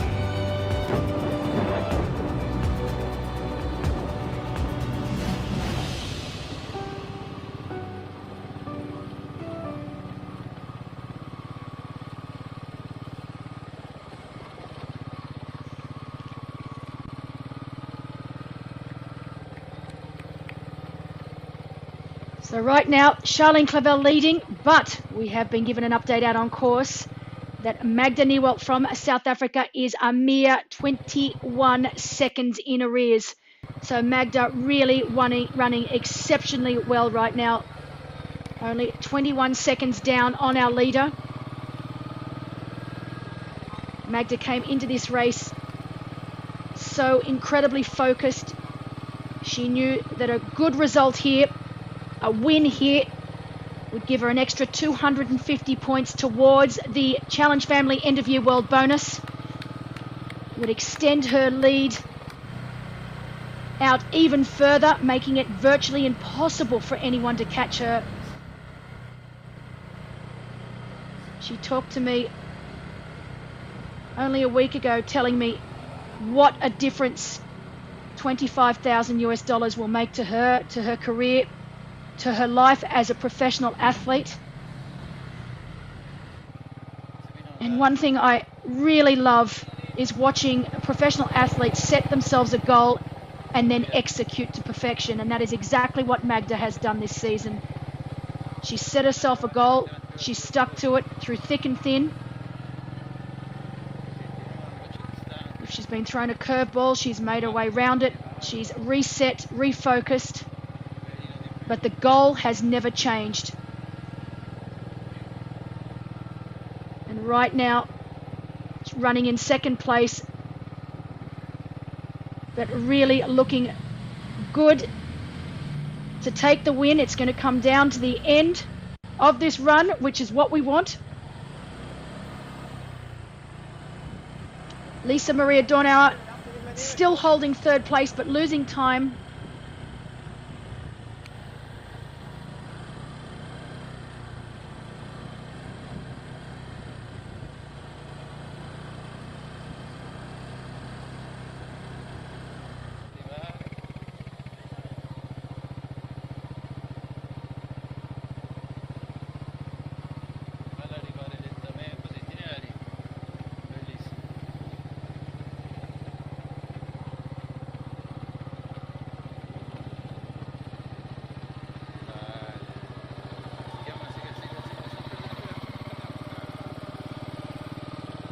So we know that while our women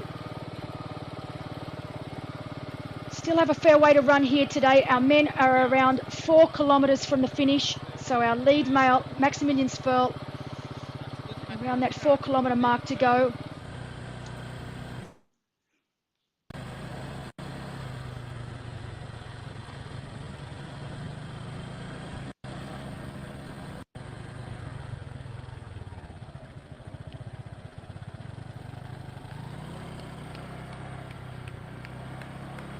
We know that Simon Vian is trying desperately to close that gap, but I dare say he is going to run out of real estate today. I'm sure Charlene Clavel on screen right now, even though she is leading, knows that she has Magda Newell coming at her. 21 seconds was the last gap we were given.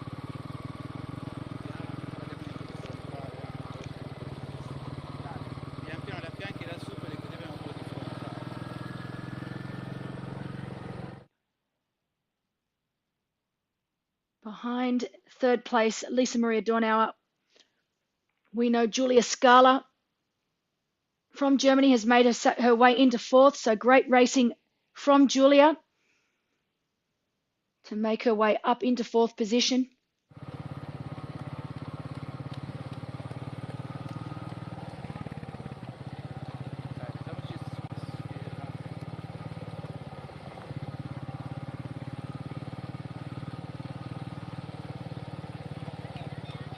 I believe it's only a matter of time now before we see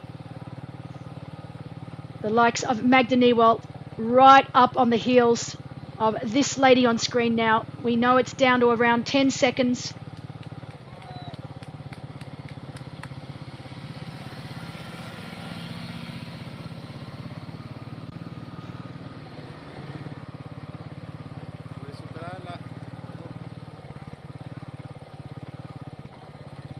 So any time now,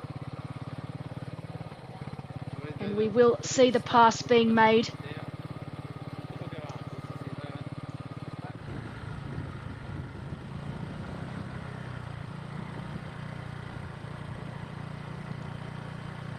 So our women, less than 1 kilometre to go before they finish lap 1, so halfway through the 21.1 kilometre run course. Giorgio, c'è la seconda che supera la prima, forse. So heading back right into the heart of Sanremo. Dovrebbe entrarti adesso, And there we go, here we go. This is when the pass is going to be made right now. So wonderful, wonderful running from Magda. Decided to take the inside. And she has gone straight past Charlene Clavel.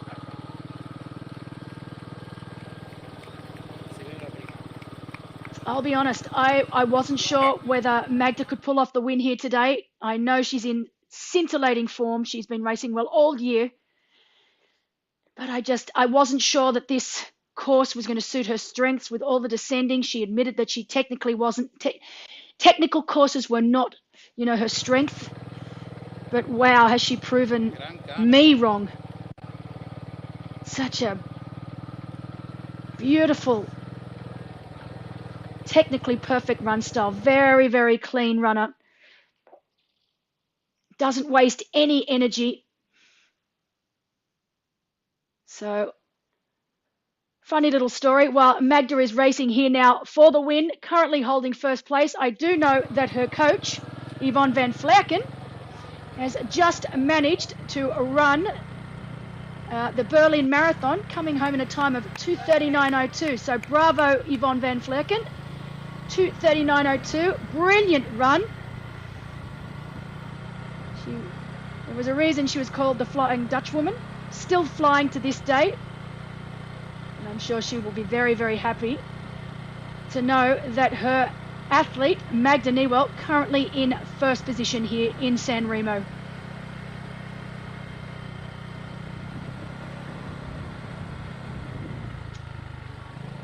Right now, Maximilian Sperl still looking comfortable, that long loping style.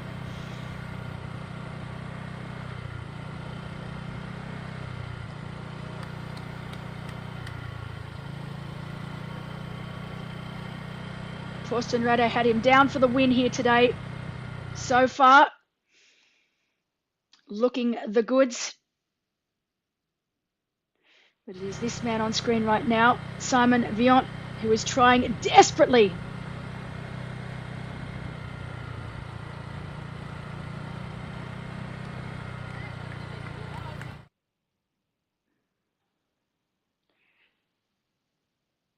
But I think it's going to be a matter of running out of real estate. Max looks like he has got this run well and truly under his control. He takes a look back just to make sure. We know that he has. You can almost start to see the finish here. It will not take long now before he is almost at the finish. You can just see it over there in the distance, the red Challenge Family arch. So he took one last look just to make sure Simon wasn't coming at him. We had a little bit of a similar incident last year where we started to call it a little bit too early, and then from nowhere Gregory Barnaby came. It was a great race. I don't think we're going to get the same here. It looks like Maximilian Sperl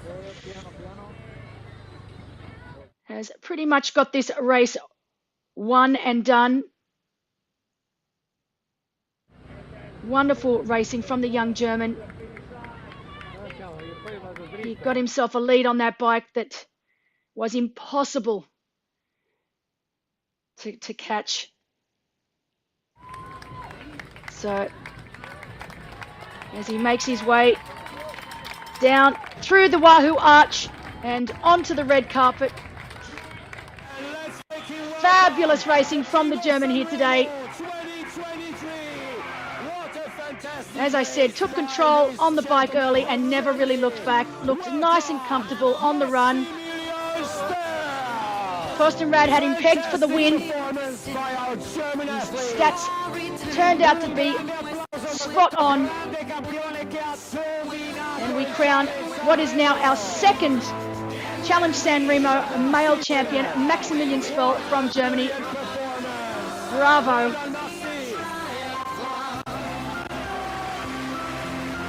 Comes out, guns out. He is a very, very happy man. Great race. He swam well. He rode incredibly well, and then he held on for the run. He never really looked threatened. Kept well within himself on that run. Absolutely dominating this race. Maximilian the champion of the second edition of Challenge Sanremo. Ranked 83 on the PTO ranking. I'm sure this race will move him up a few spots. As we now wait to welcome home second placed. We know that it is Simon Vian from France.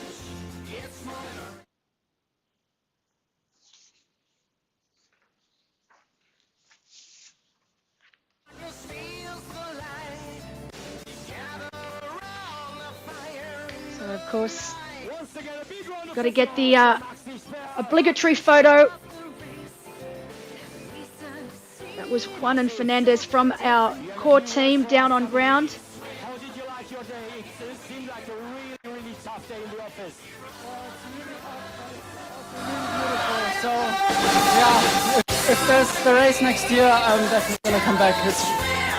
Well, it's very rare that we actually see a guy coming out of the water and with the first pack, then... And that, of course, was our winner down on ground. Already saying he's coming back next year. Obvious that this course suited his strengths. Fantastic racing from the German. Now turn our sights to second place. Simon Vian from France, still running very, very well. My perfect race, and yeah, it worked out, so I'm really happy. Okay, how did you like the course? I mean, obviously the bike course was absolutely challenging, wasn't it? Ooh, it was really, really brutal, and also in the descent I had like 2 or 3 really close calls. So that's when you know you're on the limit, but yeah, I couldn't be happier. Okay, ladies and gentlemen, Maximilian Schperl, and there comes our silver medalist from France, Simon Vian. Welcome! E pronti per l'applauso lungo di Sanremo per la seconda posizione. So coming home in second place today, Simon Vian from France. One better than this time last year. He was third here last year, second this year. Surely he's going to have to come back next year to get that number 1 spot. That's how it works, isn't it? But great racing from Simon. He was first only weeks ago in Challenge Davos, and now second place here today in Sanremo.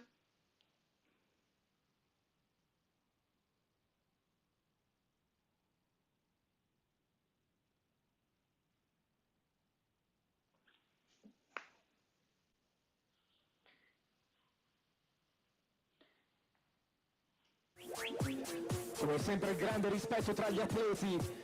Al termine della gara abbiamo visto tanti abbracci davvero belli, davvero toccanti al termine delle gare di ieri e di quest'oggi, ed è il bello del nostro sport. And ladies and gentlemen, please do not forget we are going to present. So now we wait for our third place finisher. We know that it was the last update we got that it was indeed Jonathan Wyeth from Belgium. I'm sure if he is able to hold on to that final podium position, he will be very, very happy. And there comes our third athlete across the line, ladies and gentlemen. And there comes our third athlete across the line, ladies and gentlemen.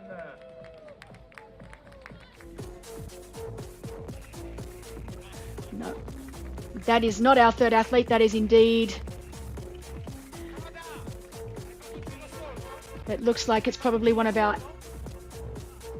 Maybe an aqua bike. But just the number tells me he's definitely not one of our pro athletes. So we are still waiting for third place across the line. As we are back with our female leader. And here he is, Jonathan Wyeth. Here is our third place.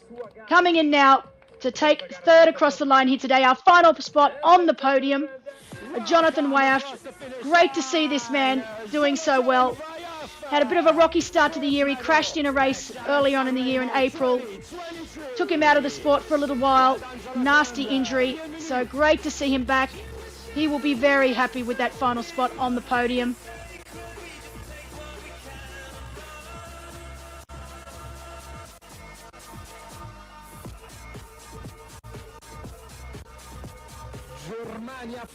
So our top three men here today. In first place, Maximilian Sperl from Germany. In second place, Simon Vian of France. And taking home third, that final spot on the podium, we have Jonathan Wyeth of Belgium.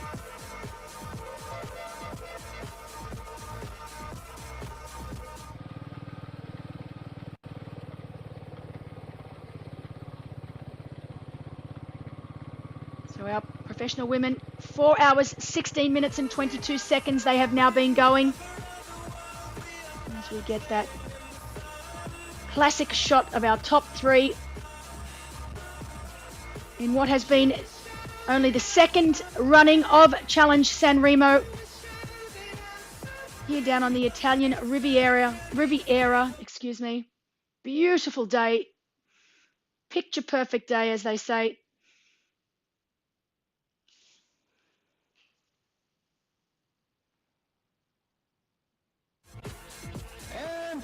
And there he is, Bart Arnouts. Great race from Bart to come from behind with Sven Thoumann right behind him. So Bart Arnouts from Belgium in fourth, Sven Thoumann in third, and Sven Thoumann in fourth. Really impressed with the way Sven has run here today. When he left transition, I was the one to say that his run was his weakness. He's really been working on it. So great to see him have a solid run here today. We know he's a great swimmer, but he will be very happy with that. So fifth place for Bart, fifth place for Sven.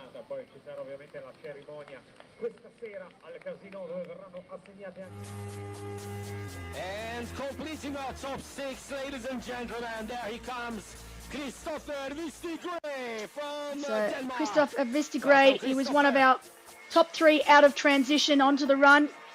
So he's lost a few places. Sixth place today for Christopher. But solid racing from Bart Arnouts, coming back from a broken elbow only 8 weeks ago. He was unsure of what his fitness was. When I was talking to him earlier this week, he said he had to start somewhere. I'd say he'd be pretty happy with first race back and fourth position.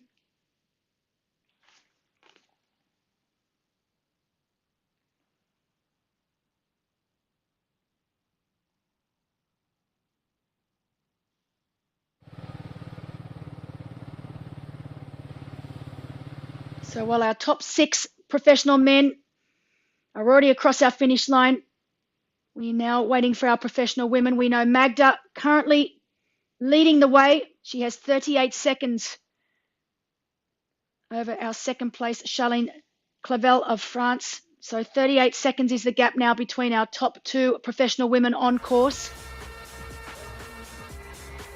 There's Arnaud Galou also across the finish line. You can see that it really has started to heat up here now, that second half of the run. Definitely making it difficult for our professional athletes and age group athletes out on course. Here he is, Caleb Noble from Australia.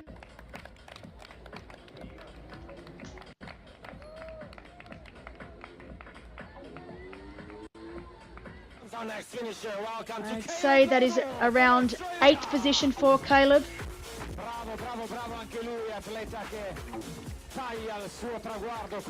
He's definitely given it his all. All the way from Noosa, the home of the world famous triathlon, Caleb Noble, welcome and well done. Love it that our down on ground commentator knows about the Noosa Triathlon.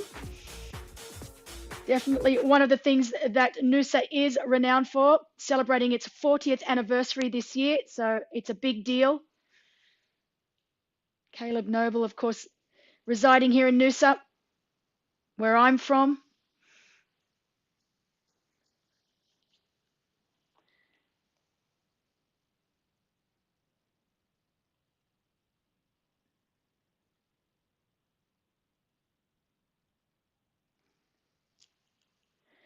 So just to let you know how close it was to last year's results. Last year, we know that Gregory Barnaby of Italy was our winner, coming home in a time of 4 hours, 12 minutes dead. Today, Maximilian Sperl, 4 hours, 12 minutes and 15 seconds. So very, very close racing. Simon Vian from France in second in 4 hours 15, and in third, Jonathan Waif in 4 hours 17.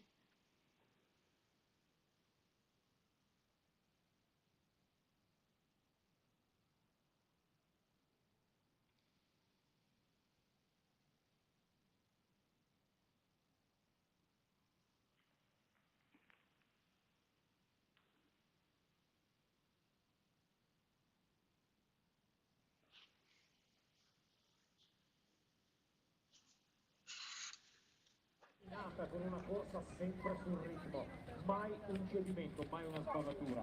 Adesso la finish line ovviamente merita il grande applauso. Attenzione perché le In 8th spot today, race number 20, Vincent Clavel.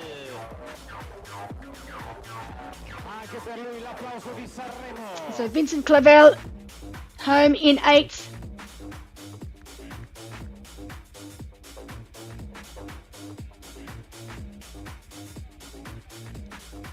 And you can see on the faces of our athletes just how challenging this course is here in Sanremo, especially Nearly all of our athletes crossing the line, collapsing on the ground. Especially with the heat absolutely turned on out there. There's William Menison.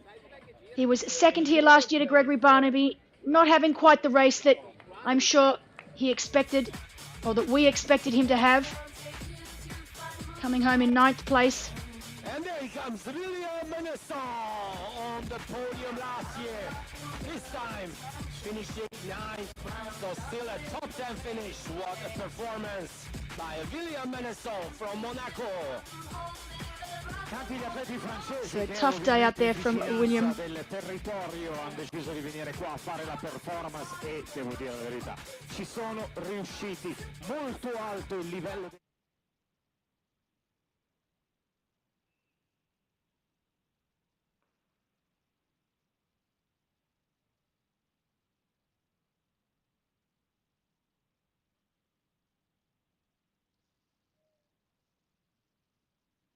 So back down with our lead women. Magda Newell from South Africa leading the way. She's got around 40 seconds over Charlene Clavel from France. We know Lisa Maria Dornauer was in third but losing time. Julia Scala was in fourth. Magda just ticking it over nicely. She just needs to keep concentrating on what's in front of her, not worrying about what's going on behind her. The heat will not be an issue for Magda. She races very, very well in the heat and humidity.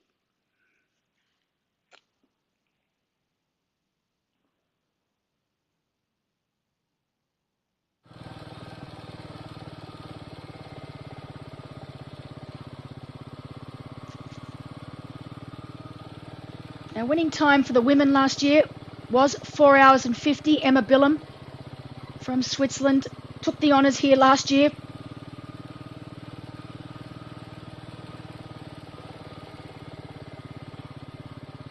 Right now, our women sitting at 4 hours 24:35.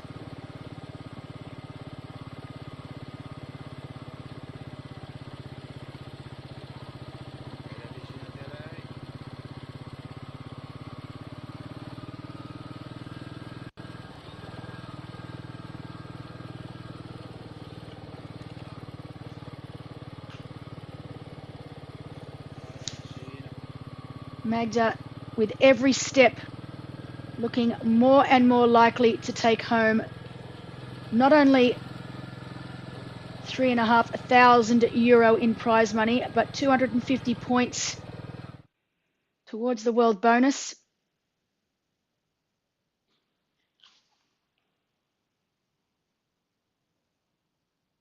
I'm going to have to do the maths, but it is looking highly likely that I just cannot see any other female being able to take over or at least catch Magda. Even though we've got quite a few races to go this year, we've still got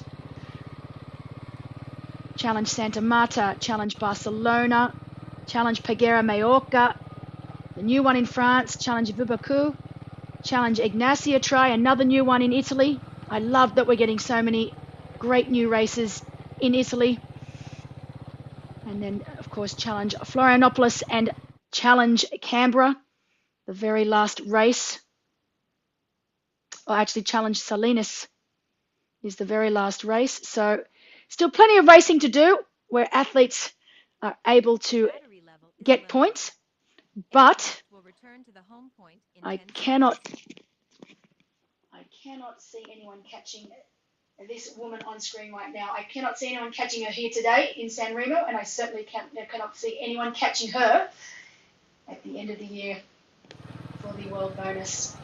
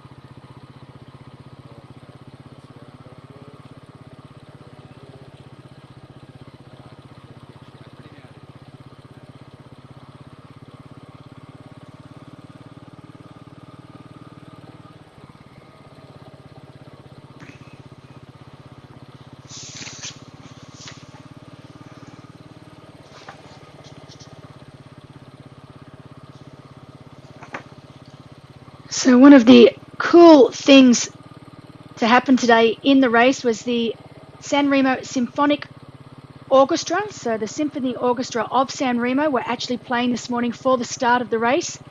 They will also be playing this afternoon at the official awards ceremony.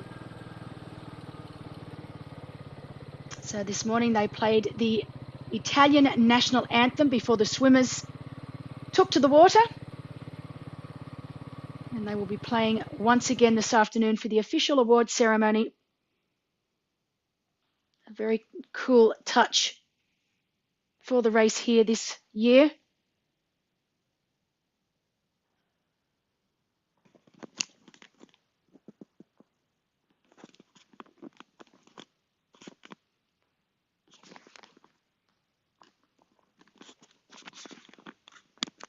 Cambiamo un po'.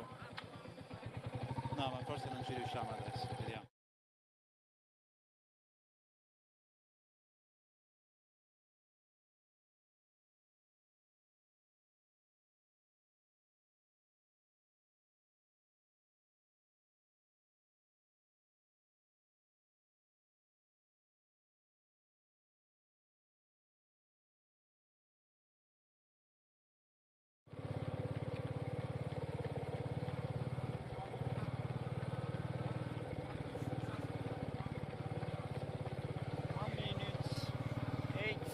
So 50 seconds is the gap between Magda and second placed Charlene Clavel, with a further 2 minutes 50 back to third place Lisa Maria Dornauer. So our three women still holding strong.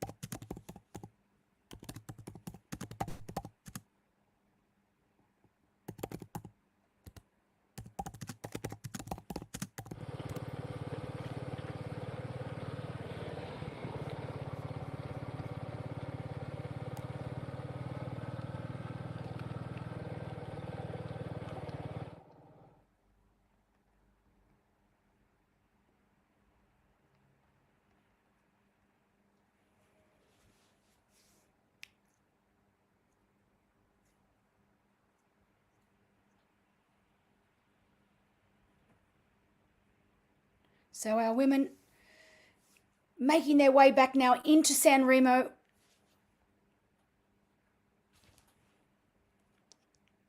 Magda Newell, she came here with a plan and she has executed to perfection. She knew that she needed this result here today to seal the deal.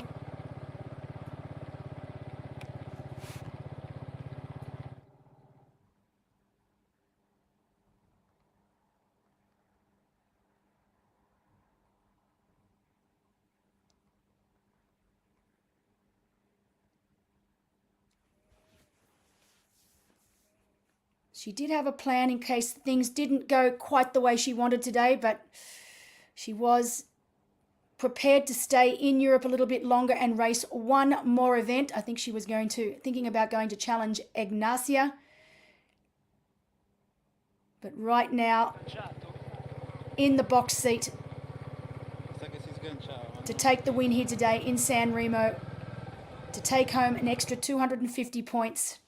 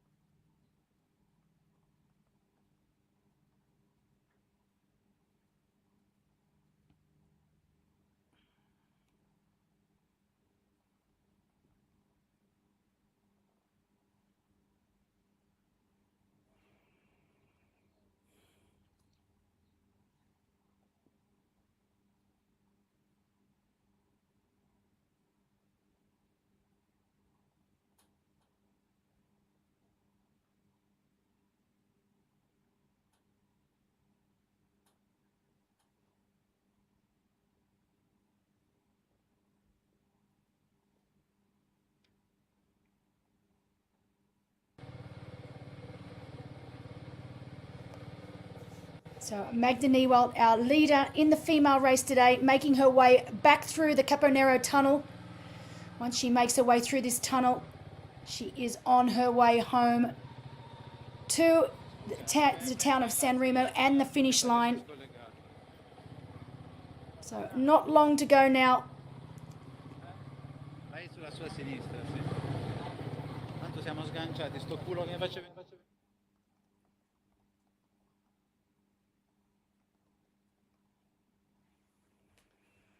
Great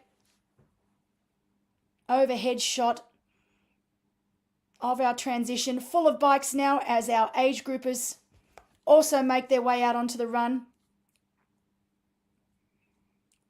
Today we started 8 o'clock this morning with our professional men and women in the middle distance race. We had our age groupers, our relays.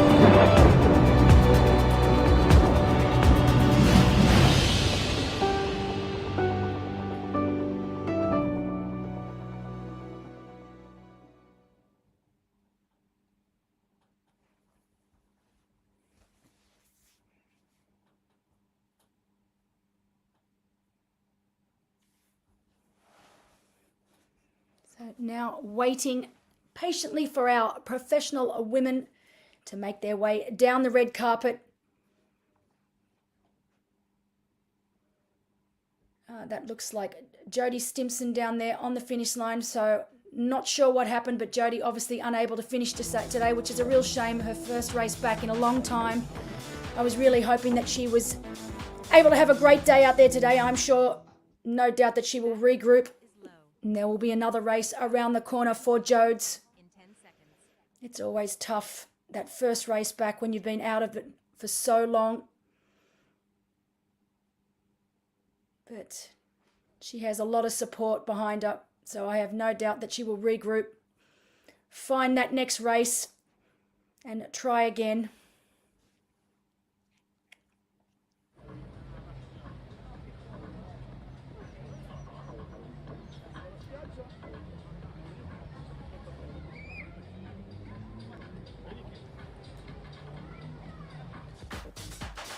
So Magda Newell now holding over 1 minute, so 1:05 over Charlene Clavel.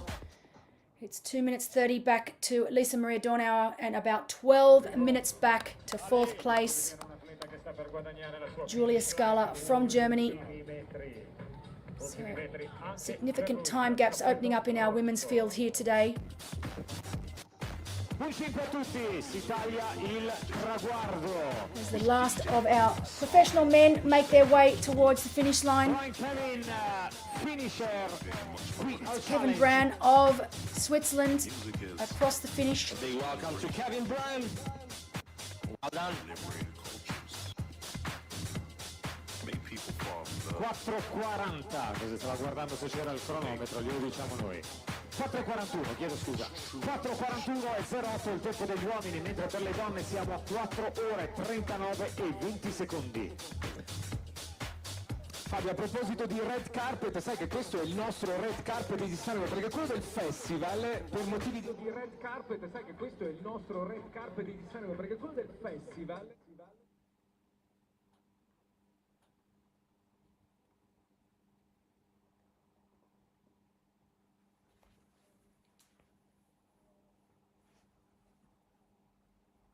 Il casino di Sanremo e anche a pochi passi di distanza dalla zona del teatro Ariston. So lots of happy faces down there on the finish line. La zona centrale.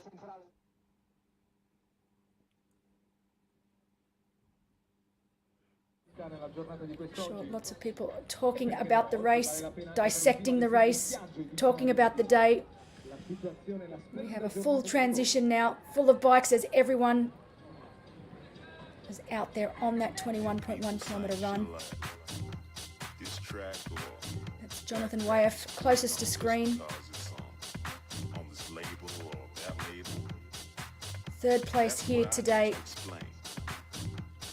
It's in the very nature of music and how I see it.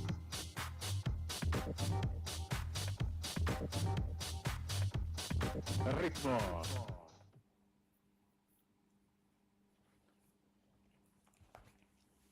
Won't be too long now as we wait for our first place female, Magda Newell. We know that she is going for the win. We know that second place is over a minute behind now.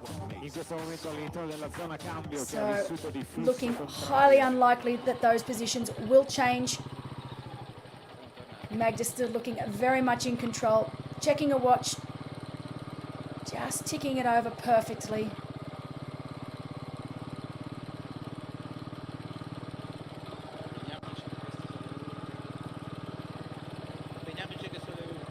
Be able to go back home to South Africa after this race, knowing that she has done everything possible to secure that Challenge Family bonus.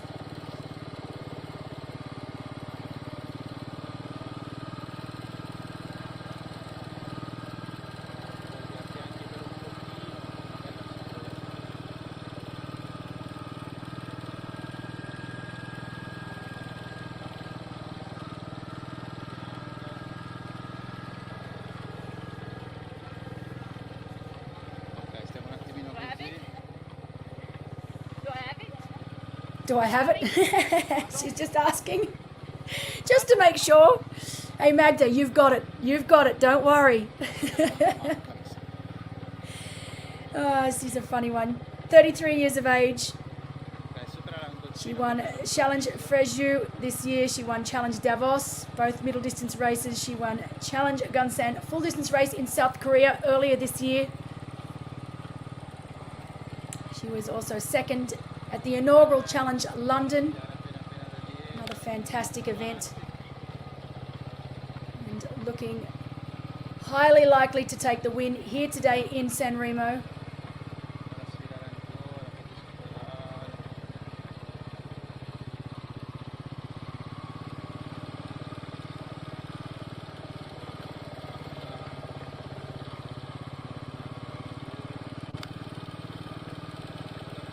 She has a great working relationship with her coach Yvonne van Vleuten from the Netherlands. The improvements that I've seen in this woman over the past 2 years now have been truly remarkable. And this year in particular, just the improvements I've seen. Magda, she really has, she's an all-round athlete now. She's improved swim, bike and run.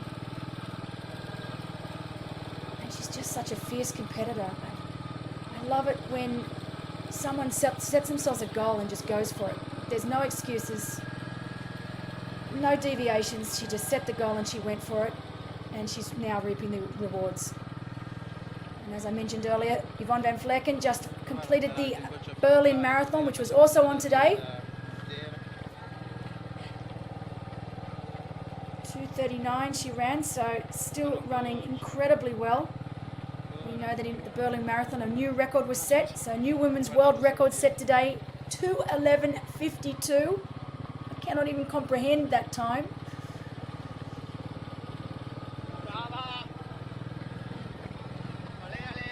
I'm not sure Magda is going to get the record here today. We know that was set last year by Emma Billum. 4:50:10. We are at 4:44 and 40 for our professional women.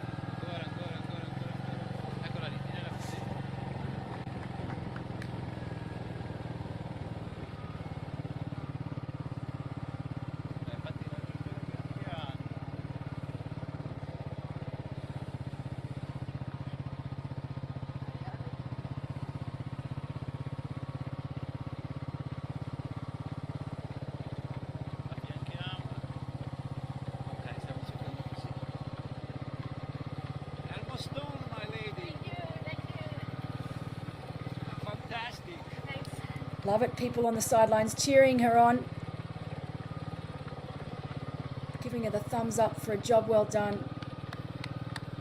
We knew that she'd come out of the water a little bit down on the other women, but she rode so very, very well the beginning stages of the bike. Just losing a little bit of time on the descent back down into Sanremo. She admitted that that was not one of her strong points. But it hasn't made a difference here today. She was able to make that deficit that she lost on the descending. She's made it up here on the run. She's then been able to put some more time again into Charlene Clavel.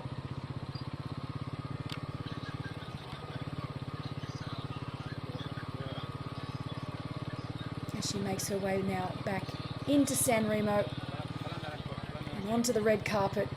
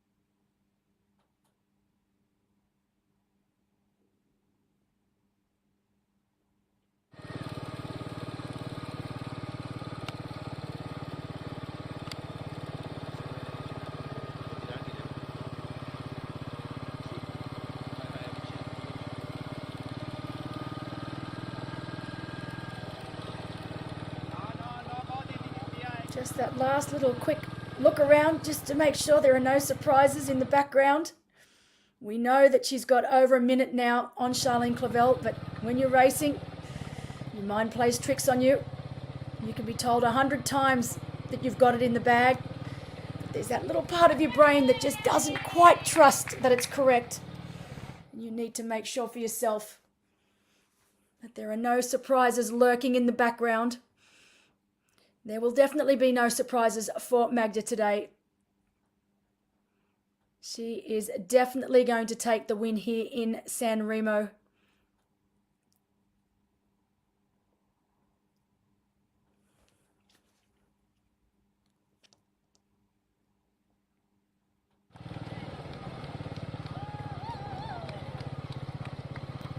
You can see that she is getting close to the finish line. More and more spectators on the side of the road cheering her on, willing her to that finish line.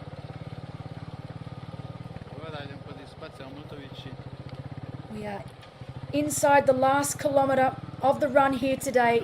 Magda still looking so incredibly relaxed and in control, like she has looked this entire race.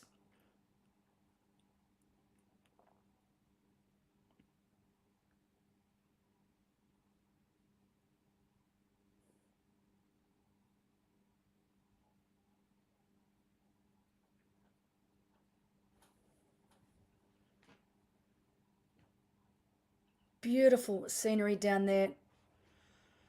That water looks so incredibly inviting.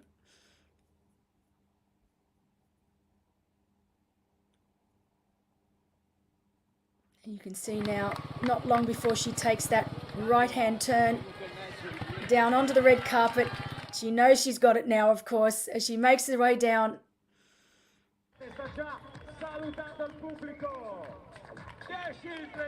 Here we go.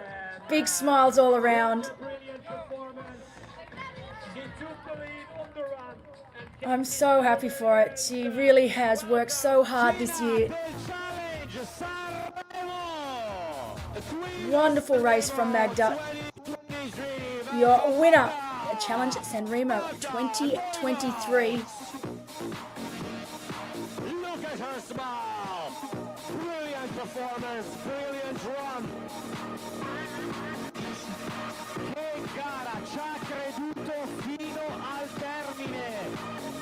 Pochi chilometri fa era in seconda posizione e poi il carattere, la grinta, i muscoli l'hanno portata al comando e alla vittoria. Brava Magda, il sorriso della nostra campionessa.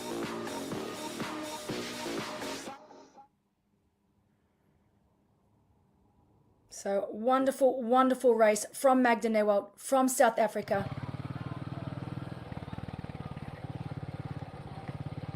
Back with our second place female, Charlene Clavel. She led early on the bike. She was first into transition, first out onto the run. She's been at the pointy end of the field of this race since the very beginning. She set the pace early. Wonderful race from Charlene as well to bring it home in second place here today.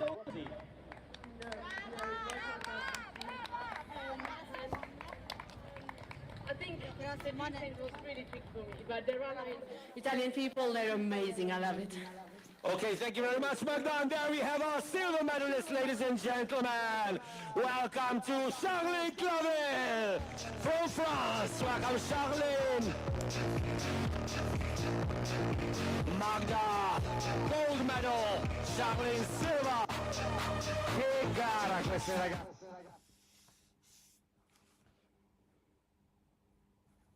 So Charlene Clavel of France taking home the silver medal today, second spot on the podium. And ladies and gentlemen, please do not forget we are going to present our top 3 men and women straight after we have our bronze medalist, female pro, finishing our bronze medalist. And here she comes, great running from Lisa Maria. She has really come home strong in those last few kilometres. One of the splits I got back to her, she was over 2 minutes down, so she really has worked those last few kilometres of the run. and has come home really, really well. Great racing from Lisa Maria Donau of Austria. Fantastic podium here with our professional women. And a bow, you deserved a bow. Well done. Fantastic podium. So much respect for these women they have for each other, both on and off the race field.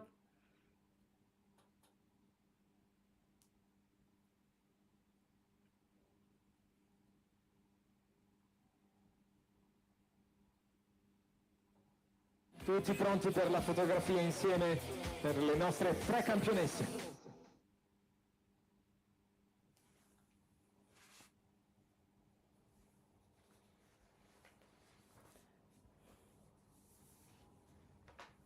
So our top three professional women, Magda Nieuwald of South Africa. In second place, Charlene Clavel of France. And in third place, Lisa Maria Donau of Austria. Fabulous podium. Amazing women.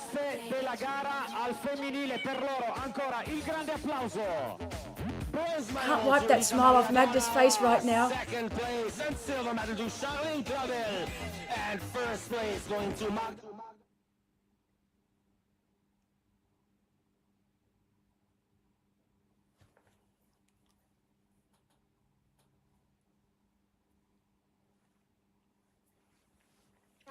In a few minutes.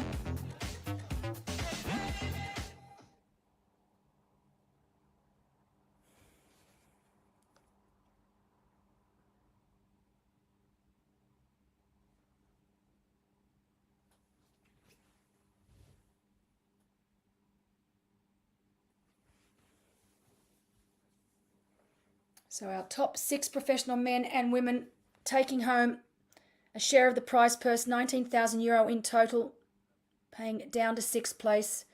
Our top six professional men and women, as well as our age groupers in their categories, earning an automatic slot into the championship next year in Šamarin, Slovakia.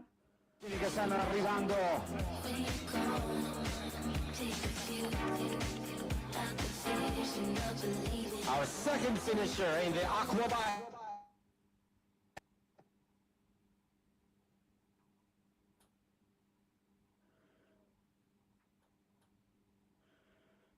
Great shots there of Caleb Noble, congratulating the professional women, Magda and Lisa Marie. He's done quite a bit of training with these women. He knows them well. Magda was training with him up in Davos till they both came down.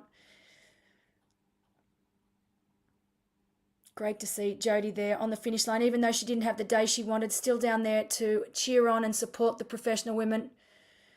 This is so typical in the sport of triathlon. It's one of the reasons that I am still in the sport today. Just such an incredible community of people, of athletes, supporting each other, even when things haven't gone their way.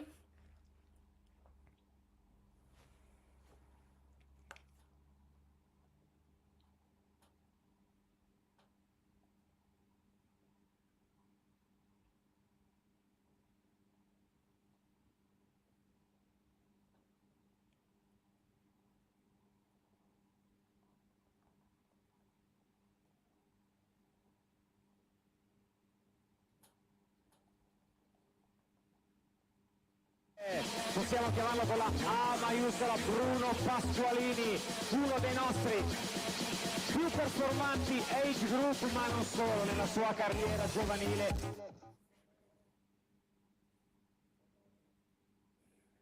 Fantastic overhead shot of that finish line area, transition area.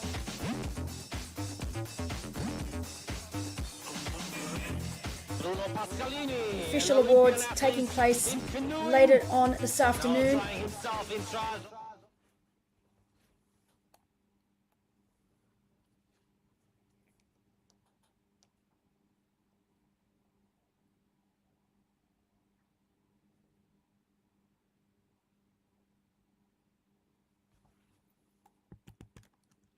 Altri atleti che vanno al traguardo, l'applauso di Sanremo. Bravi, bravi, bravi. welcome to Paul Blundell, and welcome to Colin Fleming. Well done. Conditions still looking picture perfect. Absolutely amazing down there in Sanremo. I'm sure there's going to be a few slightly sunburnt bodies by the end of this. We've still got our age group athletes, our relays. Quindi da notare un ritiro per uno degli atleti top di questa gara.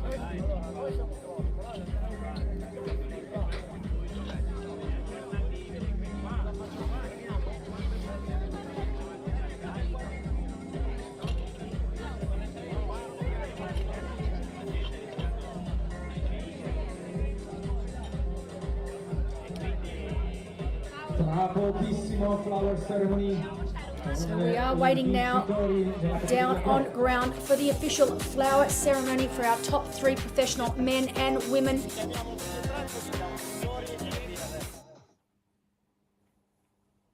It will be underway very, very soon.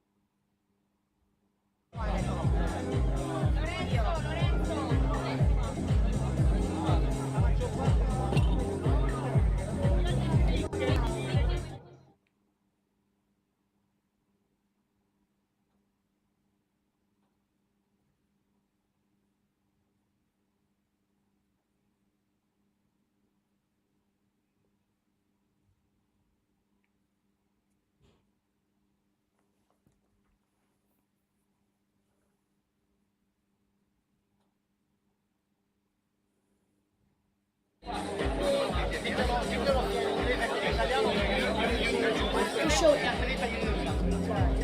Finishers Trophy for all of our athletes racing here today in the middle distance event.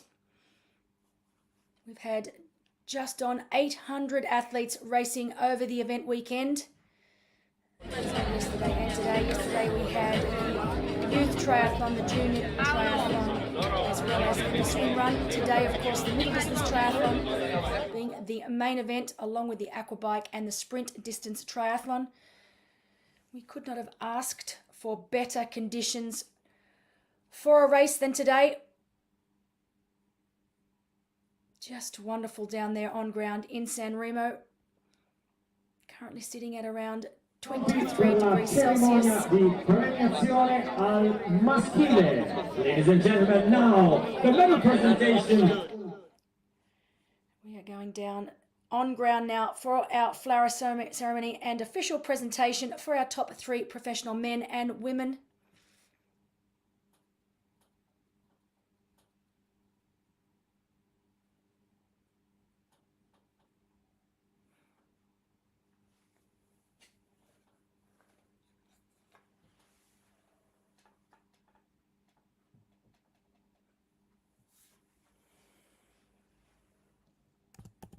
Com'è? Devo che vado che te controcampo. And there comes our finisher. Put your hands together for Eva Serena. Welcome, Eva.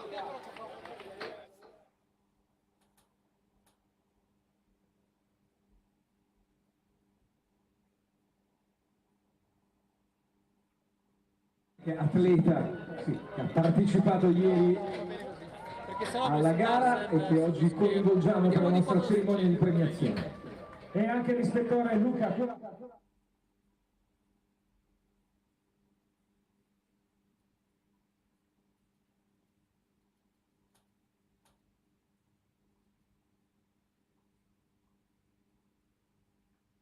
Finishing in second place from France, Simon Vian, and first and the new king of Sanremo 2023, Maximilian Sperl, Germany. 23, Maximilian Sperl, Germany.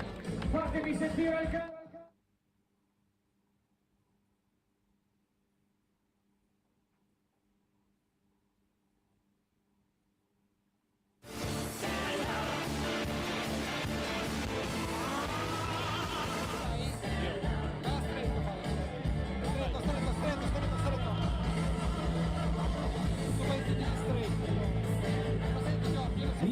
Di Sanremo per la nostra premiazione. But please stay because you have one more job to do on the podium.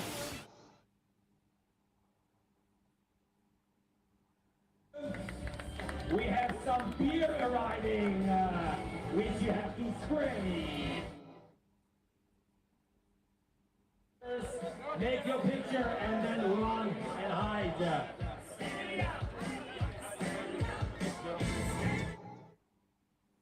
Avere il collega bello grosso dentro dietro. So ladies and gentlemen, this is your top 3 at Challenge Sanremo 2023. Jonathan Bayaf, Simon Vian, and Maxi. Jonathan Bayaf, Simon Vian e Maxi Sperl. Well done, boys. Applauso anche per la console bagnata di Radio Mandrake. Allora, ne approfittiamo perché intanto vi comunichiamo che è arrivata la prima staffetta. Comunichiamo che è arrivata la prima staffetta al traguardo, quindi un applauso anche alla prima staffetta. Intanto ci prepariamo per la stessa premiazione.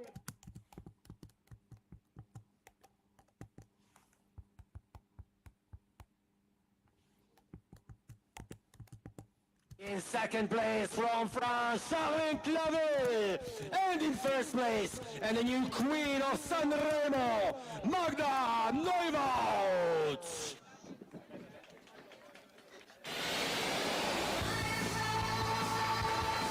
È ripartita la console e allora attenzione alla birra.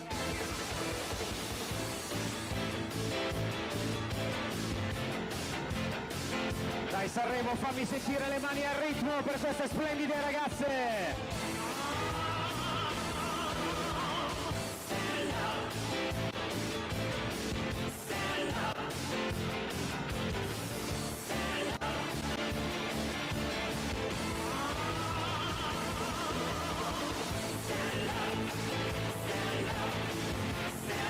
A big round of applause to our top 3 pro women. But wait, we've got some more thing arriving. Something to spray with.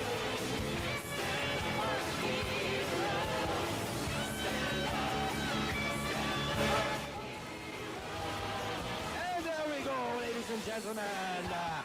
our top 3 women in the pro race. Well done. Lisa Maria Donova in third. Charlene Clavel in second. And Magda Neuhaus in first place. Brave ragazze.